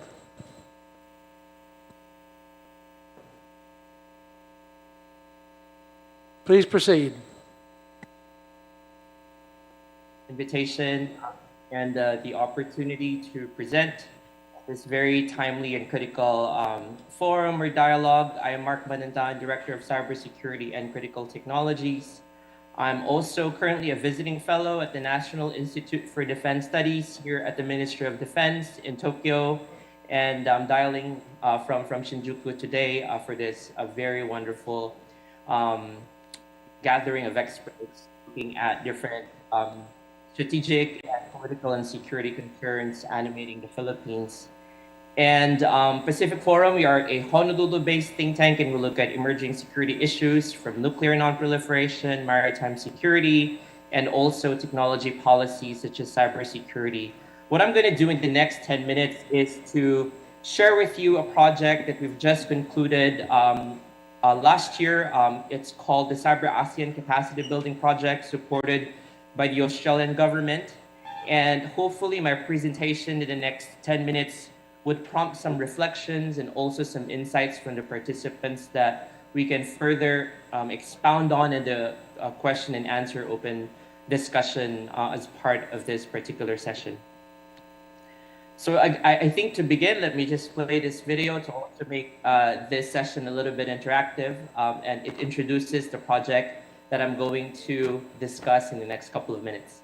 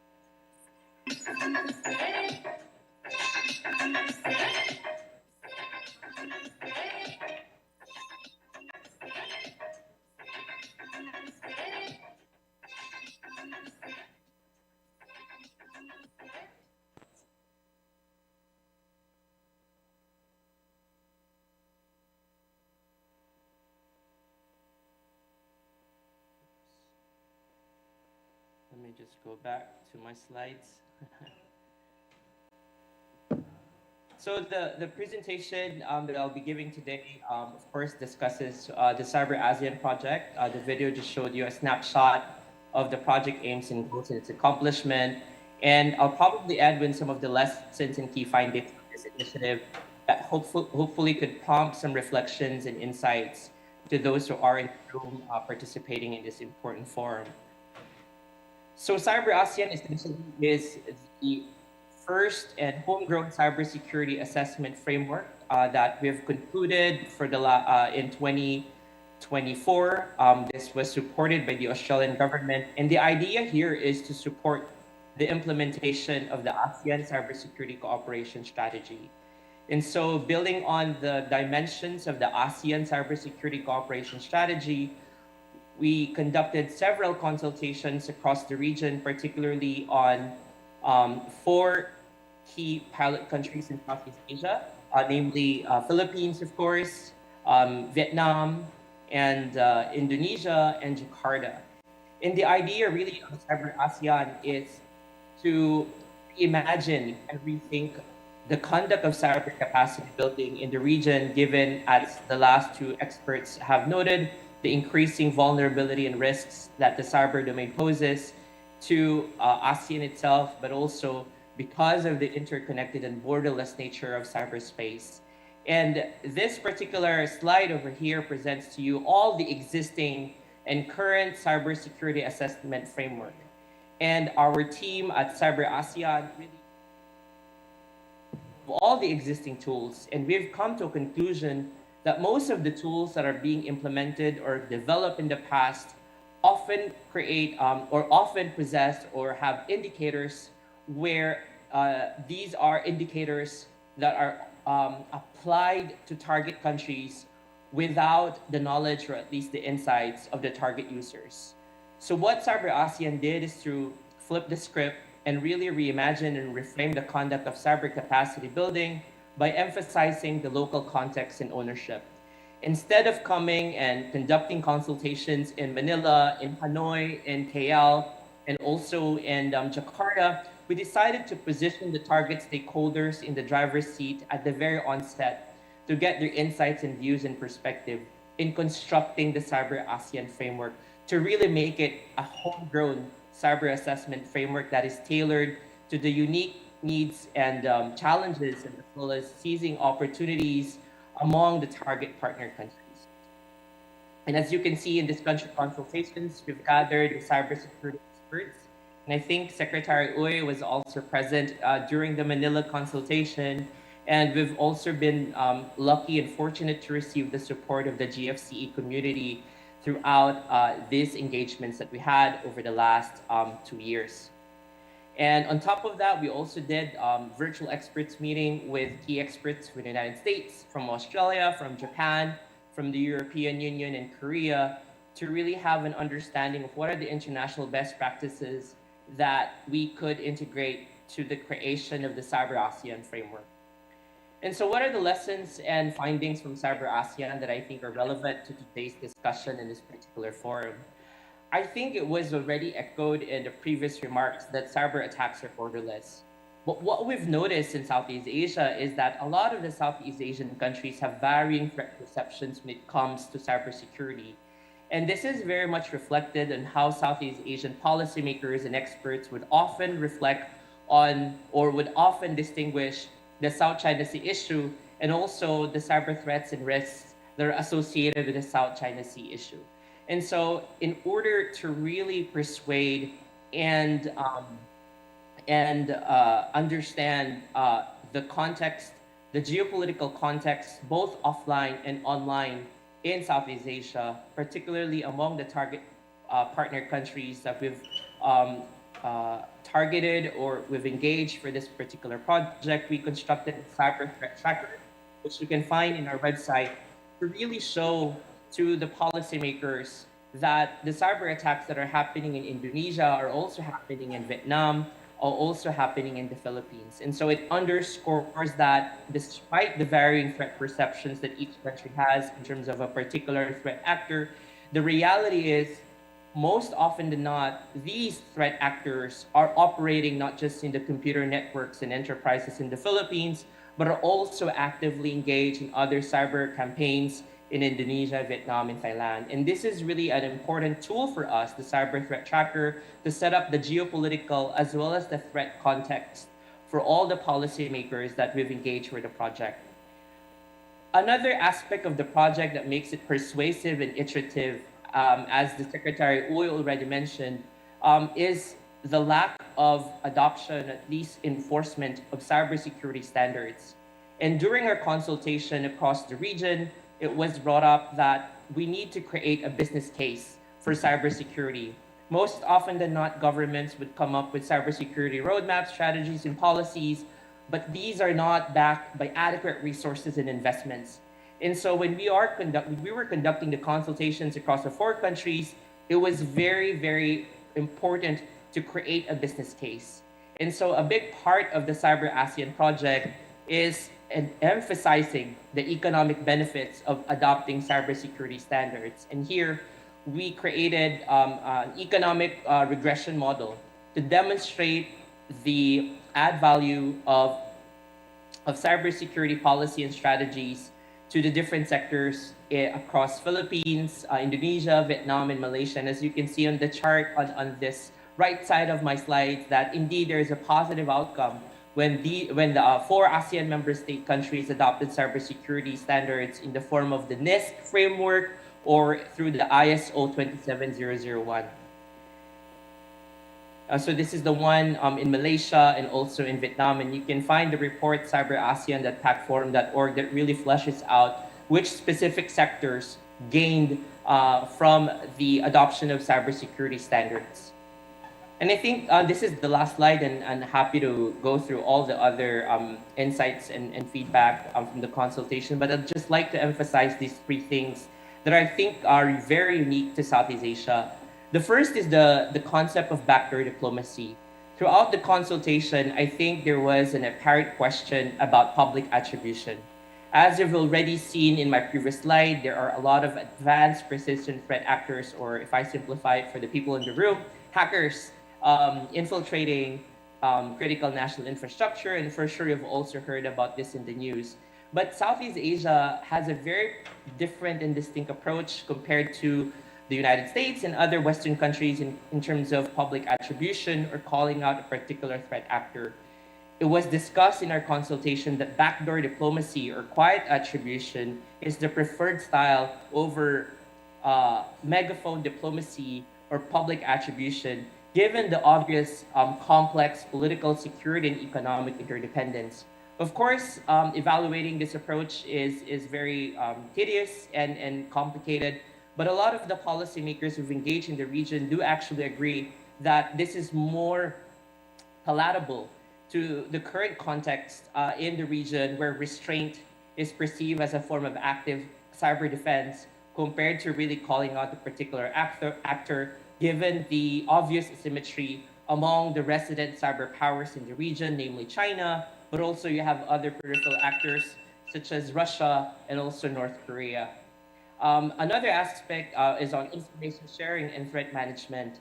While we emphasize a lot on the interplay or the presence of advanced persistent threat actors that emanates from the cyber powers that I've mentioned, there is still a lot of trust deficit among the ASEAN member countries themselves. And this really cuts into the heart of the region to come up with a very solid and I think long-term commitment in terms of information sharing and threat management response. And here, I think the remedy, or at least the one that serves as a connecting tissue, are the role of the computer and emergency response team or the incident response team, where often the people-to-people relationships that these communities have built with one another. I've heard the Asia-Pacific CERT community was identified previously, really play an important role, especially in crisis management or addressing high-level cyber incidents. And lastly, I think one of the key interesting findings from the consultation that we did throughout the past 2 years is really the importance of public-private partnership, where again, the role of incentives is very important for governments to really ensure a successful implementation of national cybersecurity strategy or policy, considering that 90% of the critical national infrastructure are operated by the private sector. And so rather than really seeing national cybersecurity strategy as more of a prescriptive or adopting a prescriptive approach on these policy documents or initiatives, I think it's very, very critical to emphasize a cross-sectoral collaboration among the public and private sector, including the role of academia and civil society. And I'll just like touch on the final component of the project, which is inclusion. And we've heard about workforce development.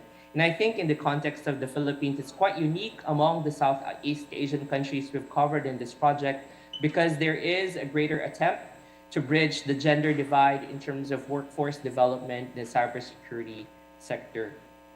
So you can find out more about Cyber ASEAN and other public relations and communications campaigns that we did about the project through podcasting. And you can definitely download the report at cyberasean.pacforum.org. Once again, thank you so much for your attention, and I look forward to a wonderful discussion in the Q&A. Thank you, sir. Well received. We have about 5 minutes for questions. Are there questions from the floor?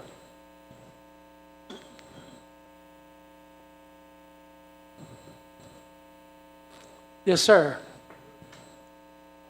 Mic is on its way, I think. There you are. Thank you so much. I was more interested in the collaboration that you were talking about. This is something the United States has long talked about doing and trying to figure out how to get government agencies to collaborate with one another, the industry to work with government. We've never gotten it quite right, and I was fascinated to hear that you've got a capability and a mission and a setup for actually doing that. So could you give us a little more information about how you set that up, how you got past all the challenges in getting people to share information effectively and really collaborate on defense? 'Cause I think that's a critical part of this effort. Thank you. If I may answer that question. So I did mention a while ago about the practicality of establishing a National Security Operations Center where all government agencies sit and look at the threats and cooperate. I guess the number one is try to just be practical. We discussed this. We have a National Cybersecurity Interagency Council where we have the entire government, and it was chaired by the Executive Secretary, which in our constitutional hierarchy is number 10. We have an executive order from the President himself. Plus, of course, we have to put credible people who knows their stuff, who are subject matter experts in this, talking about cybersecurity. I would like to think that, for example, for people who are positioned in cybersecurity like myself, we were vetted not only to hold national information, confidential information, but also in terms of training, et cetera, so that we can handle these issues with more confidence that the other government agencies, that we will not betray the trust of other government agencies. Because most probably the issue why we can't get people to work is two things. Number one is political. They don't want to be brushed aside as not doing anything and that some other agency is doing something. And number two, we're trying to muddle the issue by, testing the limits of what they can do. So we're more collaborative. One thing of advice, when we tried to craft the National Cybersecurity Agency, we were very conscious that this is a defensive agency, that it will not perform law enforcement powers, because by then the private sector can be more, how would I say it, more defensive when this agency comes in to help them during times of crisis. And so there is certain beauty when your work is purely defensive, and that people understand in the text of the law that they're there to help you, not to prosecute you, I guess. So in the Philippine context, that's what we're doing. We have a long way to go. I know that the cybersecurity law is still up for debate in Congress, and we're lobbying for it, but that's the formula that we've been adopting. Thank you, gentlemen. Excellent panel. Much appreciate your help. We would ask those who are involved in the next panel, Countering Foreign Interference and Economic Coercion, the Experience of the Indo-Pacific. Mr. Jules Gerard Arceo and the Honorable Eric Bethel, if you'll come to the panel. May we call in Undersecretary Jeffrey INCD, who is representing DICT Secretary Ivan John E. Uy, and Director Alan S. Cabanlong for a photo opportunity and for the extension of tokens with Congressman Robert Pittenger, to be joined by the Honorable Maricar Zamora and Deputy Secretary General Romulo Emanuel Miral Jr.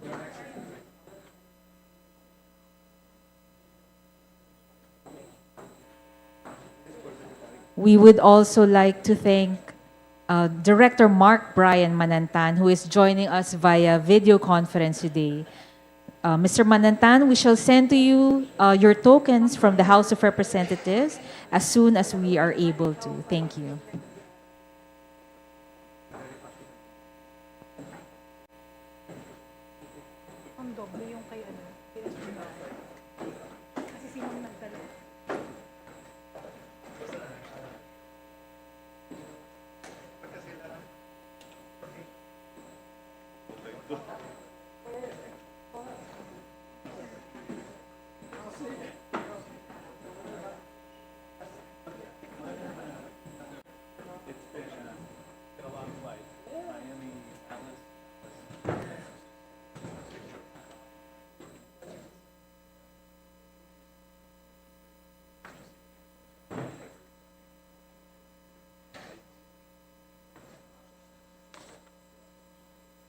You've got 3 panels in a row. Yep.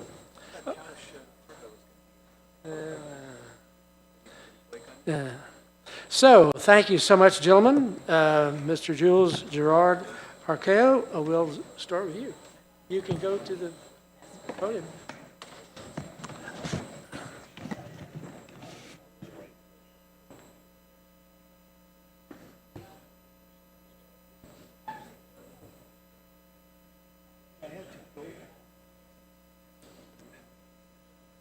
Good afternoon, ladies and gentlemen. I am pleased to present our study at the Ateneo School of Government entitled Strengthening Democratic Governance, Countering Malign Foreign Influence and Interference in the Philippines.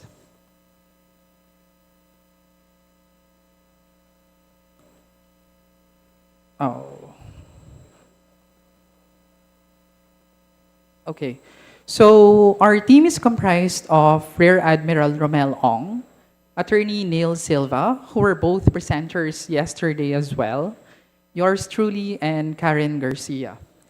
We acknowledge the support of the International Republican Institute to the study's completion.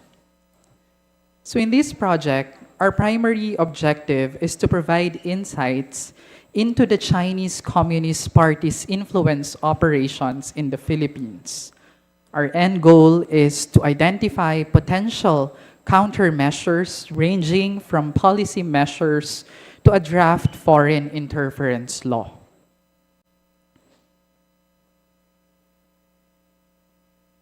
So the presentation will begin with an overview of the background, including the context of foreign influence operations abroad, the study's framework, and its main argument. The findings are organized to highlight the various levels within the Philippine context where CCP foreign influence operations are evident.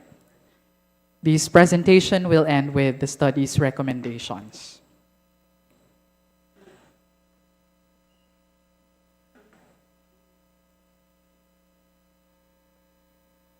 Okay. So diplomacy has been a core institution of international relations. Nonetheless, it does not always yield the desired results, as outcomes can also be elusive. In cases where diplomacy falls short of outcomes, overseas covert actions become a promising course for states. While inimicality is not inherent to influence operations, as inferred from this definition, the potential harm arises when influence operations are conducted covertly or manipulatively, especially when they deceive, mislead, or destabilize societal structures for malicious purposes. Among the key states currently under scrutiny for malign foreign influence operations is China.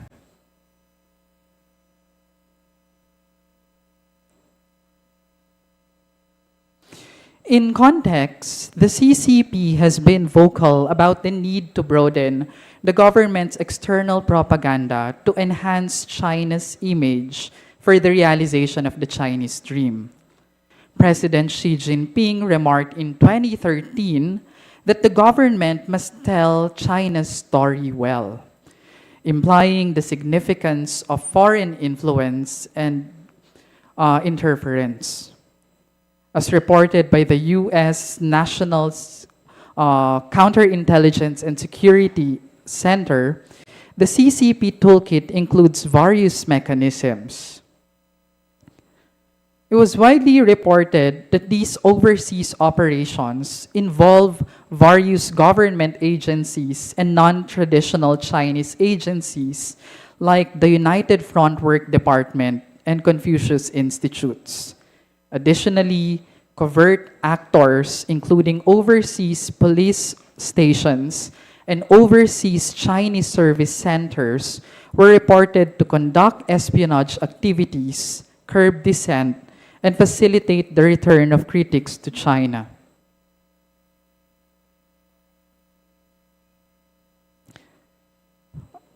Next slide, please. Okay. Political influence is among the key objectives of CCP foreign influence, manifesting in 3 areas, as noted by a recently published field guide by the International Republican Institute. First is electoral interference, where a notable case is that of the former Solomon Islands Prime Minister, who was heavily supported by the PRC and pushed for the signing of a security pact between the 2 countries. Subnational governments, the legislature, next slide please, the clicker seems to not be working, and political parties are also targets of Chinese political influence. These operations manifest in sister city partnerships, party-to-party exchanges, and engagements headed by friendship associations and front organizations. Notable foreign cases include that in Kenya and Brazil. Next slide, please. More covert forms of PRC political influence often involve creating a constellation of ostensibly legitimate entities that mask their connections to the CCP and the Chinese government. A notable example of such is in Czech Republic, involving the operations of the China Energy Fund Committee that raised red flags due to corruption, among others. Next slide, please. Against such backdrop, the study used the IRI field guide as the framework to examine CCP influence operations and interference in the Philippines, particularly focusing on malign foreign influence and interference. The study operationalizes malign foreign influence as an activity on behalf of a foreign principal, primarily in the form of communication that seeks or reasonably tends to manipulate, disrupt, infiltrate, obstruct, or control the internal or external policies or affairs of the target state, such as disinformation campaigns and promoting disobedience to the Constitution and laws.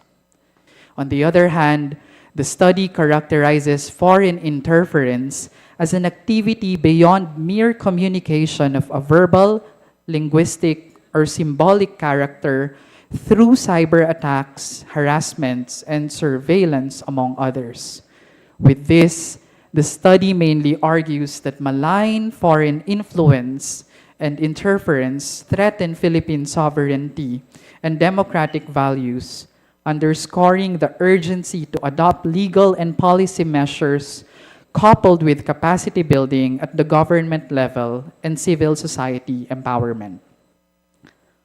The study used the qualitative method focusing on key informant interviews with representatives from 2 critical sectors, the government and the academe, along with FGDs. Next slide, please. Moving forward to the findings now, CCP foreign influence operations in the Philippine context are evident in the national level. Looking at the current landscape, these operations manifest in politics and economics as significant national and are even recognized as significant national security threats. However, these activities remain ambiguous and difficult to pinpoint as they occur in bits and pieces and appear on paper as harmless and non-adversarial. These activities are often reinforced by narrative manipulation that favors the CCP. Additionally, instances of elite capture have been observed, such as those involving politicians, some Chinese Filipino organizations, and think tanks. Next slide, please. CCP influence operations have likewise manifested at the sub-national level, engaging local government units and educational institutions. Sister city arrangements were noted as entry points of foreign influence since the agreements tend to be vague and broadly worded. It was noted that economic disparities and class divisions are vulnerabilities at the subnational level, with vote-rich areas entering more sister city arrangements. Philippine educational institutions similarly were posited as entry points of foreign influence given their internationalization initiatives. The existence of weak institutional structures has facilitated likewise the illegal issuance of crucial documents like birth certificates and passports, thereby increasing risks of foreign interference. Foreign influence at the sub-national level then has economic and political implications.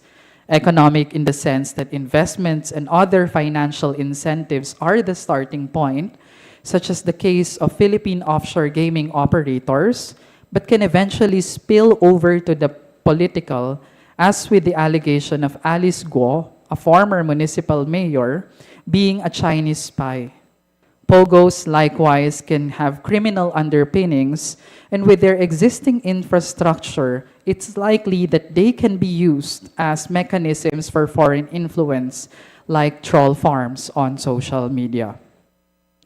Fraudulent behavior also poses risks, such as the continued illegal land purchase of foreign nationals using falsified documents or Filipino dummies. Next slide, please.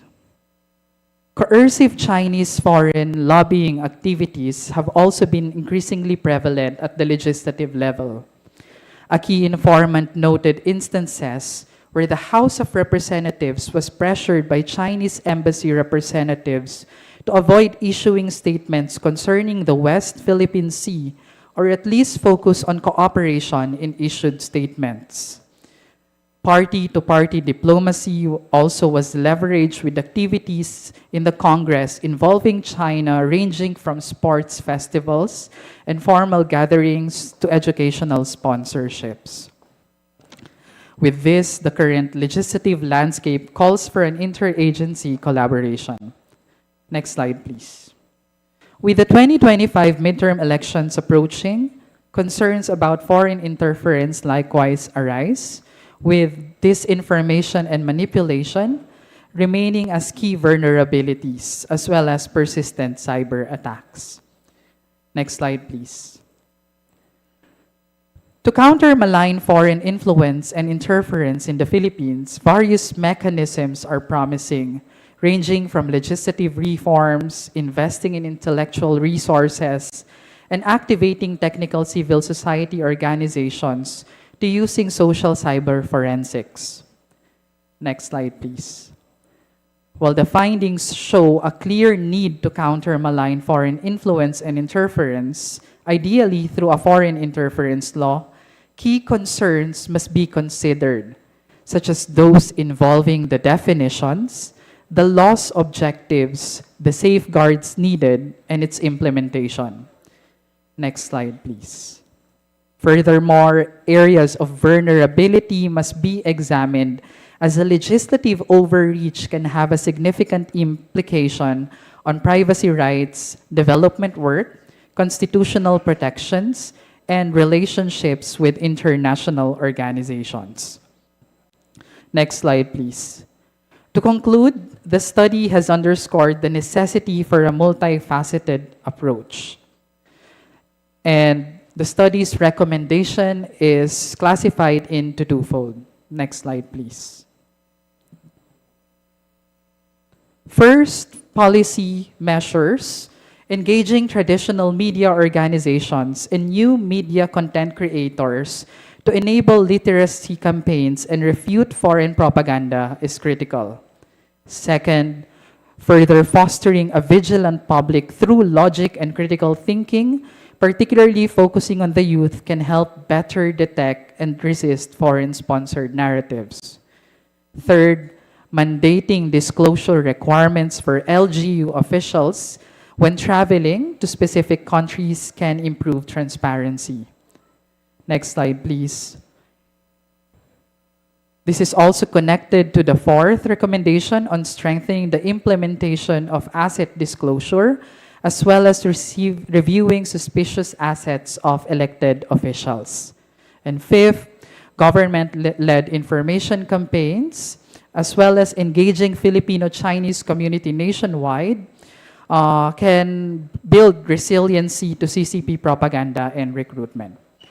And lastly, for the legislation, the draft bill we propose is based on the foreign influence and interference legislation in Australia, Canada, and Singapore. Covered in the draft bill are the objectives of malign foreign influence, definitions to delineate the act, lobbying activities, and measures to enhance Philippine resiliency vis-a-vis malign foreign influence and interference. The study notes nonetheless that the draft bill aims to provide a synthesis of the inputs gathered and, more importantly, to contribute to the ongoing legislative deliberation and general discourse on countering malign foreign influence and interference, not just in the Philippines, but also globally. With this, I end the presentation. Thank you. Thank you very much. Now I'd like to introduce the Honorable Eric Bethel, Distinguished Fellow Chamber of Digital Commerce, former U.S. Representative to the World Bank. He is also well-versed in Mandarin, Spanish, and Portuguese. A great friend who will lead us, a very bright guy, in this discussion and the following two panels. Thank you. Thank you. All right, so we're reaching the tail end of our day. And when we're talking about malign influence, and we can get into the details, but I'd rather sort of take a step a bit higher to the meta level and understand what we're dealing with. So by way of background, as the Congressman mentioned, I was asked to be the U.S. Director of the World Bank. I was then asked to be the Ambassador to Panama. But before that, I spent more than a decade living and working in China, and before that, another decade living and working in Latin America. When I arrived in China, I was, perhaps like many of you, shocked at the lack of transparency or governance. I was shocked at how business was conducted. And I tried to dissect and understand why. Why am I getting cheated all the time, everywhere, always, right? And to understand what we're dealing with, it's important to understand culture. All of us in this room, largely all of us, come from a background of shared values. Our values are based on the Abrahamic religions. We think that lying is bad. We think that cheating is bad. We think that coveting is bad, etc. But maybe other cultures don't do that. So I'd like to highlight who here has heard of 7 Habits of Highly Effective People? Okay, a few people, all right. So in China, for the last 2,000 years, you've had Sun Tzu, The Art of War, but you also had Sanshi Liuji, Sanshiliuji is the 36 stratagems. You may or may not have heard of them, but these are basically principles that have been employed over the millennia that teach you how to win in different things. And let me go through a few of them that are very relevant. Stratagem number 6, Shendong Jishi, which is clamor in the east, attack in the west. What does that mean? It means create a distraction over there while doing something over here. Are we not seeing that? So create a distraction in one part of the world and then do Belt and Road in Africa. Or create a COVID problem and then figure out a way to buy assets on the cheap. I'll go through a couple more of these because these are phenomenal. Stratagem number 14, Jiedao Shanran, which means kill with a borrowed knife. So instead of direct action, you can hide behind intermediaries. So I spent a number of years at the World Bank. China has infiltrated the World Bank, as it has many other institutions, the United Nations and so forth. So if you can push United Front people into these organizations to do your bidding, you don't look bad. So again, I bring some of these up because understanding, some of these 36 stratagems are very interesting. Here's another one. Stratagem number 19, Fu Di Chou Xin, which means remove the firewood from under the pot. Meaning, you can undercut the U.S. and its allied influence by buying out critical industries like manufacturing, batteries, and so everyone depends on you. You remove manufacturing from the United States, and now we are beholden to China. So my point is, I think it's important for all of us to understand what we're dealing with. We're dealing with a very, very different cultural paradigm, and we're also dealing with the Chinese Communist Party, which has lived through the Great Leap Forward and the Cultural Revolution. And when you are untethered from a sense of what we would call, traditional values, and all they care about is winning, we should not be surprised when we find ourselves in situations like we're in. So we shouldn't be naive. So what I encountered at the World Bank, and I'll finish with this to sort of leave it open for questions. What I encountered at the World Bank was the following. Gosh, where to begin? I was astonished, at least when I was there, that China was the largest recipient of World Bank loans. And I said, why? That doesn't make any sense. China is the world's second largest country, economy.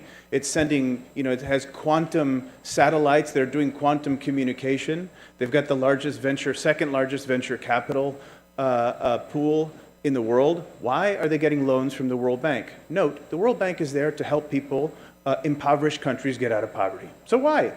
Well, the answer is very simple. If you get a loan from the World Bank, you are a developing country. And if you're a developing country, then at the World Trade Organization, you get favorable benefits. Probably no one here has ever heard of the Universal Postage Union, but it's one of the siblings of the United Nations. And it is the global body that determines freight around the world. Well, if you're a developing country, you get paid, right? And so if you are a developed country, you pay in. Meaning, packages from Shanghai to Miami, Florida are cheaper than, packages from, Washington, D.C. to Miami.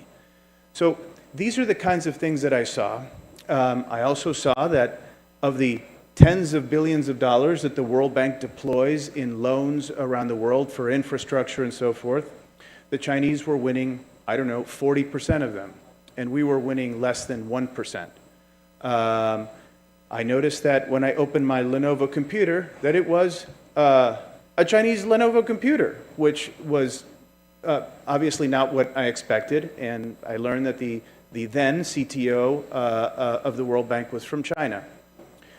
So I started calling attention to this early on in the Trump administration, and a group of us, including our mutual friend Matt Pottinger and others, started developing a group of informed people who had lived in China, who understood China, to start moving policy in a different direction.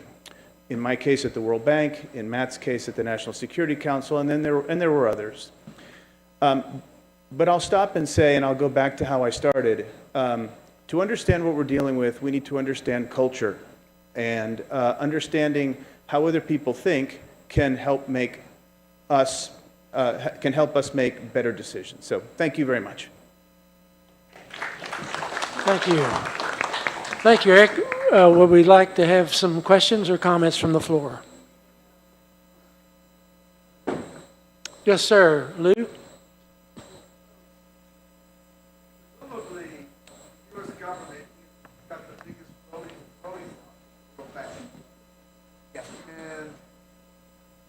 Is the problem on the policy side that you just can't get Mike's anyone to not come on. along with you? So I didn't catch the tail end. The first part of the question was that the United States, rightly so, has the largest voting share of the World Bank. But the second part? So how's it, I mean, how many votes do you need to change the policy? And How are many- they that hard to get?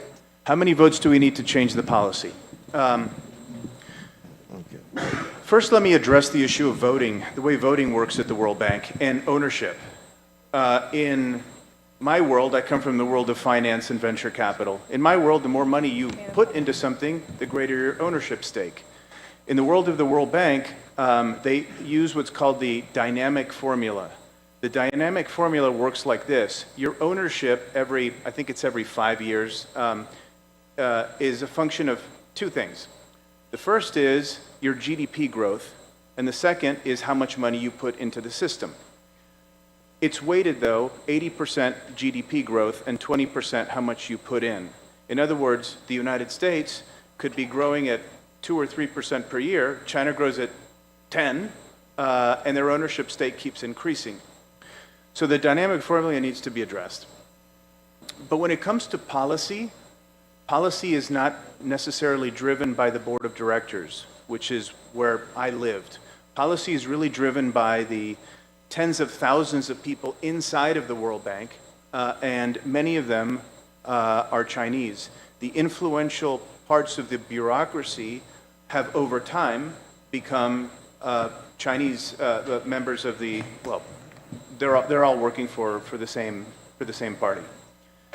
So to reshape the World Bank, I think it's going to take leadership from the U.S. and its allies, and it's going to take, I think it's going to take a lot of effort to reshape the bureaucracy and move it in a different direction. Thank you. Further questions?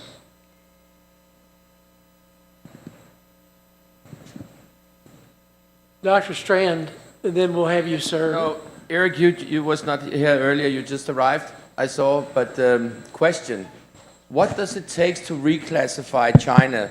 Because if we look at this, what we look across Europe, for instance, Temu is selling tons of products in Europe, competing with European companies. And when they send a parcel from China, or package from China, to somewhere in Denmark or in Germany, they pay a fragment if you want to send a package the same size from one part of Copenhagen to another part of Copenhagen.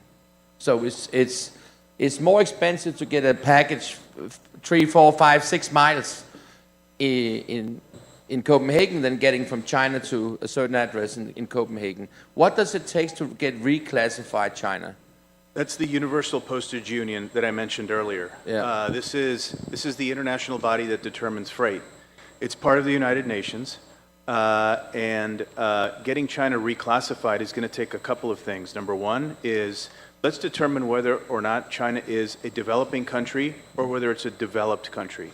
Or frankly, let's get rid of the entire nomenclature of, one or the other. You can be a middle-income country, you can be an upper middle-income country, and so forth. Number two, I think that, I'll speak as an American, I think that the United States should focus a lot more on these international bodies and exercise leadership. Because what's been happening at the Civil Aviation Authority, at the IEEE, at ISO, you name it, what's been happening is that the Chinese have been burrowing in there and changing the standards to suit themselves. This is sort of the hiding behind the borrowed knife analogy. We have the tools to be able to move things forward. We need the will. Yes, sir. Thank you. Mr. Bethel, I found your remarks about, cultural differences very interesting. I come from Malaysia. I live in a multiracial, multi-religious context, and I appreciate what you're trying to say about differences between different, cultural contexts and so on. You mentioned Sun Tzu. You mentioned the 36 strategies. Stratagems, yeah. Sorry. Stratagem. Yes. So I didn't know this, but strategy and stratagem are different. Stratagem is like more nefarious. Sure. More Machiavellian, perhaps. Anyway, you didn't mention Confucius, the analects of Confucius. And I'm sure that plays a role as well in shaping the Chinese mind, values and their society. But at the end of the day, when just looking at some of the examples you presented, I mean, it sounded like a tax on political strategies, winning in a competitive situation, stuff like that. At the end of the day, I don't know, I mean, I'm sure you'll find Western political treatises also talking about the same thing, or similar things, if not the same thing. So I wasn't sure what I wanted to ask anyway. To come into the question I had was really about the effect of Confucian thinking. Does that make any difference to what you were trying to say? You raise a valid point. Chinese culture is influenced by Taoism, by Confucianism, by Buddhism, by Sun Tzu, by the Communist Party, and most recently by the Communist Party. One of the things that the CCP did after it took over was it eradicated almost to extinction traditional Chinese values to include Confucianism. Confucianism and the other traditional Chinese values are alive and well in Taiwan. So if you want to go back to where the real China, authentic China without communism is, you can find it in Taiwan.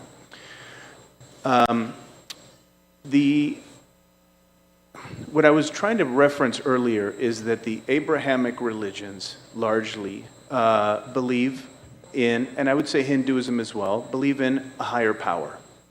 And that there will be judgment based on what you do on this earth. But what if you don't believe that? What if this is all there is? Then the only objective is winning. And it's basically Darwinism. So that's really what I was referring to.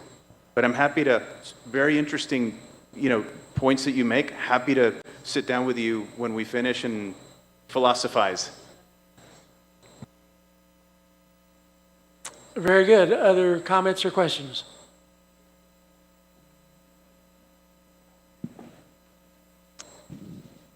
Well, thank you very much. Great panel. Very interesting. Thank you very much to our resource speakers. May we invite Mr. Jules Gerald V. Arceo and Honorable Eric Bethel for a photo opportunity in front, and for the extension of tokens with Congressman Robert Pittenger, to be joined by the Honorable Maricar Zamora, Deputy Secretary General Romulo Emmanuel Miral Jr. Okay, thank you very much.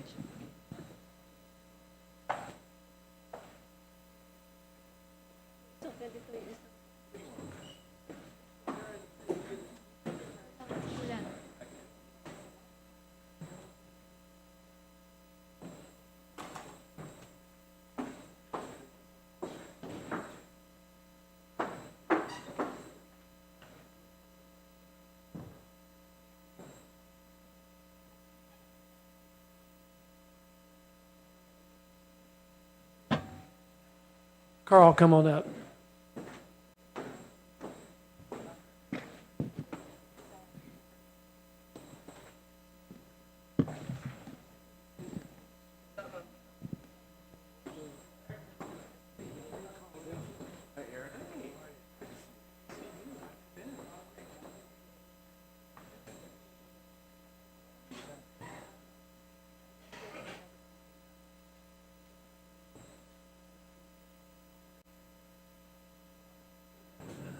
Now, this will be interesting. Changing security, changing policy tools, meeting the challenge of Chinese authoritarian mercantilism.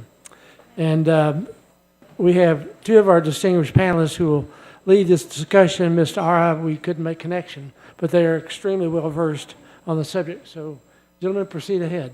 Carl, will you make some initial remarks, and then Eric can. We're going to have a brief remarks and then a Q&A time with you.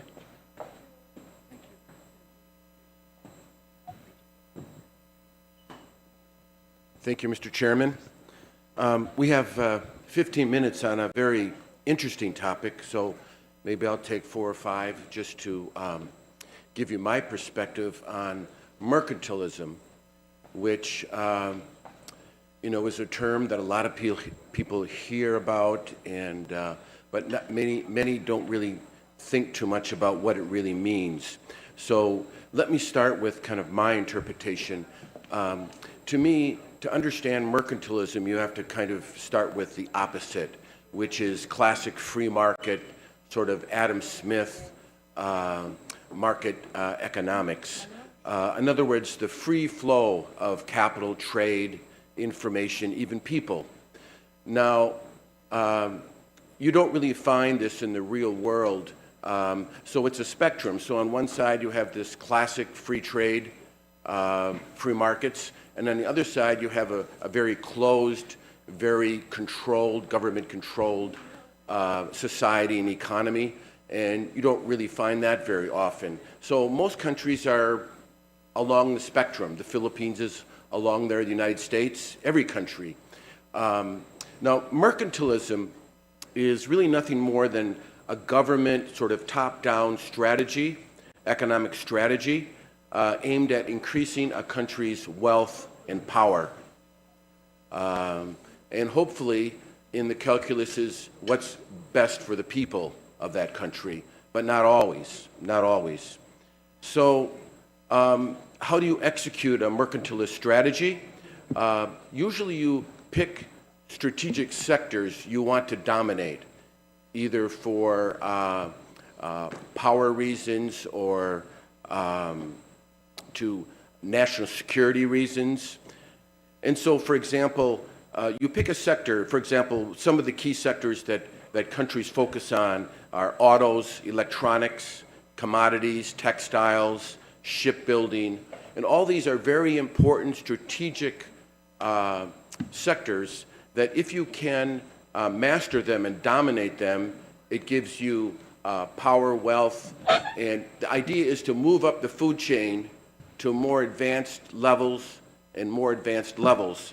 Some of the tools countries use is, of course, to keep out competitors from other countries, government regulations, subsidies, protections of domestic companies. You want to import technology or steal technology. You want to attract foreign investment into your country so that your economy can get stronger. You restrict imports and subsidize exports to earn foreign exchange, gold, to give you more security, more economic security and flexibility.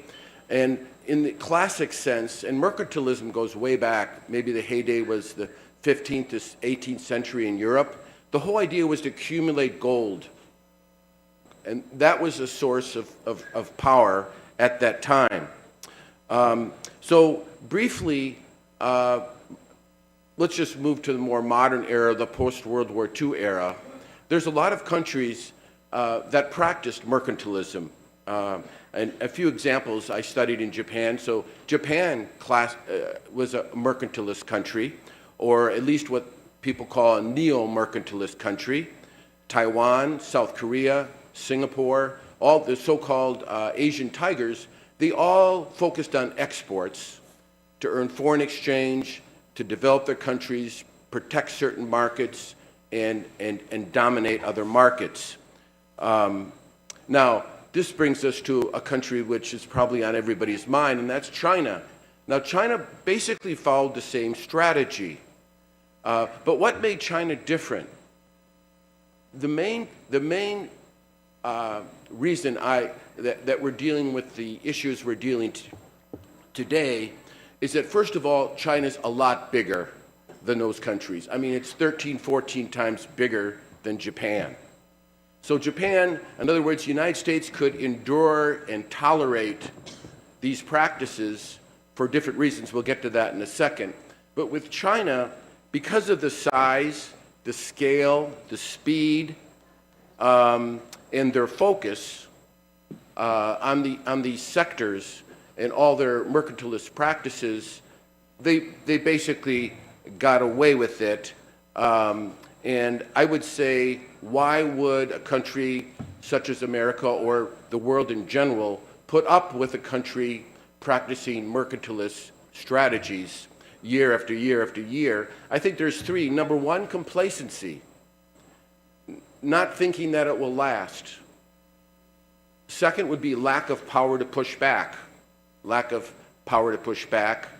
And then the third reason is, in the United States case, I'm convinced that sometimes they want the country to get stronger.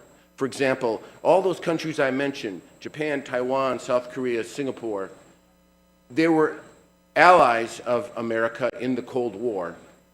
And so we actually put up with it because we wanted them to be stronger. As they got stronger, the alliance got stronger. And then the last point I'll make about the U.S., and I'm curious to see what Eric will say about this, is something I mentioned yesterday. So as China got stronger and stronger over the last 3 or 4 decades, American and other foreign companies basically moved their manufacturing there, put up with restrictions and technology theft and all that, because each individual company and the executives of that company gained. They gained because they lowered their costs, raised their profits, their stock price went up, and they personally gained. So in other words, when Johnson Controls moved their manufacturing capacity to China, they weren't thinking about what's best for America. They were thinking, what's best for my company, what's best for me, and what's best for my share price. So I'll stop there and turn it over to Eric. Thank you.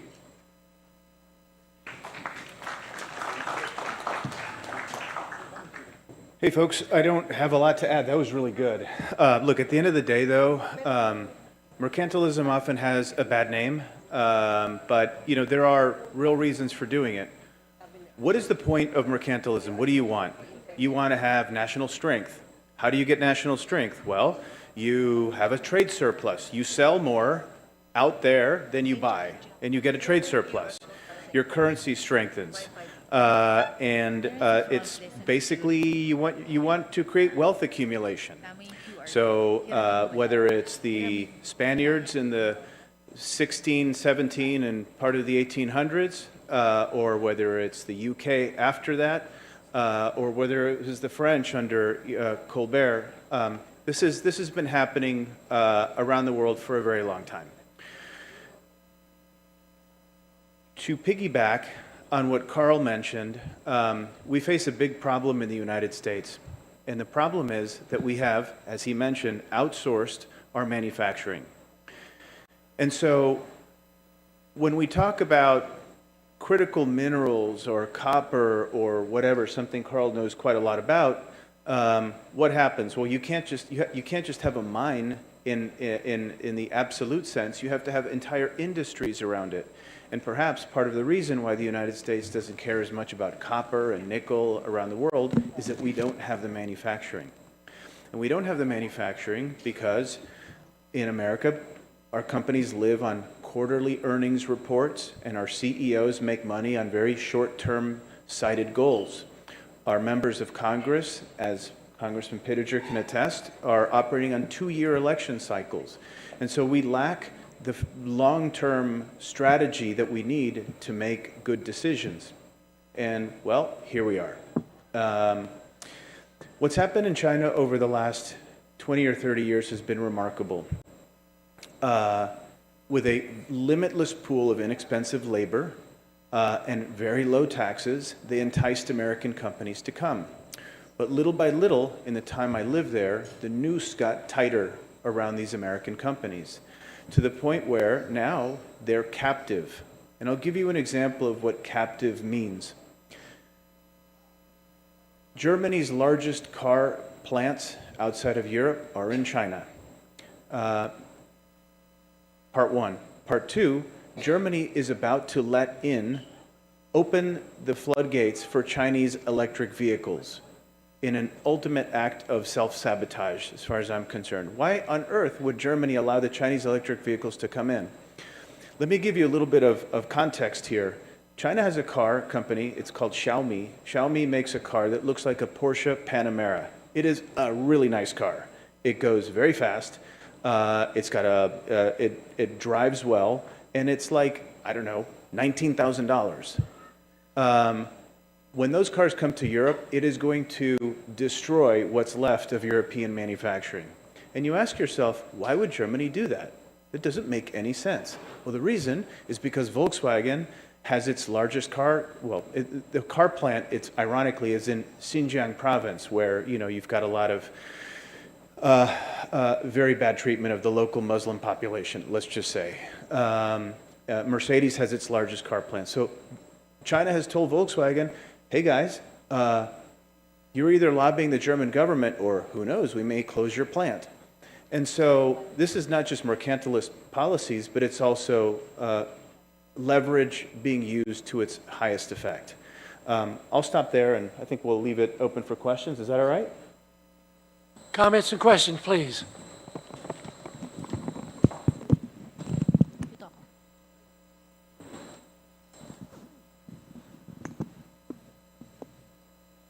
There's a lot out there.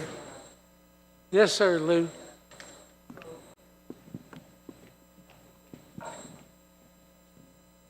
So as the Soviets would say, given the objective conditions, what is the right strategy going forward?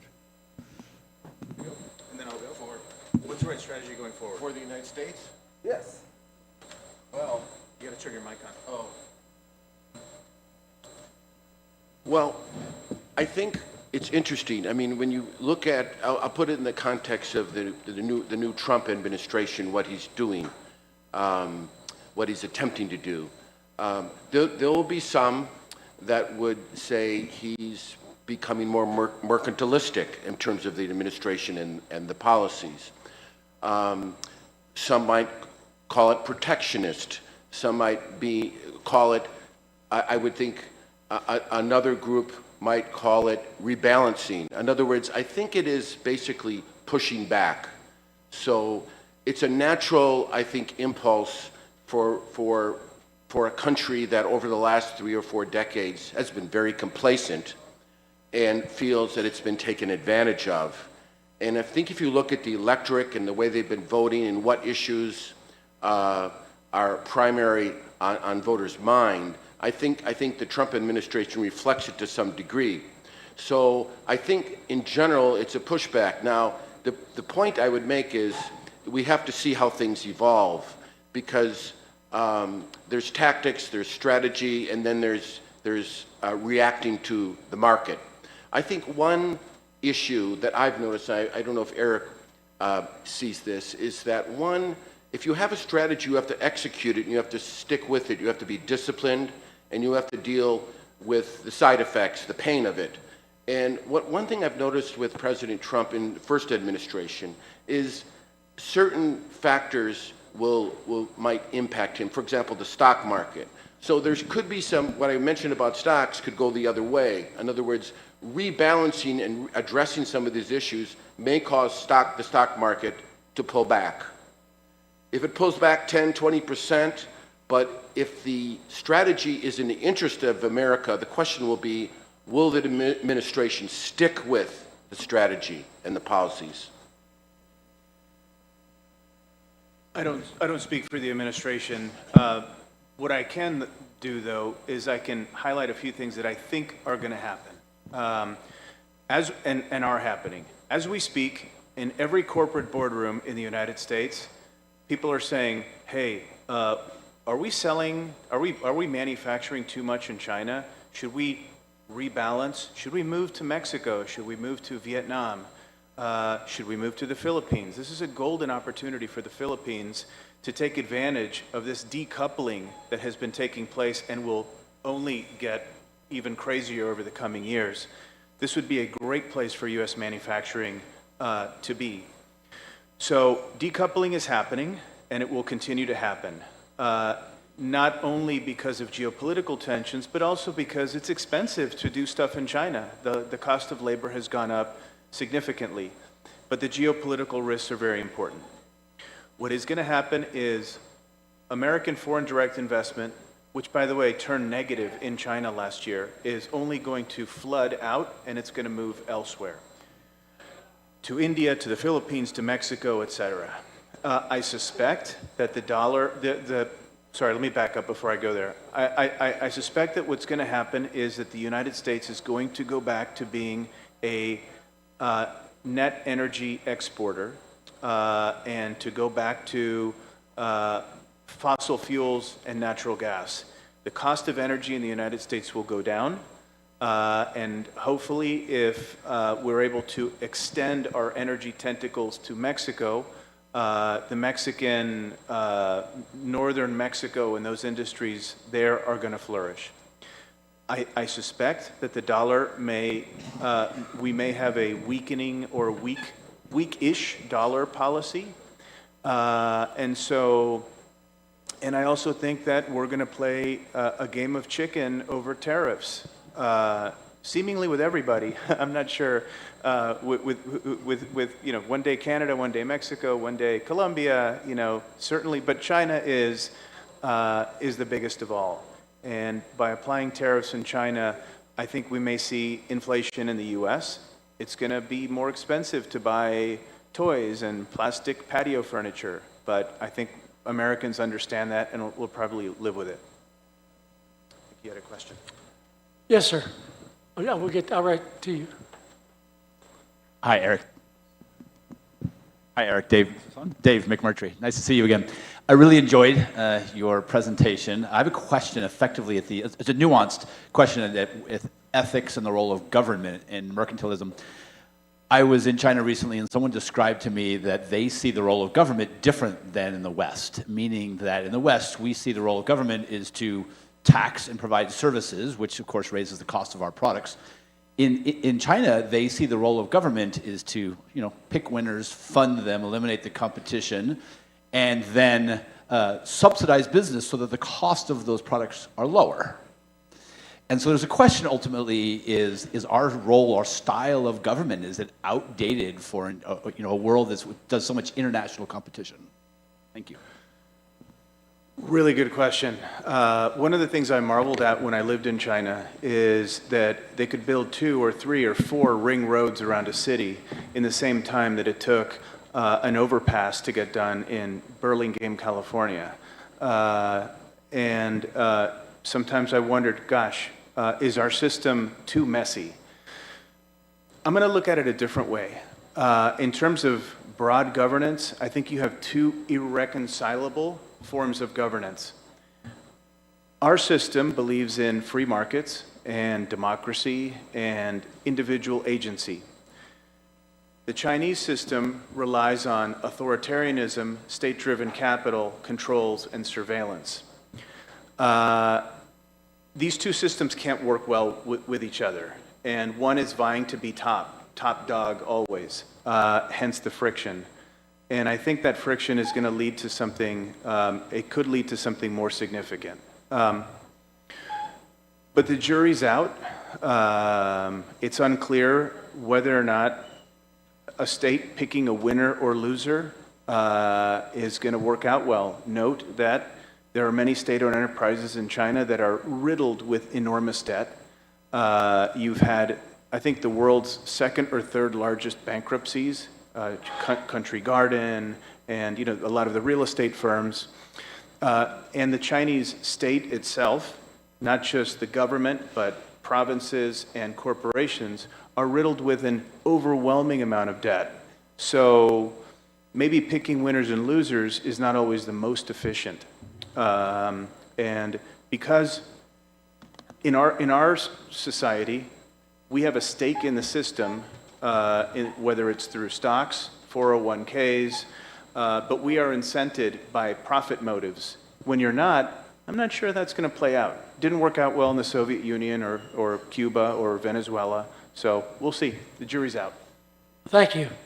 We're going to go to our next panel. We'll have more time after this next panel, okay? I promise. I'll call on different people. So now we have our panel. Thank you.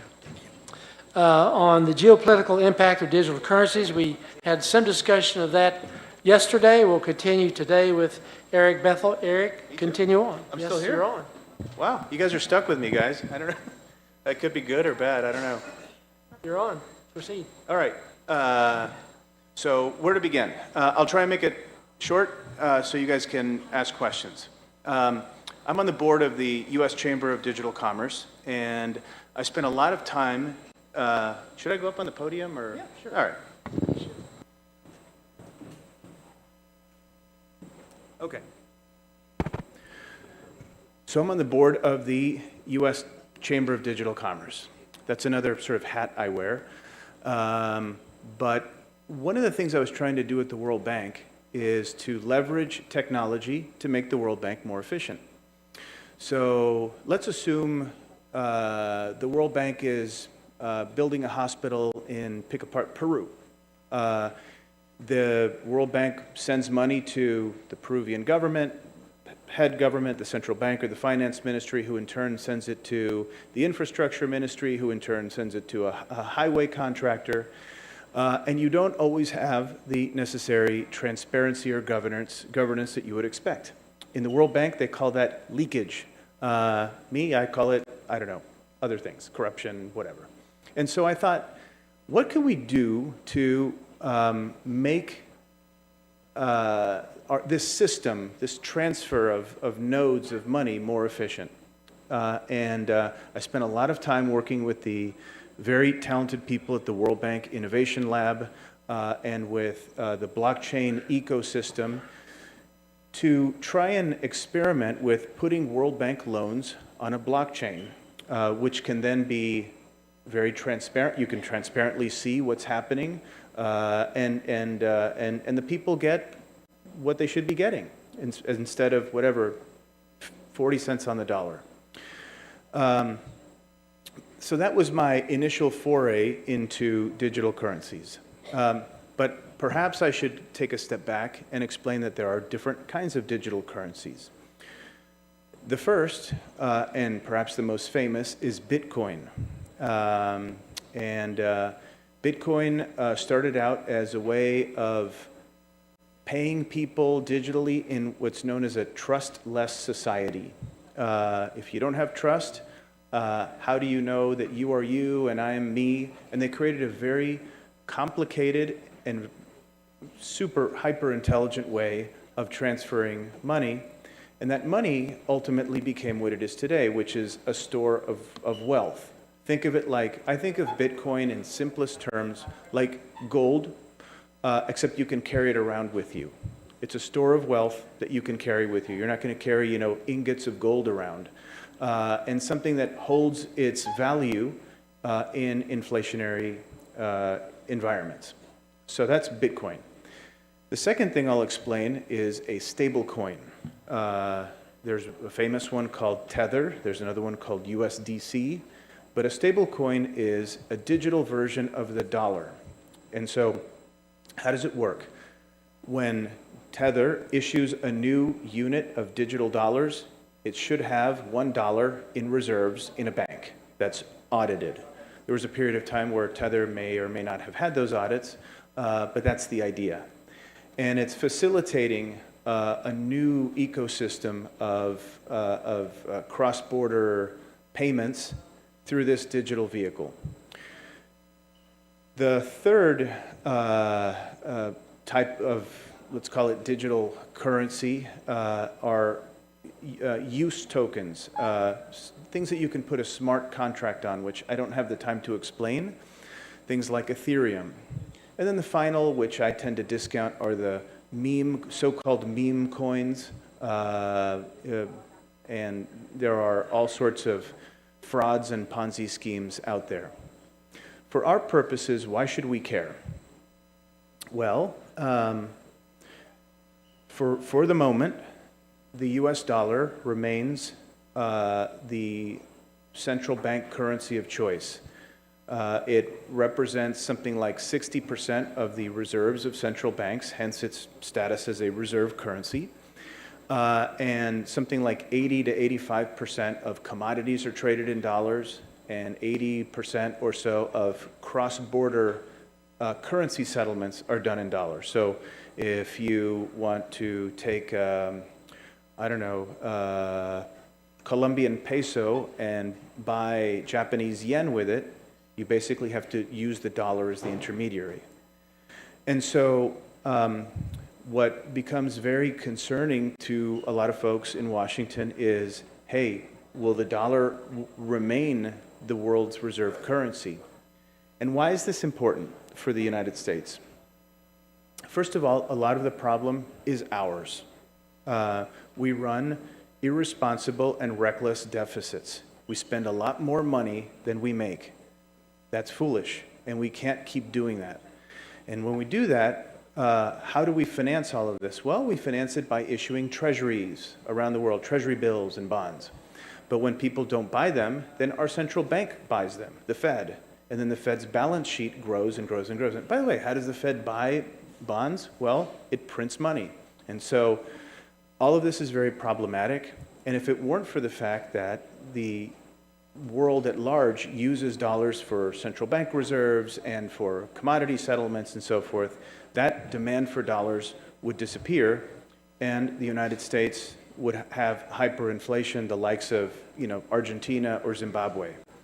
So this is why I think a lot of people should care, and why this digital currency issue is really an issue. I'll end with this. Of course, it all goes back to China.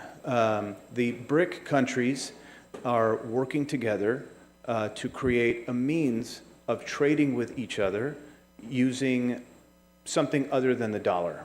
I don't think that they will use their own BRICS currency, but they are definitely working on cross-border settlement and clearance outside of the SWIFT system and outside of the dollar.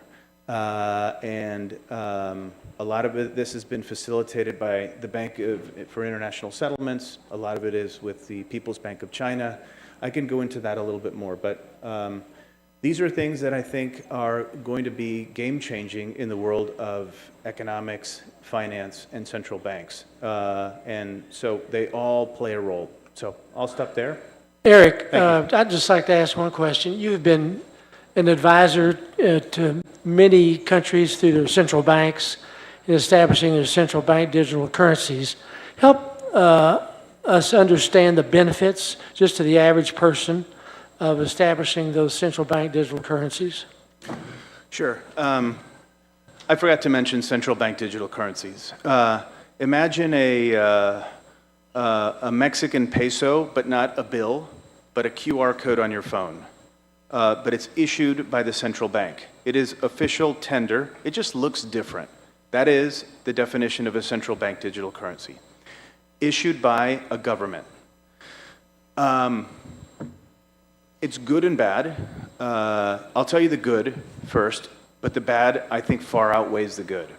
The good is, hey, people are walking down the street and women in the marketplaces don't get robbed. Because normally, instead of having to carry bags of, sacks of money around, it's just a phone and a QR code, and you can be safe carrying that around.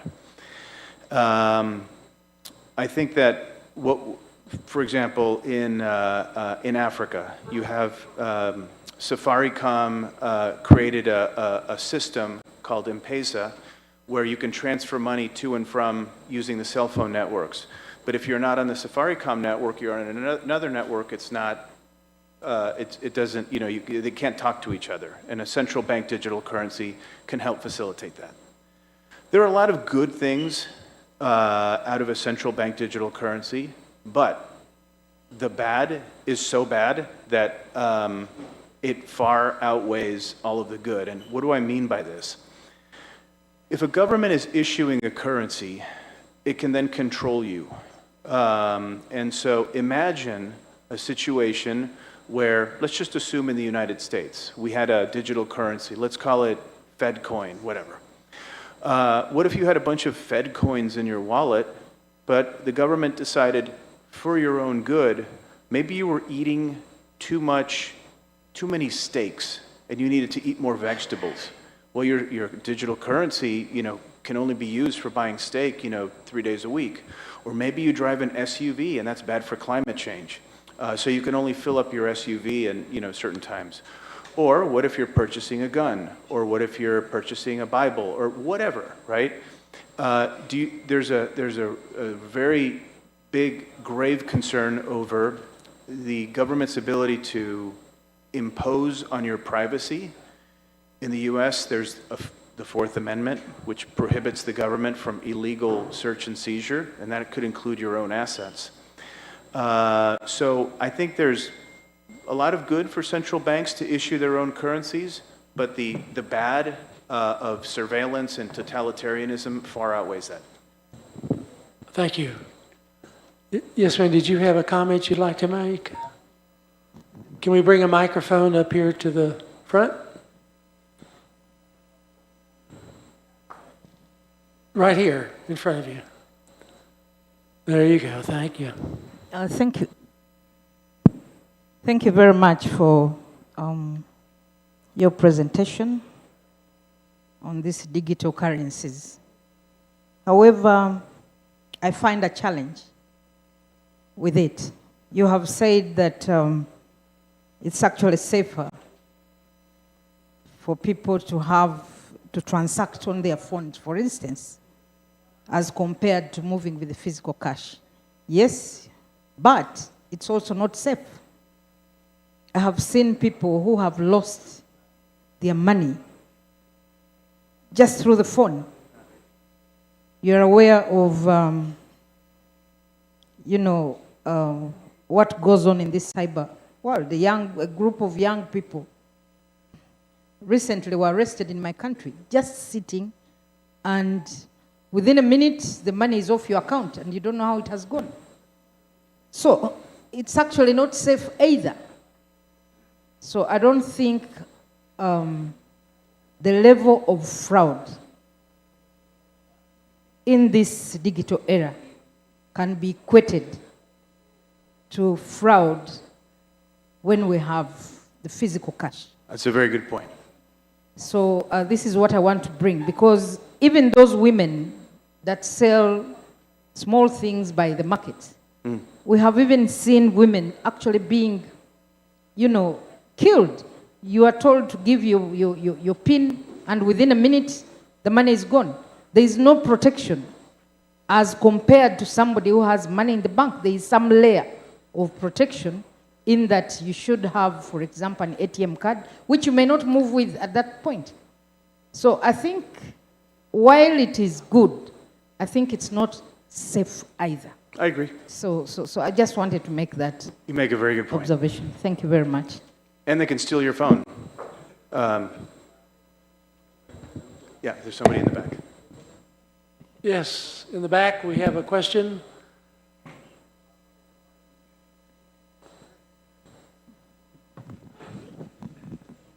You can just shout, we can hear you.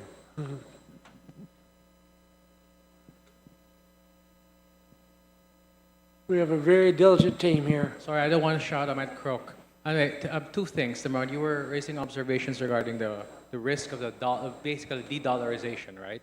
And the use of regional currency settlements, etc. I'll play the devil's advocate. There's an argument to be, some people have argued that to some extent it is warranted because of the increase in money supply that has happened in the last decade, especially since COVID, with the increase of M1, M2, M3 money supply because of quantitative easing and the different COVID era. And to some extent, some people have said that the current inflationary spiral we have globally is partly because of that money supply intake by the West and other countries. So maybe That's right. it might be a good idea to have something like, for example, even Bitcoin, which has a more or less limited quantity that has to be mined before the increase of money supply will go. That's right. The counter argument, of course, is the 1907 crash was because of the limit of money supply because of the gold standard. So what is the optimal solution? That's the first one. The second one is, wouldn't it be a good thing if the United States is no longer, the dollar is no longer the reserve currency, because then the US will not be subject to the Triffin dilemma. And then you would be able to control the price of your own dollar in the market, and you can actually price down the dollar to increase the competitiveness of your exports, right? You could make wares cheaper. So two things. Number one, isn't it a good thing? And second, maybe there are reasons why the dollar is no longer really the preferred reserve currency. Thank you. There are a number of economists. I'll answer your second part of your question first. I think there are a number of economists that would argue that same thing. It's being the global currency of trade and reserves is limiting for the United States, and having a multi-polar, multi-currency world might be better.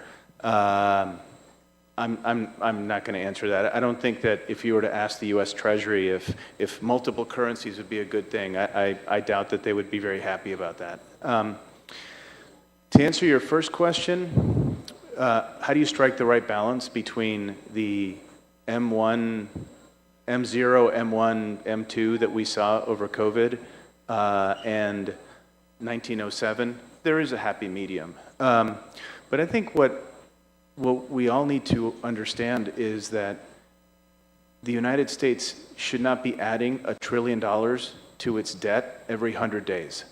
That is 100% not sustainable. And so I think we should begin with that, reining in our spending and being more judicious with the money that we have. So if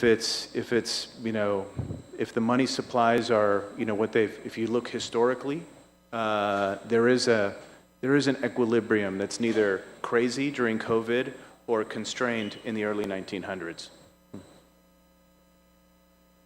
Excellent. Thank you so much. Eric, remarkable as always. He's a real brain trust on all these issues. Thank you, my friend. You bet. Now, I can't believe it. We're headed toward our last panel of this forum.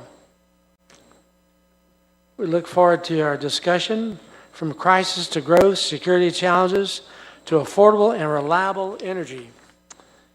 We have Mr. Kiran Dayafana, Honorable Lou Pugarasi, Honorable Mark Kajuanga, and Felix Fuentabella. Do you want to do a picture? Oh, we already did the picture.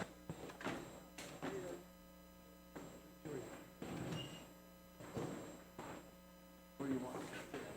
Wherever you land, what you decide. Just the two.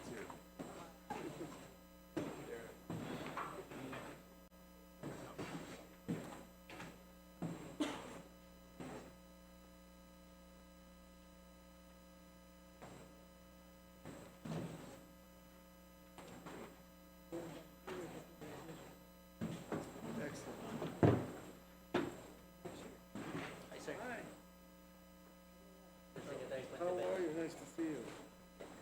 Yeah, great. Lovely name.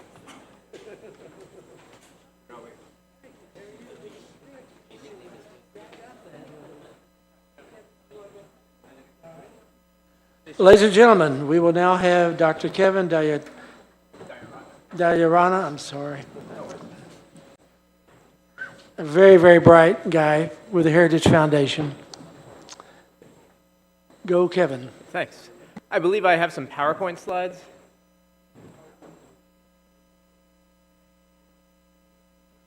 Oh, perfect. Thank you.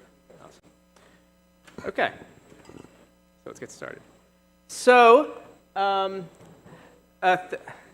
you, Mr. Speaker, Congressman Pittenger, distinguished guests. Thank you for being here today and for having me. My name is Kevin Dyer-Ratna. I'm the Acting Director, Chief Statistician, and Senior Research Fellow at the Heritage Foundation in Washington, D.C. And I'm going to talk about energy, human flourishing, and associated security implications. So, firstly, let me start with the concept of energy in and of itself. Energy is literally the fundamental building block of society.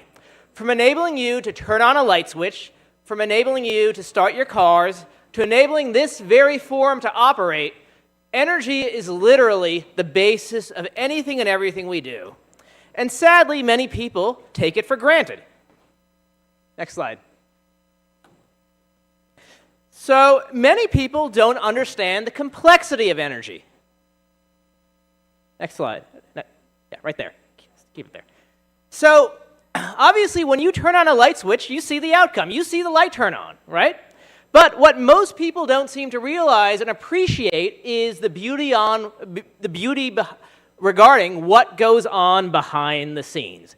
It is a brilliant invention of mankind, the concept of energy. Next slide. So, a good question is, how has access to affordable and reliable energy transformed society? Next slide. So, we looked at this question in America. There are many things that many people take for granted, here in America as well as throughout the world. And on the x-axis, you have a bunch of plots here. These are also outlined in a paper that we have just distributed titled Powering Human Advancement, I should say, with my colleagues Diana Furchtgott-Roth, Miles Pollard, and Richard Stern. And in it, we look at many of the questions that I'm about to discuss. Here are a bunch of plots. The x-axis is time in terms of year, and the y-axis is the percent of the society that has adopted the associated technology. And look at what you can see here. For example, there are many things that people take for granted, like the household refrigerator, the automobile, the vacuum cleaner, the washer, the dryer, the cellular phone. And they've become rapidly adapted by society. But there's a simple reason why. The country, particularly America as well as the rest of the world, much of the rest of the world, has had access to affordable and reliable energy. Next slide. So here are some charts about the evolution of energy consumption in America. The first chart is aggregate consumption. And you can see that in 1900, we had about 9.6 quadrillion BTUs of aggregate consumption. And in 2018, you can see how this proliferated over time. In 2018, this amounted to slightly under 95 quadrillion BTUs. On a per capita basis, there were about 128 million BTUs per capita consumed in 1900. And this more than doubled to 280 or so million BTUs per capita in 2018. Next slide. Now you can see a similar behavior, I should say, globally. In 1900, there were 45 quadrillion BTUs consumed in the aggregate worldwide, and over 600 by 2018. And you can see a similar uptick in terms of consumption on a per capita basis. So now, along with the proliferation of the consumption of energy in America as well as globally, what has also evolved over time? Next slide. Per capita GDP. Globally, in 1900, per capita GDP, and this is all normalized, was $2,200. In 2018, it steamrolled up to $15,000. In the United States, per capita GDP in 1900 was $8,000. And in 2018, it was over $55,000. Next slide. Labor productivity. The beauty about access to affordable and reliable energy is that it is possible for workers to output the same amount of resources or produce, I should say, the same amount of output with involving less labor and capital. So as a result here, you could see, for example, in 1950, output was $20 per hour worked, and in 2018, that steamrolled up to $73 per hour worked. Life expectancy, next chart. In 1900, life expectancy was a mere 32 years of age globally. It skyrocketed over the 20th century to 71 years, well into the 21st century in 2018. In America, you see a similar story. In 1900, it was a mere 49 years. Right now, it is slightly under 80 years of age. Next slide. Child mortality. That's plummeted. Sadly, in 1950, globally, child mortality was over a quarter, or slightly under a quarter, I should say. In 2021, it was slightly under 4%. In 1950, in the United States, it was around 3.7%, and in 2021, it was fortunately less than 1%. Next slide. You could see the uptick in agricultural productivity. And again, there, due to access to affordable and reliable energy, you could actually do more on the farm. Instead of workers actually having to do much of the raw work, now modernized countries can leverage machines and beautiful techniques in engineering, physics, statistics, machine learning to be able to take more out of farms. The first chart is corn yield, and the second chart is wheat yield. And you could see the uptick globally as well as in the United States. So now, these charts were interesting. These time series plots that I had presented are interesting, but we don't really get to see. No, next slide, please. We don't really get to see how we have the heterogeneity that exists throughout the world. So that's what the next few charts involve. So next slide, please. Here we have the juxtaposition of per capita GDP versus per capita energy consumption. Per capita energy consumption is on the x-axis, per capita GDP is on the y-axis. Each dot is a country. And you can see to the left of this best fit line, you have developing nations. Particularly Lesotho, Djibouti, and Zimbabwe, for example, consume less than 3,500 kilowatt hours on a per capita basis and have less than $3,300 in terms of per capita GDP. Toward the right end of the best fit line, you could see countries like Norway, Iceland, and the United States consuming in excess of 80 kilowatt hours per capita and having over $43,000 in per capita GDP.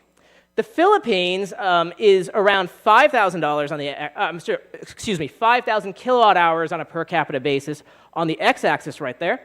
So the per capita GDP is around $8,000. Next slide. Per capita energy and household consumption. Again, those developing nations, consume less than 3,500 kilowatt hours on a per capita basis and have less than $2,500 or so in terms of per capita household consumption. The developed world, such as Norway, the United States, and Iceland, for example, and there are three dots here toward the right end of the best fit line, have consumed, like I said, in excess of 80 kilowatt hours on a per capita basis and over $24,000 in terms of per capita household consumption. Again, the Philippines is toward the left of center of the best fit line. And there, here it consumes about 5,000 kilowatt hours on a per capita basis and has about $6,000 in terms of per capita household consumption. Next slide. This is interesting. This is the global per capita energy consumption and population living on less than $30 a day. The percentage of such population is on the y-axis, and again, the x-axis is per capita energy consumption. And you can see this dramatic drop-off once you hit 10,000 kilowatt hours on a per capita basis. Next slide. I was alluding to agricultural productivity earlier. Here you could see the tremendous heterogeneity worldwide. On the left end of the curve, you could see developing nations that don't produce nearly as much corn and wheat as the developed world does. Next slide. So this is the link between per capita energy consumption and public health. So here you could see four key metrics. The first chart on the upper left-hand corner is the number of doctors per 1,000 people. The second chart on the top is life expectancy in years. And the bottom two best fit lines involve the child mortality rate and the maternal mortality rate. And you could see that obviously, the number of doctors available and life expectancy increases as a result of having access to energy, and the child mortality rate and the maternal mortality rate plummet. So in terms of the Philippines, again, the per capita energy consumption is 5,000 kilowatt hours per capita.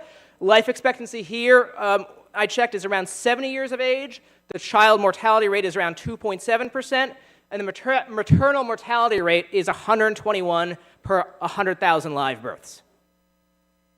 Next slide. This is one of my favorites. This is the link between per capita energy consumption and public health related variables regarding environmental metrics, namely the deaths due to dirty air and deaths due to dirty water. Now, there isn't anybody on either side of the aisle that doesn't want clean air and doesn't want clean water. But what you could see here is that the developing nations do much more poorly on these metrics than the developed world. For example, Somalia and Madagascar have consumed less than 600 kilowatt hours on a per capita basis. They have 16% of deaths attributable to air pollution and more than 78 per 100,000 deaths due to dirty water. Finland, Sweden, and Iceland, on the other hand, consume in excess of 60,000 kilowatt hours on a per capita basis and have less than 1% deaths due to air pollution and less than 0.01 deaths per 100,000 due to dirty water. Next slide. So what does this tell us? Access to affordable and reliable energy is fundamentally linked to human flourishing. Next slide. So we looked at this question regarding the United States. In America, can we do even better, especially with Donald Trump now taking his second term in office? Next slide. So North America is vastly abundant in oil and gas. Lou was alluding to this earlier. The Institute for Energy Research publishes every few years its North American energy inventory. And they publish the technically recoverable as well as overall amounts of oil, gas, and coal available in North America, in Mexico, the United States, and Canada. And as you can see here, the United States has over 1.6 trillion barrels of oil and over 4 quadrillion cubic feet of technically recoverable natural gas. Next slide.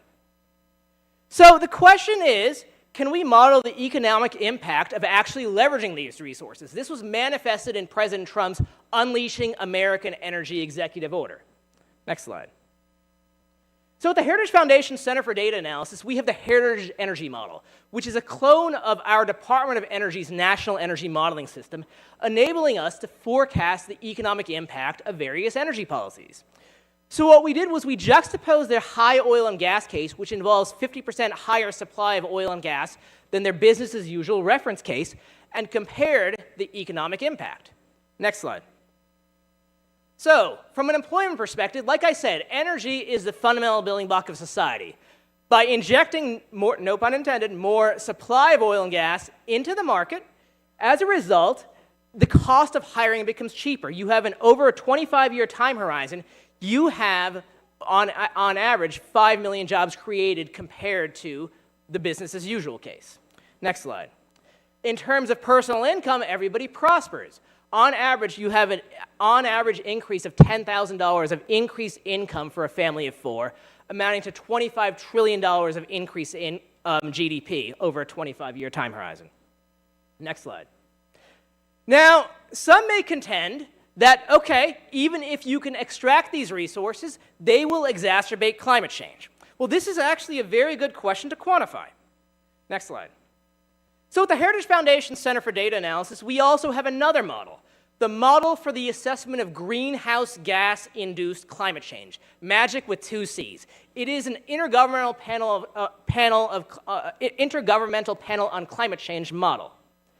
We assume commonly accepted projections regarding carbon dioxide emissions and greenhouse gas emissions going forward, and we varied climate sensitivity in ranges in which the IPCC deems to be most likely. Climate sensitivity, in a nutshell, is the Earth's sensitivity in response to CO2 emissions. Most would agree that the planet will warm with respect to CO2 emissions. The real question is, to what degree? No pun intended. So the IPCC's assumptions are that after equilibrium is achieved, Earth will warm between 2 and 5 degrees Celsius in response to a doubling of CO2 emissions. So we chose those assumptions in this model, and we increased emissions starting in 2020 in accordance with our Heritage Energy Model simulation.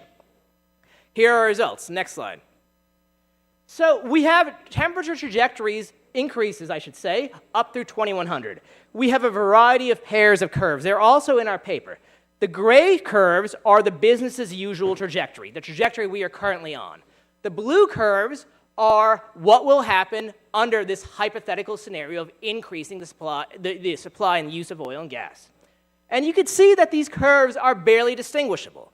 Under worst-case scenarios in 2100, under a 5-degree climate sensitivity, there is a slight temperature increase as a result of extracting this supply, 0.03 degrees Celsius. It's barely measurable on a thermometer. Next slide. Now, what is the energy mix here in the Philippines? This is a great question. Next slide. This is from countries need affordable and reliable energy. It is essential that they have it. And a country needs to be energy independent of rogue nations to secure its people. This was a problem, for example, in Europe with what was going on between Russia and Ukraine, and certain countries had dependence on Russian natural gas. Next slide. So the policy implications. We recommend avoiding carbon-based regulation. At the Heritage Foundation Center for Data Analysis, we also estimated the outcomes of net zero, for example. If the United States were to completely abate CO2 emissions, there'd be less than 0.23 degrees Celsius temperature mitigation by 2100. If the European Union were to completely abate CO2 emissions, there would be less than 0.13 degrees Celsius temperature mitigation by 2100, even assuming worst-case scenarios by the IPCC. The Philippines would be far less, about less than 0.01 degrees Celsius temperature mitigation. We strongly encourage utilizing resources to extract all forms of energy and utilize all forms of energy. It's just tantamount, for example, to having a variety of investments. You want to diversify as much as possible. There is nothing wrong, I will emphasize, with renewable sources of energy as long as everything is competing on a level playing field and there is no source of energy, renewable or not, that is propped up by government subsidies and tax credits. There are opportunities now within the Trump administration because the Trump administration, like I said, has issued its Unleashing American Energy Executive Order, extracting these resources at home. There'll be opportunities for exportation. And again, we strongly encourage avoiding dependence on potential rogue nations because of the consequences I was describing earlier. And again, I will emphasize, affordable and reliable energy are inextricably linked to human flourishing. Next slide. Thank you. Happy to take any questions at the end. Thank you, Kevin. Now, Lou Prograssi, yes, thank you very much. That was outstanding. You know why? Lou Pugliese, President, Energy Policy Research Foundation. We're very much focused on energy policy. We testified before Congress a lot, and I have a few things that are similar to Kevin's, but I think I can skip over those. So let's go to the first slide. Okay. One of the issues we have is how to visualize data to policymakers. We spend a lot of time on this because these issues are very complex. So we have to find a way for them to understand what's happening with pictures. I mean, they're complicated graphs, but as such, they're pictures. So we're going to start out with a small animation. Next slide. This is going to show you how power resources are distributed around the world by fuel type. So we need to, there we go, okay. You can see here the blue is hydro, the red is coal, we have the solar resources. So you see the U.S.? Get in the mic. Speak in the mic. Oh, yeah. Okay, now we're moving to Europe. Notice the lack of power in Africa. I'm going to talk a little bit about that in a minute. Now we're moving to India. You see a lot of solar and a lot of coal. Now let's take a look at China.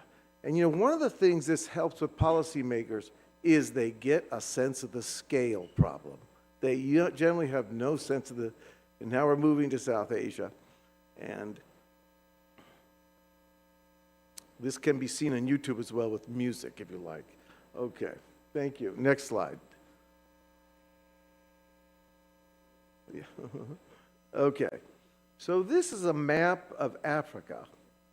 And one of the interesting things about Africa, when you saw that picture, is that in Africa today, if you look at these, the different shades of the color on there, if the lighter the shade, the less power. Now, there are 600 million people on the African continent who have no access to reliable power, virtually no access to power. This is quite interesting. In New York City, where there are 8 million people, they generate more power in a year than 600 million people in Africa have access to in a year. New York does not have lots of electricity because it's rich. It has a lot of electricity. They are rich because they have a lot of electricity. And so if you care about the developing world, if you care about lifting the human condition, much as what Kevin showed you, you need more power. You need more energy. Next slide. Okay, so this is I think won't spend much time on this, but this is a slide that looks at the relationship from something called the Human Development Index and the amount of energy. And what we did is then we pieced it out into gallons of oil equivalent. And you can see that the poorest countries have like a half a gallon per oil equivalent per day, and the most wealthy countries have 3.5 gallons. So having access to this energy, using this energy, is very important to lift the human condition. Next slide.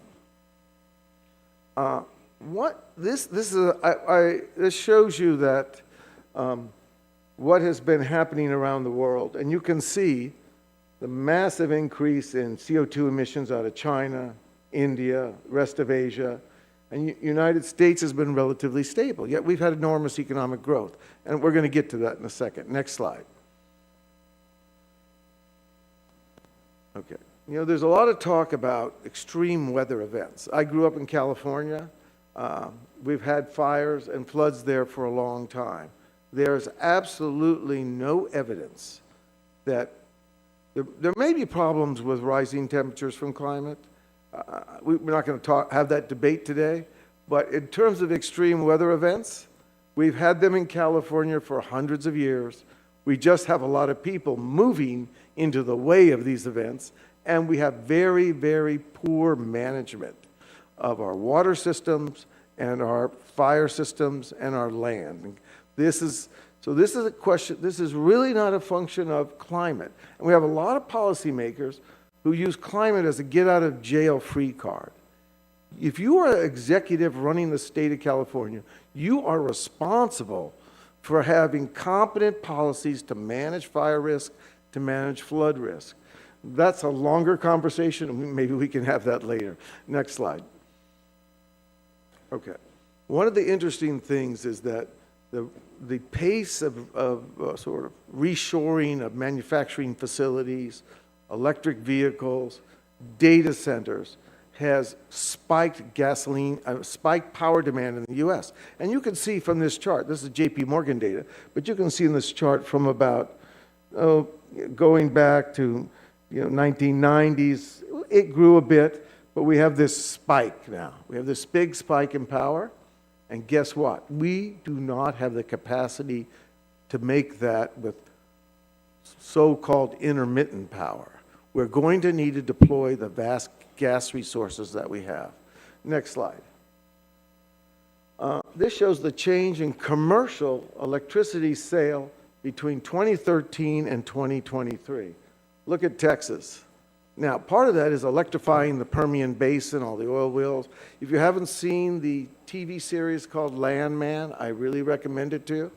And then you can see Virginia. Now, why did Virginia get a big spike?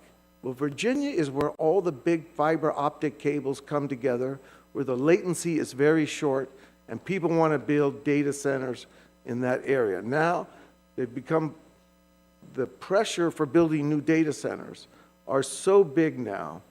The big developers have decided they are not going to hook up to the U.S. grid. They're going to put these independently.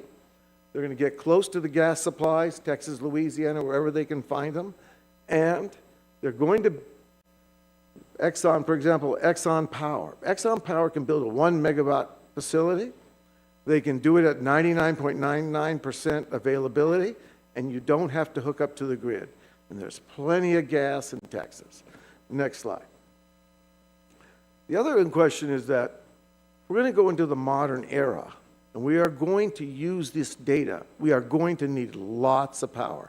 If you look at this figure here, you can see that data centers alone, worldwide data centers alone, with some crypto and transmission networks, they are now equivalent to the 6th largest country in the world in terms of power demand. Power demand is, if we are going to progress, we're going to need to build a lot of power. And by the way, this is the problem in Africa. International financial institutions have voted against and prohibited fossil fuel development in Africa. This is actually a human tragedy because you cannot industrialize without dense, large volumes of dense energy. And wind and solar does not generate that kind of power. Next slide. It's important to look at, well, we've spent about, in the last 20 years, corporate money, government money has spent about $9 trillion to deploy renewable power.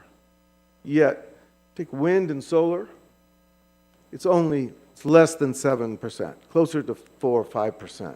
It's a colossal amount of money at a very low yield. And you can see here, so if you look here, this is a forecast from the IEA from 2001 to 2004. You look at that distance there, which is a 25% increase in the forecast for 2050. And you see that small green bar?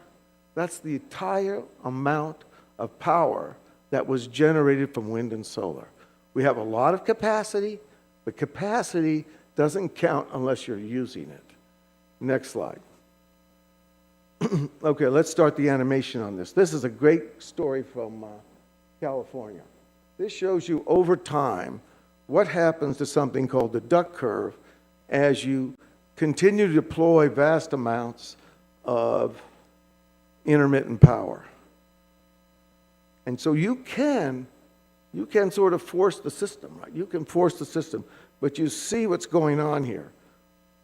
And if you look at California and Florida, which had roughly the same price of electricity 20 years ago, today the price of electricity in Florida is about 14 cents a kilowatt hour.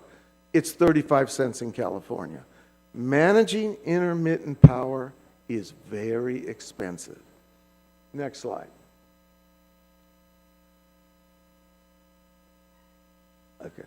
So I think Kevin sort of alluded to this, but what this shows is what would happen if the entire OECD went to net zero by 2050. By the way, that's an impossible task. It's totally unrealistic. It's not going to happen. But we ran the models on what it would be. And what's interesting is that even if the entire OECD went to net zero by 2050, total emissions in 2050 would be probably just a little bit less than where they are today. So just from a policy point of view, you have to ask yourself, okay, we're going to put a ton of money, we're going to cripple our economies, we're going to have low economic growth and wealth creation. Is it worth it? Next slide. So this is very interesting. So the U.S. gets criticized for a lot of things it does in climate, that it doesn't do enough, but back up one slide.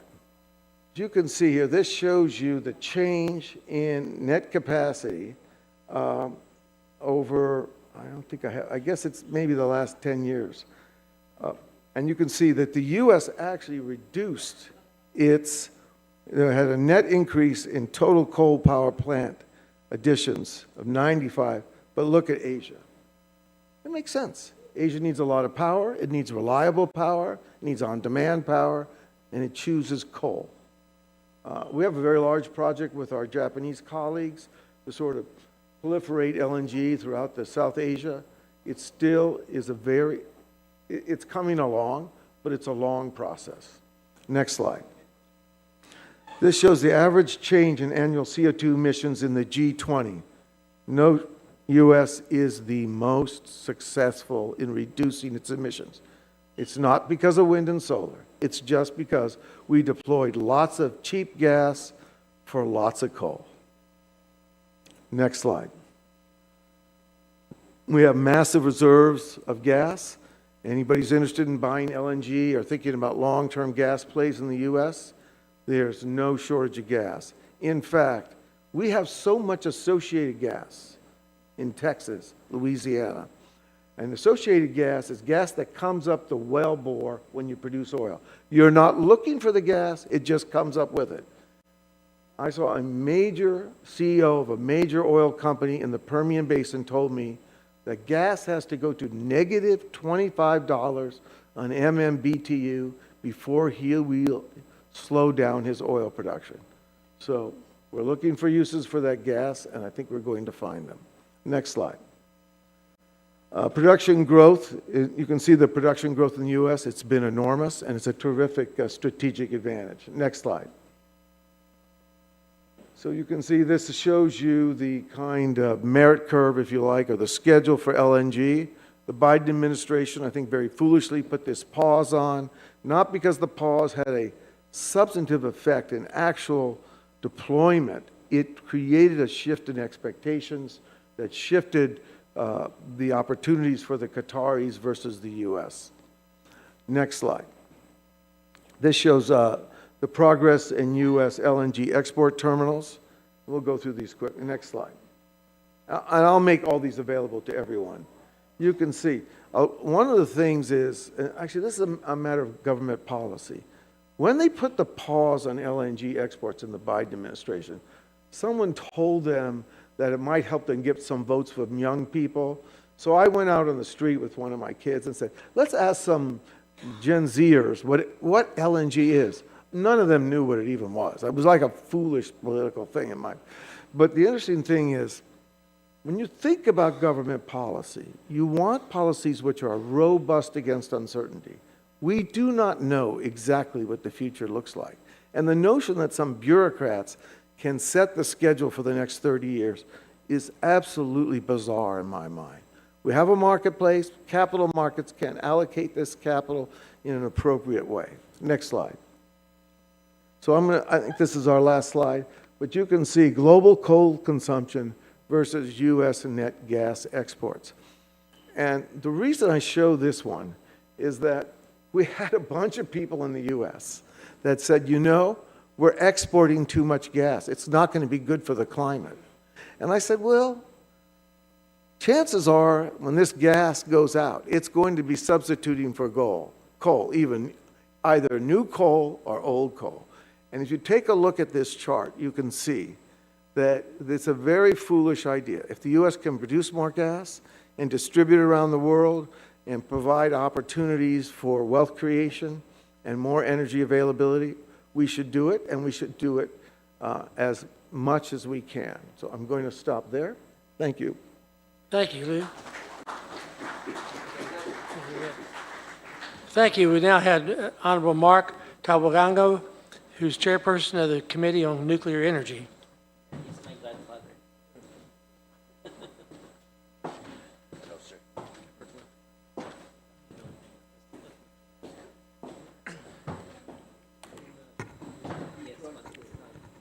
Can you put the slide of the 12-dash line, please? A couple of decades ago, the USA, and hence the West, opened its doors, its market, its financing power to China. And for a long time,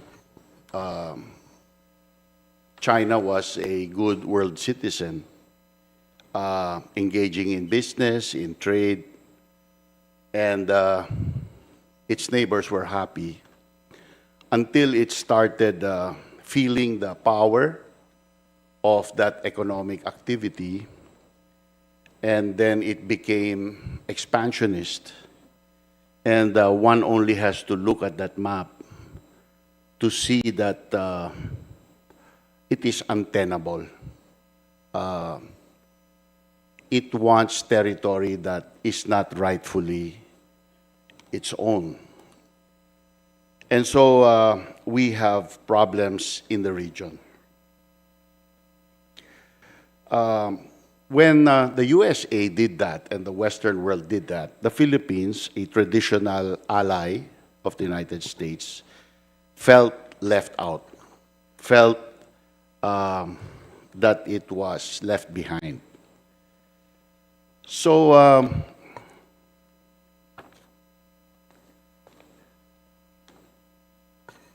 I want to give you a snapshot of the Philippine electric generating capacity as it is today.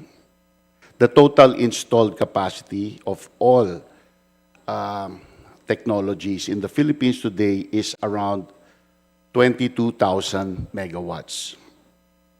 Approximately 65% of that is coal, mostly imported because we don't have indigenous coal, or we have very little of it.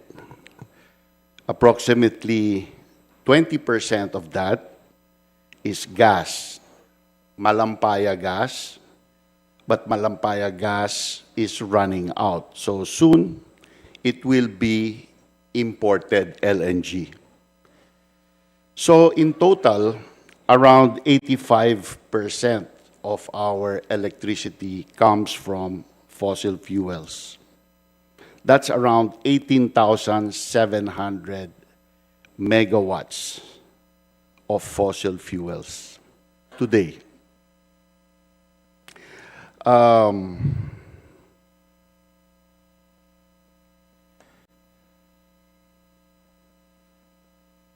want to note that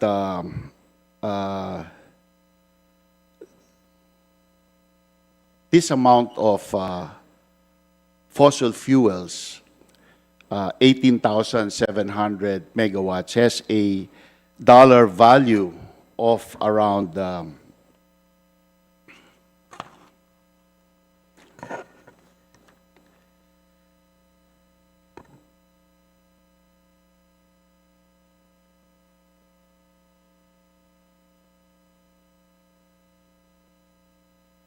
$11 billion US dollars a year that we are forced to import. And the Philippines earns its dollars by exporting its people. A very socially costly exercise. If the Philippines were to convert that usage of fossil fuels to nuclear, it could avoid that 11 billion US dollars worth of import. So I'd like to talk about the energy density of uranium, or the fuel for nuclear power plants. So we can see here that uranium has an energy density of millions of times higher than the most potent fossil fuel sources. It means that the eraser on a Mongol pencil would be equivalent to about a ton of coal. That means that from every 1,000 megawatts of power plant that we build of nuclear, we can avoid 50 Panamax-sized ships every year of importation. 50 Panamax-sized ships of 50,000 tons each. And replace it with a single jeepney load of nuclear fuel. So the Panamax-sized ships in 1,000 megawatts, worth about 700 million US dollars, replaced with a single jeepney of nuclear fuel worth about 20 to 30 million US dollars. So you can see where I'm going with this. not only is the foreign exchange burden on the Philippines removed when we go to nuclear power, but even the national security aspect of it needs to be looked at. You are removing 50 ships per 1,000 megawatts of burden for defense by the Philippine Navy and other allied navies. So, NEDA, the National Economic Development Authority, says that we need to double our capacity, our total capacity, by 2040. And Executive Order number 164 of the previous administration, the Duterte administration, says that we need to triple our total energy by 2040. Let's compare that with Vietnam, which is today at 68,000 megawatts. Vietnam has around 20 million less people than the Philippines. We were ahead of Vietnam before, and today they are at 68,000 megawatts, and we are at 22,000 megawatts. So let's say that what NEDA projects happens. How can we do that without increasing our foreign exchange burden? And how can we do that without increasing our responsibility to defend the sea lane so that we can assure a reliable electricity supply? It has been my advocacy. I have been advocating for 18 years now, nuclear power for the Philippines. And as a layman and back of the envelope, I get the existing fossil fuel capacity, which is about 80%, and that's about 16,000 megawatts. I say that if we can have online 16,000 megawatts of nuclear by 2045, then we don't need to increase our import of fossil fuels at all. It stays the same. We don't touch a single megawatt of existing fossil fuel capacity in doing this. Therefore, I feel that this aspiration for 16,000 megawatts of nuclear online by 2045 is eminently reasonable and conservative. The Philippines owns nuclear assets. It has a 100% complete nuclear power plant in Morong, Bataan of 620 megawatts. That plant site was designed to handle 4 nuclear power plants. A nuclear village exists nearby. A highway exists nearby. Power line to Metro Manila exists. And the CBK pump storage facility was built to enhance the nuclear operation at Morong, Bataan. In my opinion, these assets can be valued for about a couple of billion US dollars.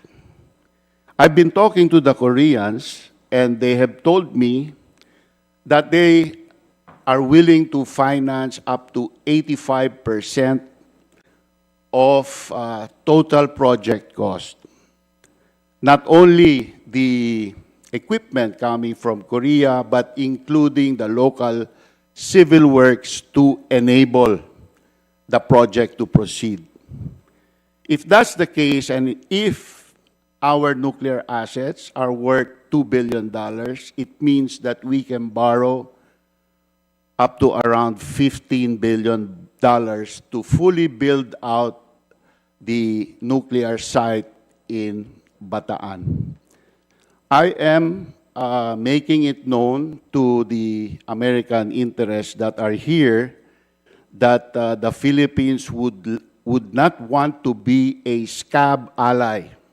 The Philippines wants to do its share in the alliance with the Americans and the rest of the allies in the region. And we are offering this opportunity as a business opportunity to American nuclear vendors, financiers, and enablers. I think this is a good opportunity for both parties to benefit from the situation and at the same time enhance national and regional security.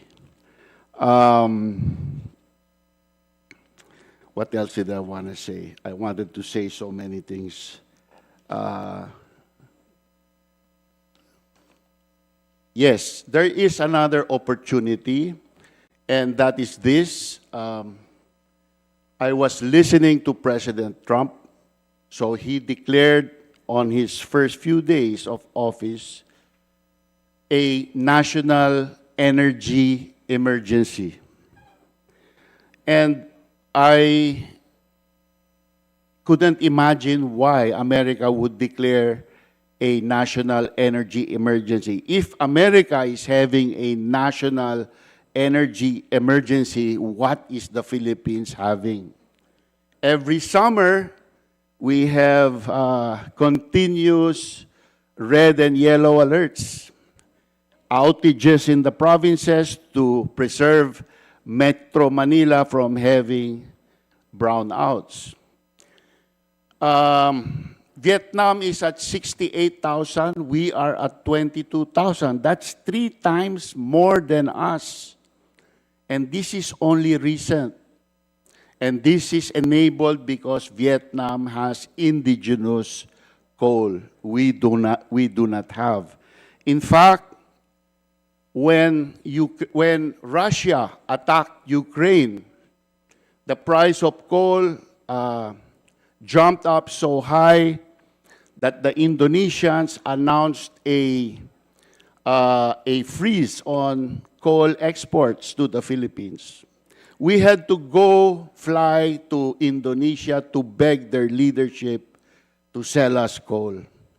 I don't think that is being energy independent or economically independent. I think that nuclear can give us that energy and economic independence. And so,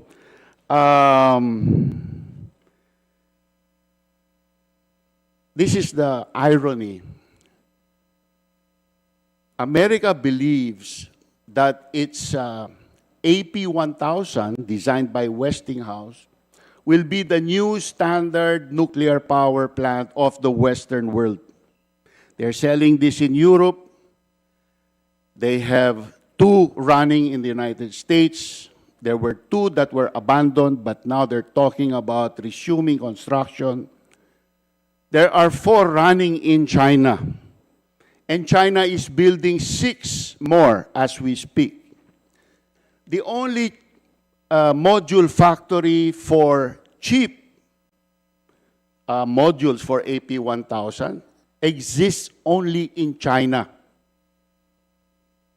Why don't we help each other? Why don't you consider pushing for a module factory for AP1000 to be constructed in the ex-Hanjin shipyard in Subic?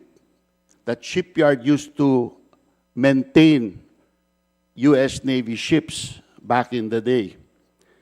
And that could be the low-cost supplier for AP1000 modules in the Western world and even in America.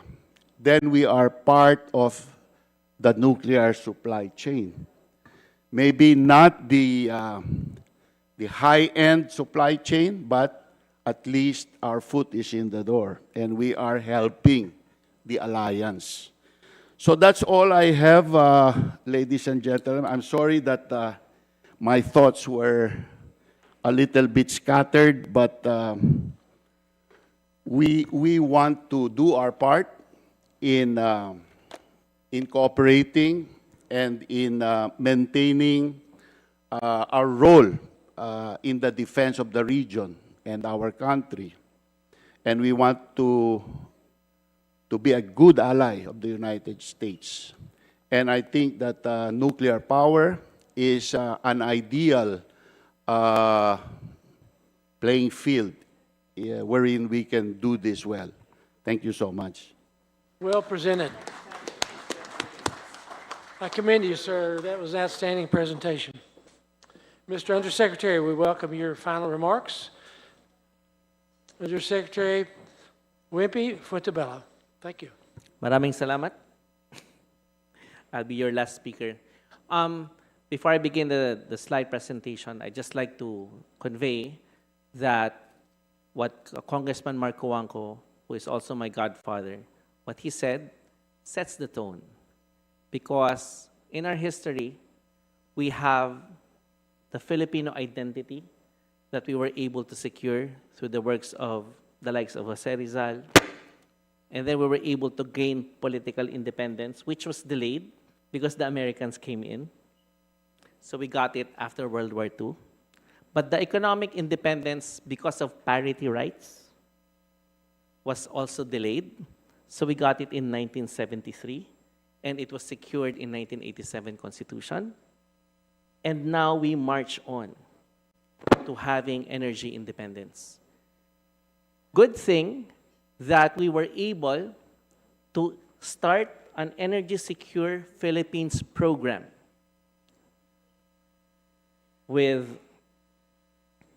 at the end of the term of President Trump. And it continued during the time of President Biden because we based our strategy on the numbers to achieve energy independence. So here, we just like to, our Deputy Speaker is here. Magandang hapon po, sir.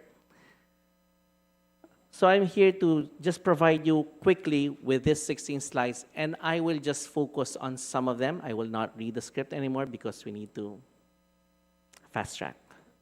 Next slide, please. So welcome to the Philippines. This is the most vulnerable country in the world. So we have natural hazards because we are in the Pacific Ring of Fire.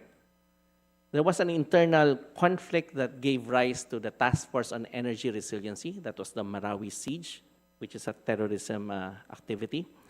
So we're exposed to cybersecurity. And I think Congressman Coanco mentioned the geopolitical risks and the oil supply chain vulnerabilities, where when Indonesia banned the export of their coal, our prices tripled, especially for those distribution utilities that rely 100% on coal based on their contract. So it highlights that our strategy is correct. Next slide. So when energy security is talked about, we look at reliability, affordability, and sustainability. The aspects are there on the screen. Next slide. And we have a strategy that aligns our economic plans based on the Philippine Development Plan with that of the Philippine Energy Plan. So we're looking at access. We're looking at reliability, resiliency, and our indigenous sources, which by accident are clean sources of energy. That's why I was saying earlier, it's based on numbers, because you will hear renewables. We did not pass the renewable energy law, which provides incentives because of these climate change issues. It was passed in 2008, and we were advocating for that during the time of the Commonwealth. We were building hydro plants during the time of the Commonwealth. Next slide, please. So this slide provides you with all of our strategies, and it includes the coal addressing the coal. We need to repurpose the coal. And the technology that we are looking at to replace the coal with is nuclear. It was mentioned already. We have a coal moratorium, not because we're just punishing coal, but we had an experience just last January 2022. That was when Indonesia, again, banned their export. So we have very limited coal. And why did we develop coal? Because in the 1990s, we had a lot of power outages. I was in high school. And why did we have the power outages? Because the Bataan nuclear plant was not replaced in time, in 1986, in EDSA 1. So these are our strategies, next slide, and these are the numbers that we are trying to address. So the coal share is big. The oil share by fuel on the consumption side is also big. And as far as oil is concerned, again, we import almost 100%. It's not from the Middle East. The Middle East provides the raw crude oil. But most of the refinery comes from China. So we have to address that. And we were able to find a solution to replace our small diesel plants for the islands because of the USAID project, the Mobile Energy System, which is a solar, bifacial solar with battery storage. So we need not deliver diesel to the far-off islands. And that will also enable us to secure our sea lanes in an easier manner. Next slide, please. So these are the threats that we are seeing. So we have the aging infrastructure. The grid capacity is likewise a problem because even if we replace the coal plants with nuclear, then we use the same facilities. So it will save us money. But if we build some more, then we need to expand the grid. And we have this 4-letter problem. And then we have limited renewable energy storage because it complements our indigenous sources and the cybersecurity. Now, we also have issues. It was shown earlier, the 10-dash line. That's where we have Palampaya. And we have sourced along the coastline that we have abundant offshore wind capability. So those are the technologies that we're looking at. We have issues on oil, our archipelagic nature. We have issues on our exploration because the Supreme Court will have decisions that everything should be signed by the President. And so some of the service contractors will have doubts what happened to our service contract that was signed previously by the Secretary. And then you have the Commission on Audit insisting that our service contractor should pay income taxes, violating the 60-40 arrangement that we have had even during the time of Prime Minister Virata. So we have the Department of Finance and the Department of Energy telling COA, no, you're wrong. COA insists, it's still pending. So, and then we have these energy efficiency issues. Like what? Wasteful behavior, usage of energy. Like what? Like this room. It's cold. So, next slide. So we have energy security laws that we need to improve on across the entire supply chain. And these laws are in place not because of we want to achieve clean.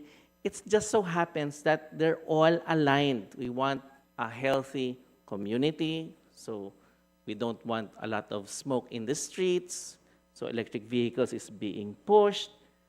We have an agricultural product, coconuts, that we can blend with our diesel because it's imported. And it started in 1992 in the Department of Energy Act that says we prefer clean and indigenous sources. So it's really based on numbers. That's why we were able to proceed with the Energy Secure Philippines with both Trump and Biden, and now back to Trump, hopefully, because I think there's a pause. But good thing, I think Senator Rubio is already the director of USAID, acting. Next slide.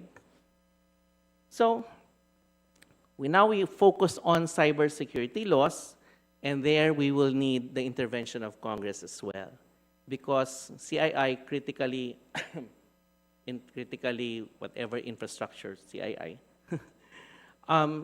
is needed. Now we're using our delegated powers to provide the rules for cybersecurity for the energy facilities, but we need Congress here. But aside from that, next slide, we need an Enhanced Energy Security Act.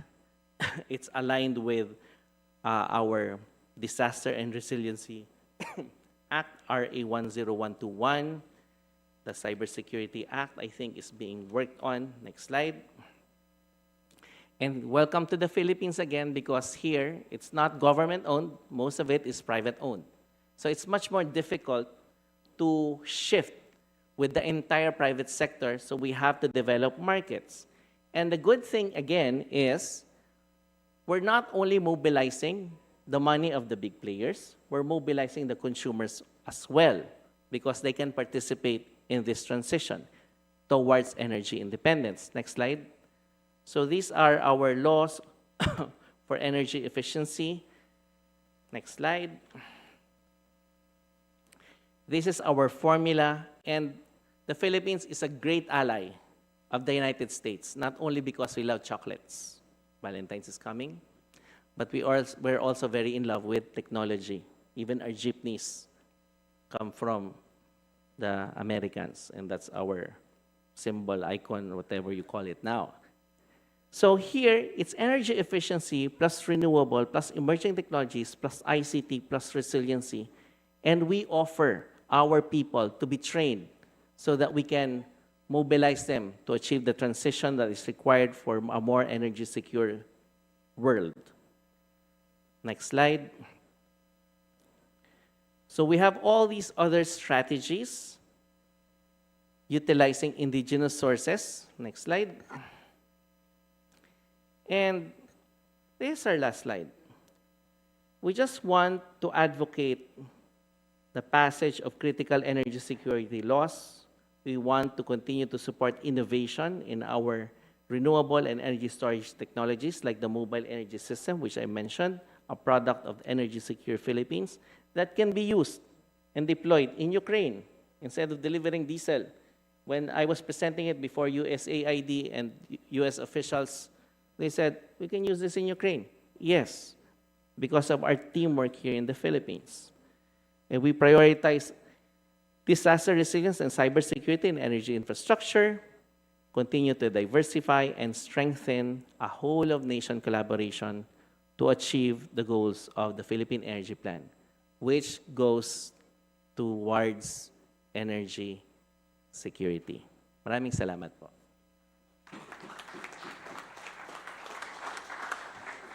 Thank you. We have time for maybe one question.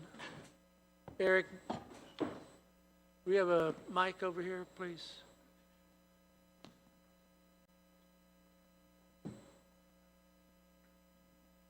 Thank you.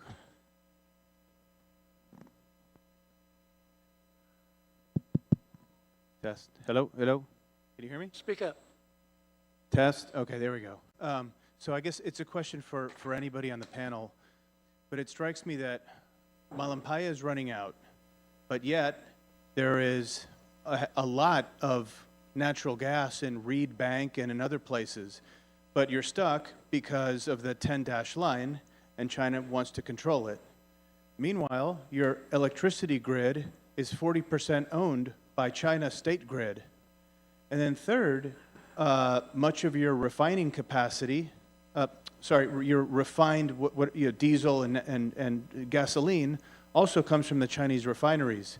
So from an energy security standpoint, aren't you dependent quite a bit on China?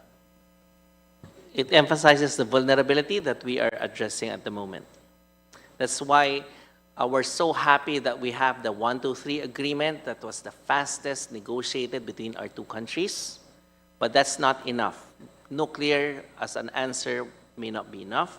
We need to deploy a lot of mobile energy systems, especially to win the hearts and minds of some of the communities that are really supportive of our endeavor for security. And Congress is closely looking at the grid issue. And I believe that Congress, with its collective wisdom, will find the right answer. Thank you. Can I comment on that? We have a 100% complete nuclear power plant that was ready to run in 1985, was certified as ready for core loading by the IAEA, OSAR-2 mission. The decision to mothball it by the Corey administration resulted in our turning our backs on nuclear, and as a consequence, we are now 65% dependent on imported coal and 20% dependent on gas, total of 85% dependency on fossil fuels. Should not have been that way. Had we built like South Korea, South Korea has half our population and now has 27 running nuclear power plants. PNPP-1 was built almost at the same time as Cory 2 nuclear power plant was built. So they are our contemporaries. Look at how far they've gone ahead and look at how far behind we have fallen. So I think that's the lesson right there. Thank you. Outstanding presentation. Thank you, gentlemen. We much appreciate your insights. We'd now welcome the Senior Deputy Speaker, Gonzalez, if you could come to the dais. Before that, Could I have just a quick question or remark Make it quick, to the panel? please. I've been studying the energy grids here for quite some time. Even though I'm not an advocate of nuclear power, it has consequences, it has waste, it has all of these. What if I could show you, we've already done feasibility studies with a Philippine company that can issue turbines here and produce your grid and increase your power by 20%. A lot less expensive than your nuclear and a lot easier to build, and it's ready to go. Would you be interested in seeing that proposal? Thank you very much. The good thing is in the Philippines, it's private sector led. So Correct. if you have a proposal, you can go to the private sector already. Perfect. Thank you. Thank you very much. Thank you, gentlemen. may we call in our resource speakers to please come in front. Dr. Kevin Dayaratna, Mr. Lucian Pugliaresi, the Honorable Mark Coanco, and Undersecretary Felix William Wimpy B. Fuentebella for a photo opportunity. And then afterwards, to receive tokens of appreciation from PISF Chairperson Robert Pittenger, to be joined by Senior Deputy Speaker Aurelio Dong D. Gonzales Jr., Deputy Secretary General Romulo Emanuel Miral Jr., and Deputy Secretary General Grace N. Andres.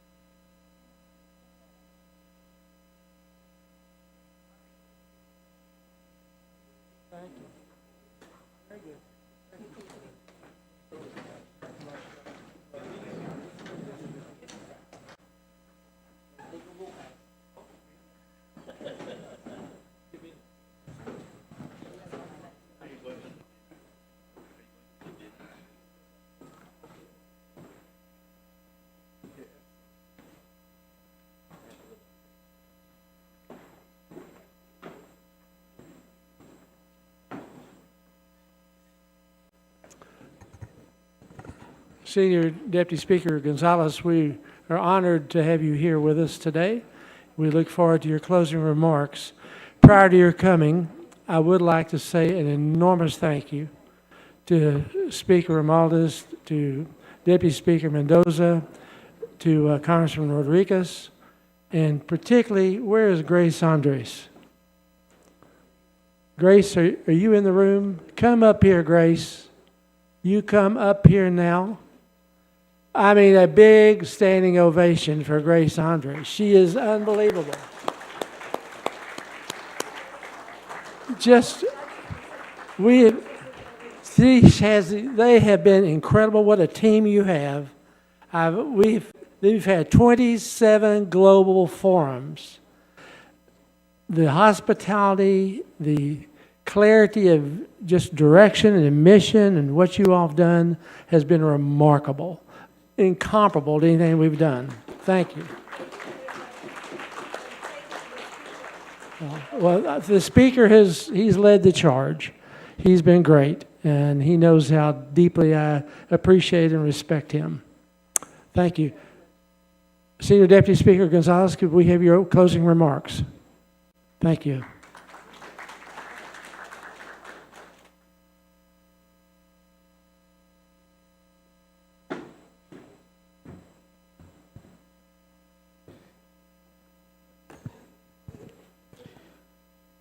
The Honorable Speaker, Ferdinand Martin G. Romualdez, esteemed technology, security, and economic experts, distinguished guests, ladies and gentlemen, I am deeply honored to stand before all of you to close this timely and very relevant gathering.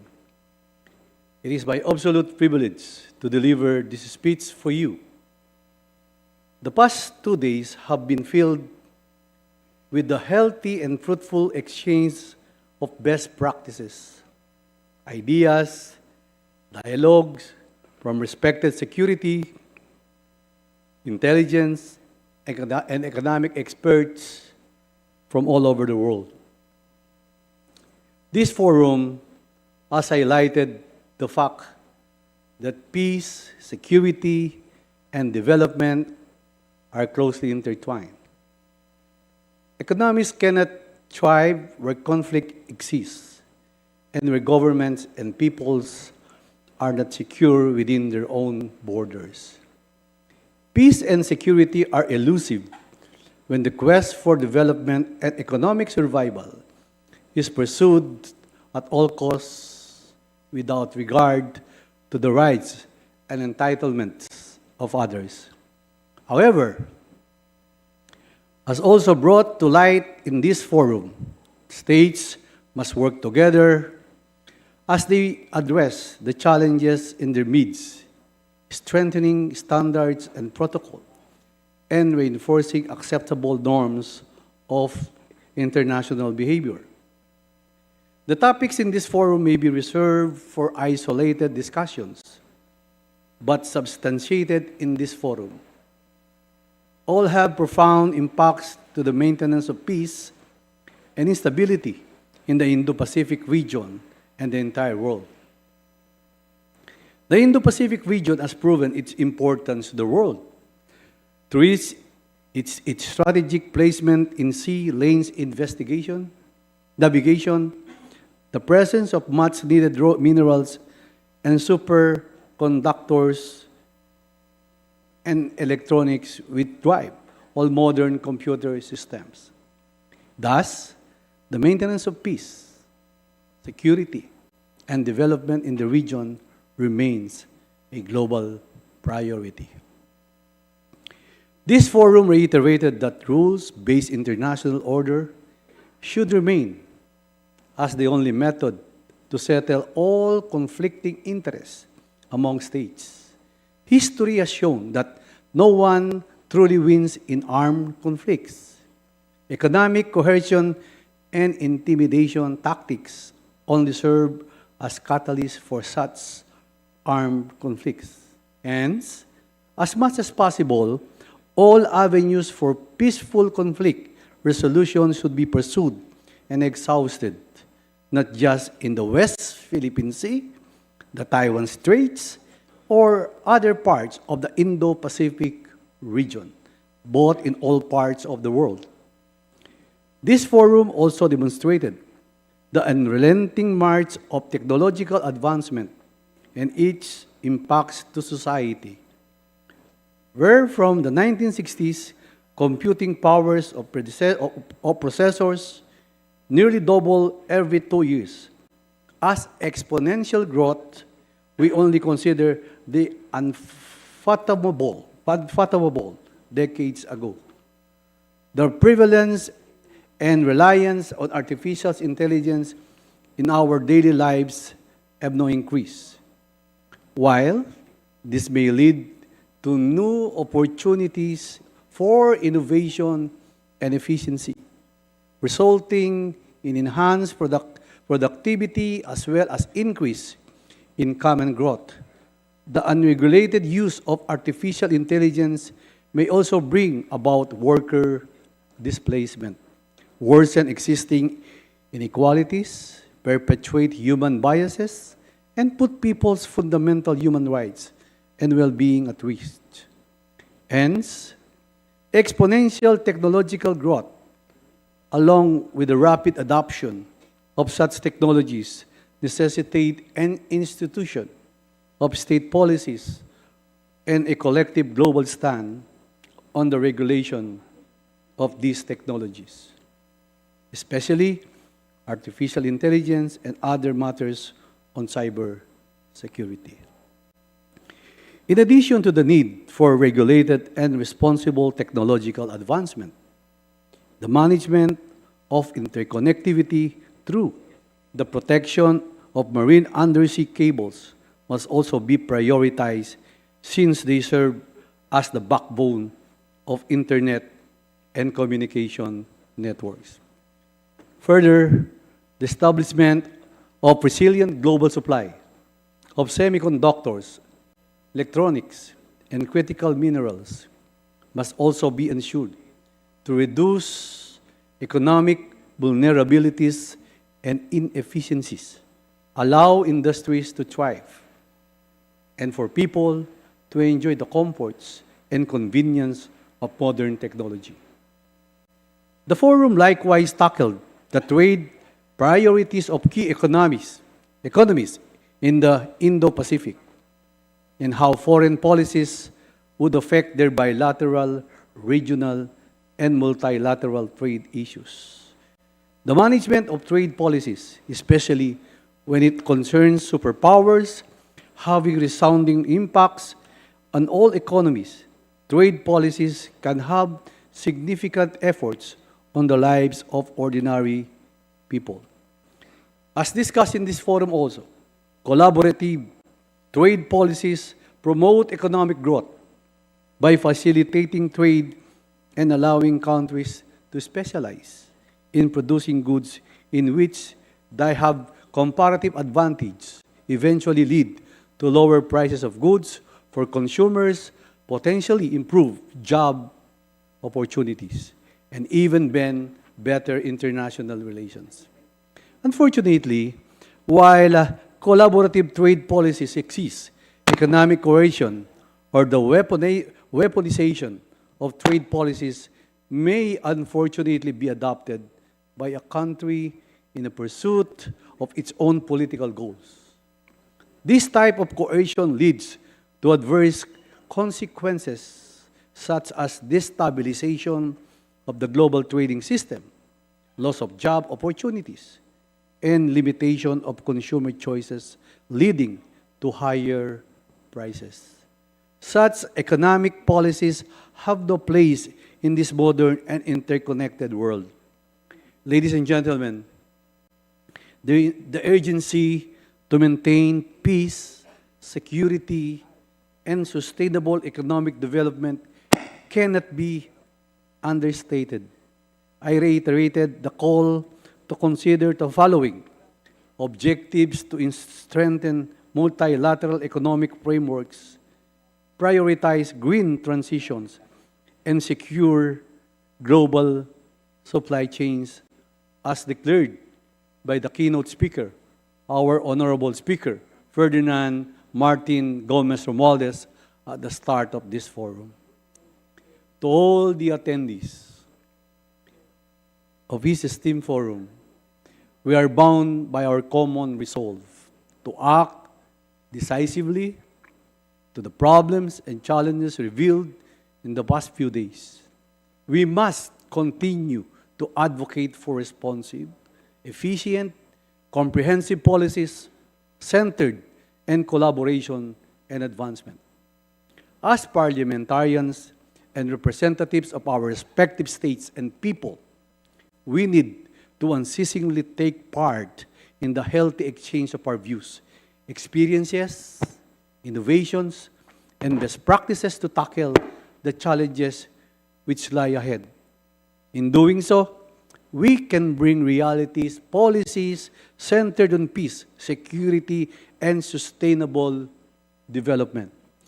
The House of Representatives of the Philippines, in coordination with concerned government agencies, shall remain relentless in pursuing relevant legislation founded on our guiding principle on deterrence against threats of maintenance, stability, resilience of institutions and economies, and commitment to uphold the rule of law, sovereignty, and regional cooperation.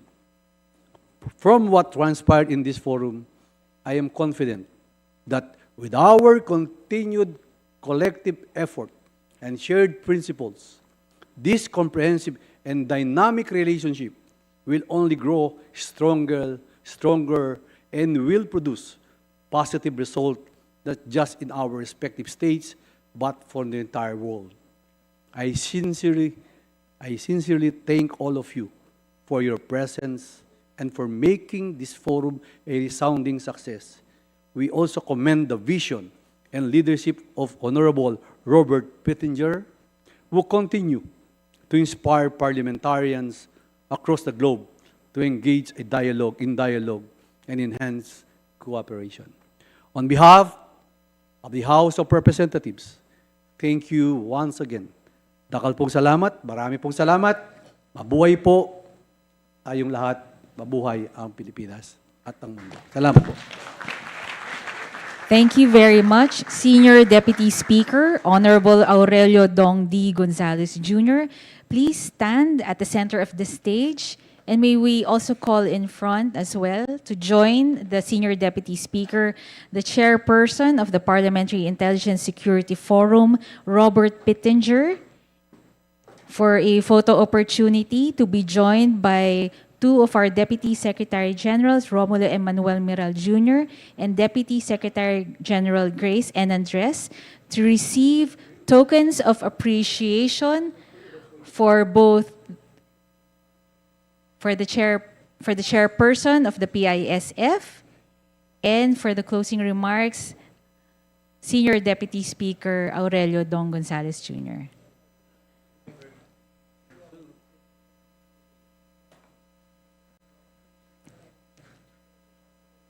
May we also extend a token of appreciation to our chairperson of the PISF, the Honorable Robert Pittenger.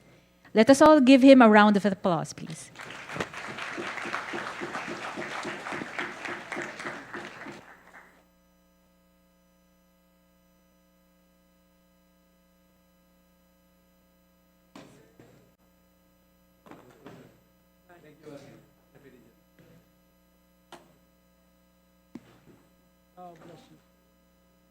Well, what a treat. Remarkable people. The hospitality of the Filipino people are the best in the world. Thank you, Mr. Gonzalez. We deeply appreciate your remarks. We concur with you that our future is certain and in strong hands as we collaborate and work together for peace throughout the world. I want to again extend our deepest appreciation to the Speaker and his leadership. We would not be here without him. You all came to this forum because of his invitation. And we are tremendously grateful and respectful for the quality of the leadership that he's given. And it's permeated through his entire team. So thank you for that. we as well want to thank all of you who came, particularly the expert presenters, at their own expense. It has meant so much to be able to be briefed, to have the insights that you have offered each of us, and those who have observed from throughout the world. There's over 12,000 people, either through our platform of our website or through the website of the Philippines, who observed some or all of the portion of this forum. It's really remarkable. And so those experts, your messages have went out throughout the world. So again, thank you very much. We look forward to the next time we can meet, and hopefully we'll continue to grow in our relationship and our collaboration. God bless you all.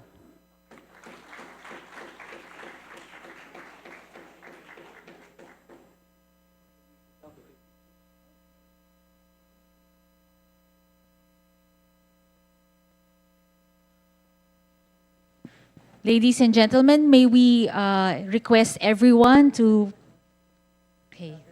gather on stage after the photo opportunity of Mr. Pittenger and the Honorable Gonzales.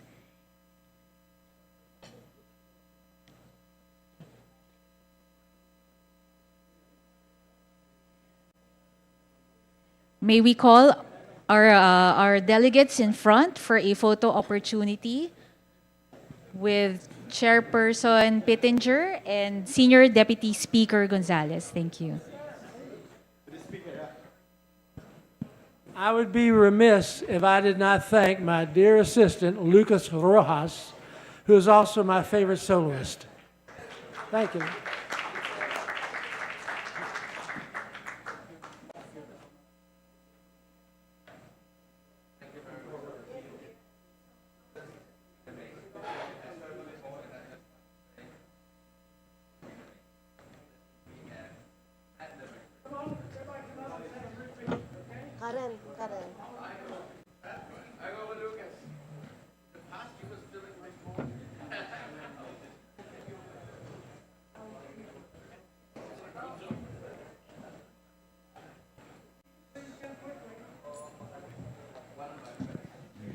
May we request the others to go up the stage so that everybody can be captured by the camera.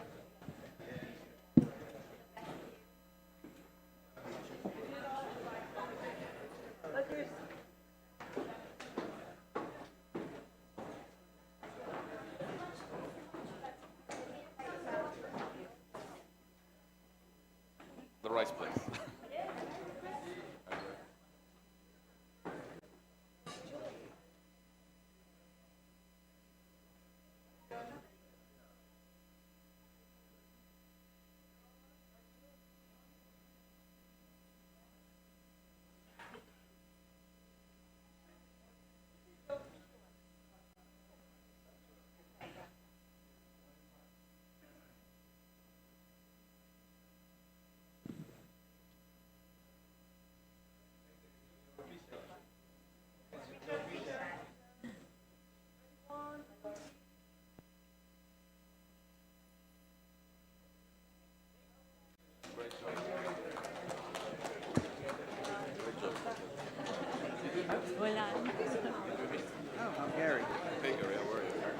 On behalf of Speaker Ferdinand Martin G. Romualdez, the Honorable Secretary General of the House of Representatives, Secretary General Reginald S. Velasco, the House Secretariat, we would like to thank everyone for attending the two-day forum of the Parliamentary Intelligence Security Forum here in the House of Representatives. We would like to bid you all farewell. We hope that you do come back to the Philippines and come visit us again in the House of Representatives. So for those going back to their hotels, there are buses downstairs who will shuttle you with protocol officers back to the 3 hotels that you are staying in. Thank you.